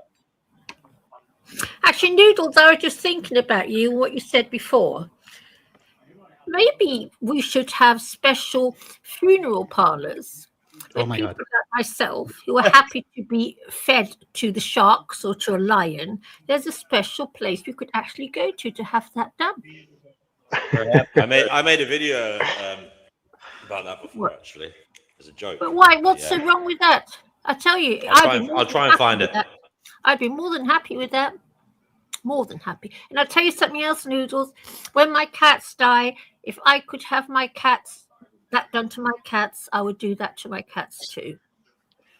Because I think we should. Well, because we do this horrible thing, cremating and dissolving in acid and things, when we should be using that flesh. No, it sounds grotesque, but it's I have no problem with you wanting to feed your dead, rotting corpse to your cats. It's a circle of life. I just want to make sure Roz saw the link and that he is able to click it. Yeah, I've seen the link, man. I'll have a look at it, but I'm not promising anything. All right, but you do recognize when I said, I just want to clarify that when we're talking about when we're talking, do you recognize what I'm saying by name the trait? Yeah, of course. Yeah, I don't see animals as like because like there's some type of inferior being and we should be able to exploit and mass kill them and all that. Like if I could, that's why I tried twice. You know what I mean? Like so, like a lot of vegans don't understand is like there's, I think like not everybody's like the sort of ignorant and callous person where they're just like, oh fuck that, bro. You know what I mean? This like I actually tried, so and I have somewhat succeeded because I'm not part of the dairy industry. I'm not a consumer of that anymore. So yeah. I just think, Ra, you're not getting enough salt. That's your problem. You need to get yourself. But like I said, like if I was part of a hunting trip, I wouldn't have an ethical issue with if an animal was hunted and I wouldn't say I'm not going to eat that meat. Do you understand? Why not? And what I was saying to you is, why would it be okay to do that to a non-human animal but not a human? Because I don't see humans are not a food source for me, my friend. But Yeah, what but is we're the ones what is, that said they're a food source. That was a social construct that we put on them. right? Like Wait, sorry, say that again. What did we do? We categorize them as food sources, but they are just beings. They are just a different species of being experiencing this world.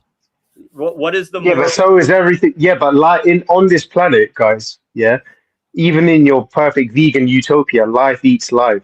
You know, you Yes, can't I get around understand that that. conundrum. And that wait, hold on. That includes us because for fucking for many years we're still prey animals to a lot of carnivores and omnivores. So don't Right. forget that. Okay, yeah. So there's the therefore equalizer that we're all each other's food source if you want to go down that road. So is So it it's only therefore because of evolution that we've managed to get to the top of the food chain. But a long time ago, we were getting fucking hunted and eviscerated on a daily basis. okay? Is it So therefore animals are not by is it default therefore these okay? angelic beings that you claim them to be. Wait, is it therefore Paraphrasing, yeah. okay, is it therefore okay for me to hunt and eat you? Yeah, To but hunt and Ron, eat meat I said, is it therefore okay for me to hunt and eat you? based And on what? nobody's arguing for angelic non-humans. I'm asking if I'm saying you're saying because life eats life, therefore it's okay for us to predate on anyone we want. Why shouldn't we be able to predate on humans? Because we're civilized people. We have social contracts and Not everyone. societies. Not And everyone. and No. We already covered this. Not everyone is civilized. Not everyone can engage in social well, I constructs. don't give a shit about everybody. Not everybody agrees to not rape and molest children, my Okay, friend. so is So it it doesn't okay? mean you use that as a fucking example, do you? No, that's exactly my point. Actually, you're literally proving my point. Just because some people do bad things, does that mean we should be the ones? We should also do them. Ra's al Ghul, do you have a channel? No, man. I'm more of a spectator of the YouTube sphere, my friend. Okay. Yeah. So I'm asking you to what is the morally substantial difference between humans and animals, which makes it okay to do the one and not the other? You said it's some social Yeah, I said. thing, and then I pointed out that there's people that can't engage in the social construct. Is it therefore okay to Holocaust those people? No, because I gave you a specific example. I said, if I would let me finish, man. Oh my God. I said, I don't have a problem. Yes. Like, for example, if I knew somebody who had a private farm and the cows were treated very well, yeah, and there was no exploitation, and he took some of the milk and he said, "You have a drink of this." I wouldn't see. Wait, hold on. I wouldn't see an ethical problem with consuming that milk simply because it's from a cow. It is the definition of exploitation. Okay, it is inherent in the fact that it is a farm, that it is exploitation. No. Wait. Not a farm for commercial profit. See, this is what you're not understanding. Suppose he had farm animals and the calf is not separated from the mother and it drinks his daily needs, but he took an extra glass and gave it to me. I would not see an ethical problem because. Why are the animals there? What do you mean? Why are the animals there? Why are they on the farm? Is it So it's wrong to. Is it a So it's. sanctuary? Yeah, what if he just has a hobby of keeping animals, but he doesn't raise them for slaughter? He just likes to own animals like a hobbyist. He breeds them for his benefit. Oh, for fuck's sake, animals breed themselves, man. What are you talking about, bro? That doesn't mean we should be the ones breeding them. Just because animals breed. Oh, so should we breed? Should we breed humans? Like, is it okay to farm humans? Well, we are being farmed in societies. I didn't ask about what someone else is doing. Just because someone else does something fucked up doesn't mean we should do it. I'm asking, is it okay for us to farm humans? Well, okay, so let me answer I don't like to do this, but I'll have to answer your question with a question. Are you an anti-natalist? No, I'm not. So then you agree that in bringing more children in, you're technically having those children farmed. So that's just a double standard you have. That doesn't make no sense. Yes, you can make that argument, but that's not why I'm not an anti-natalist. No, it doesn't matter why you're not. I just proved my point. I'm also not having children. I'm also not having children because I don't agree with having children.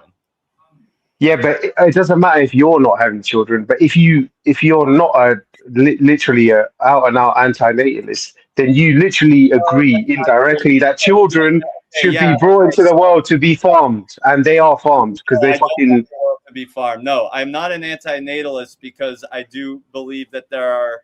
I don't know what the greater good is in that scenario, whereas it's pretty obvious in terms of what happens to animals what the greater good is. You like, and you're deflecting from the fact that when I bring up when I bring up the obvious contradiction that you have made, you are not acknowledging that it is a contradiction. What's the contradiction? I said, what is the morally substantial difference? You said social contract. I point out there's humans that cannot engage in the social contract. I said, is it therefore okay to do the same thing to them that you do to the other animals? You said no. That is a contradiction in your logic. Well, if it's for no, I didn't say that actually. I said if it's for health and well-being, Okay, meaning so if it's for health and well-being, if you you should eat those humans, right? eat those humans. And the original hypothetical was that we are granting that you can be healthy without eating animals. No, we're not granting that because you see, this is what you're doing. You're playing a very clever game. I said I don't agree. I said to you, you can rewind this thing. I said I don't agree that you can. That's my personal view. And So this is the I problem. said at the beginning of this, let's in a hypothetical scenario where let's say you steel man my argument and you say, okay, let's say there was a hypothetical where I know I could. Would it therefore be okay to still hunt animals? In a hypothetical where in that case, no, it wouldn't, because then you wouldn't have a reason to do that. Thank you. That's what. Yeah, I said that to you a long time ago. I said. No, you did I not. said. No, you didn't, dude. Oh, come on, bro. Come on, bro. Look, I said it to you. I said, look, I tried it twice and I really tried to make it work. And the only reason I stopped that plant-based diet, again, I was never vegan because I was wearing leather and stuff. So I never claimed to be a vegan. I said plant-based. Honestly, dude, I said, I think that you need to if I get that it's bad optics to wear leather and call yourself a vegan, but if we're getting down to if we're reasoning like the actual what is actually effective, which is basically it's about rights violations.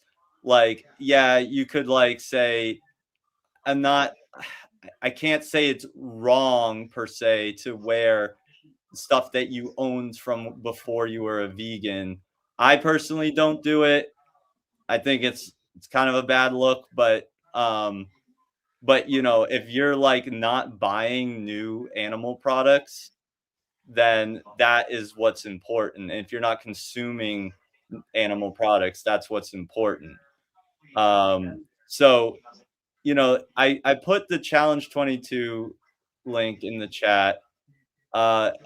Please just click it and put in your info and just sign up.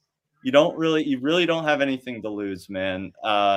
You get assigned a registered dietitian free for 22 days. And okay, man, I'll have a look. But what was I going to say? I had a question for you. So what's your end game for is it to end all animal cruelty and suffering? Like, what's your end game with what you're doing? it's just to create change. What change I can make. I mean, obviously I'd love for there to be a vegan world someday, and it starts with individuals. It starts with individuals making change. And when you say vegan world, I presume, so are you also against unnecessary animal breeding, like as in human intervention? Right. Yeah. I would say so.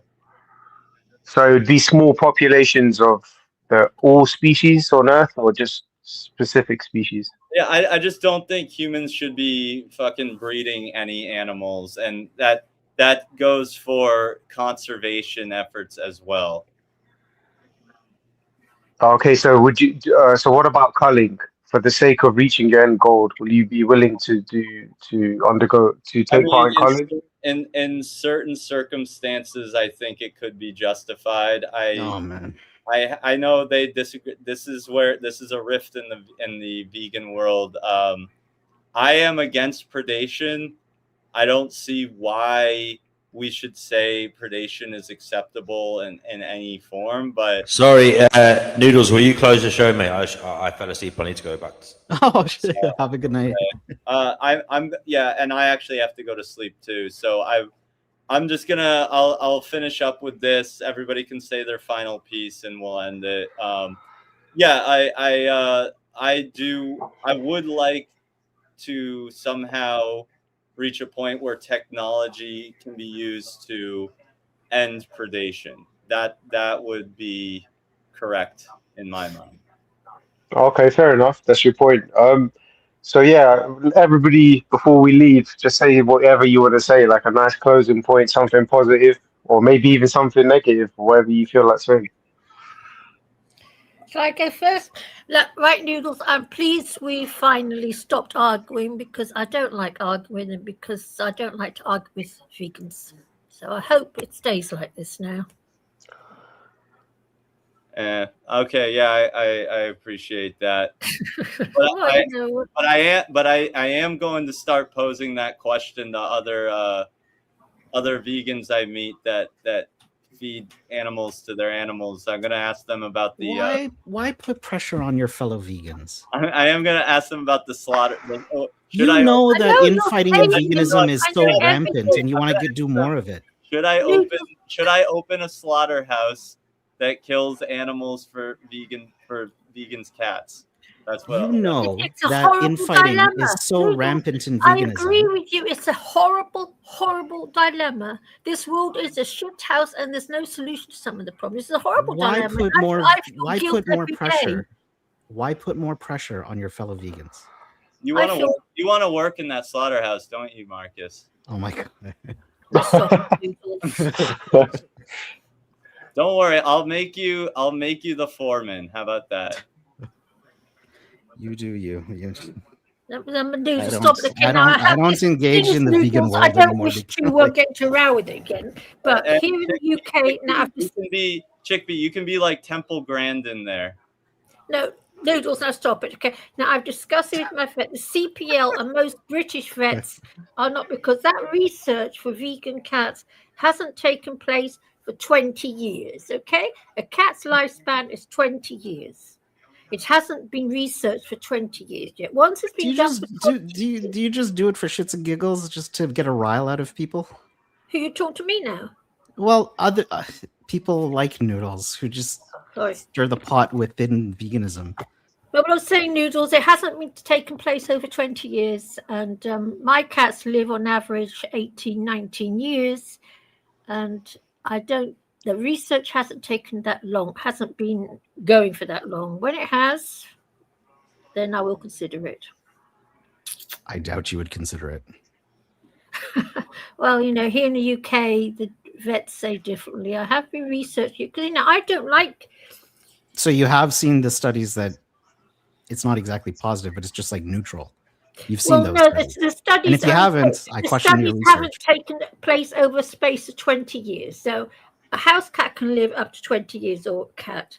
The research has only been over a few years, 2 or 3 years, or something ridiculous, very, very short space of time. I want my cats to live for 18, 19, 20 years. But okay, we make up 2% of the population on average. Mm-hmm. Arguing over cats. Yes, I know. I don't like it. I just posted all the research. When we live. Yeah, Noodles, I've read the research. I have read it. Okay, guys, can I make my exiting statement? It doesn't. Noodles, be honest. It doesn't take place over the space of 20 years. Be honest. Yeah, I know plenty of healthy vegan cats. Just putting that out. They haven't been alive for 20 They'll go on forever, Raz. Just say it. I know cats that.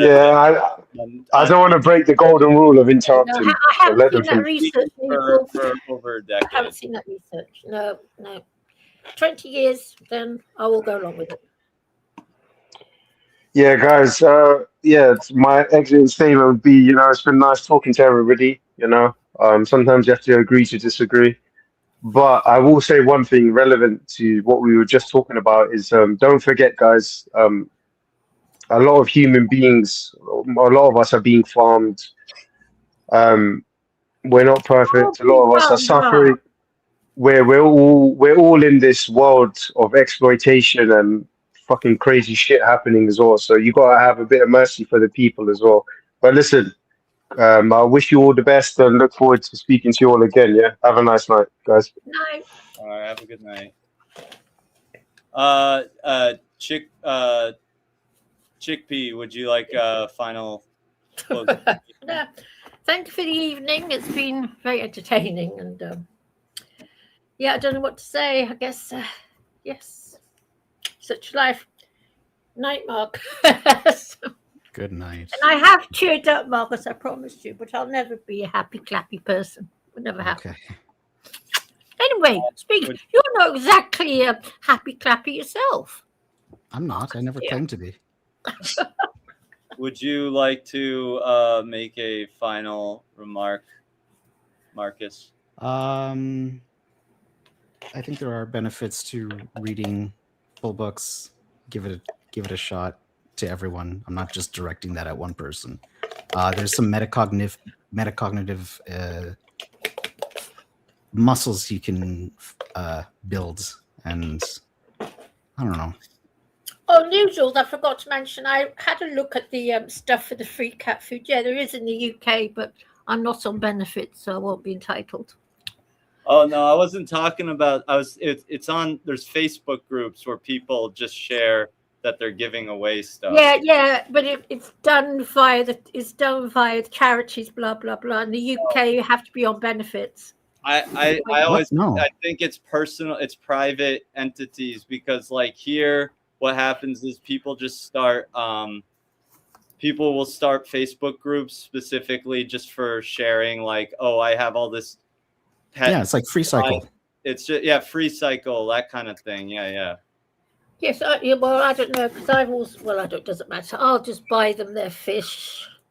Yeah, but if I had free cat food and there's a group right, free cat food in London. Okay, I'll just No, Chickpea. There are private groups on social media where people get together and they free cycle. They're like, hey, I don't need this food, and I'm going to give it to someone else.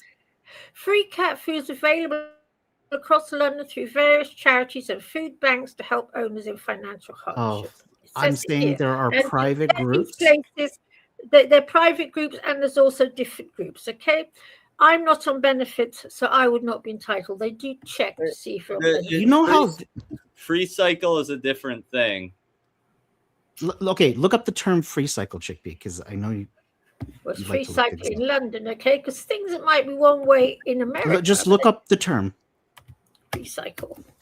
Anyway, I'm gonna close out the stream, guys. You can stay backstage, but I'm gonna close the stream. Yeah, it does say welcome to Free Cycle Net.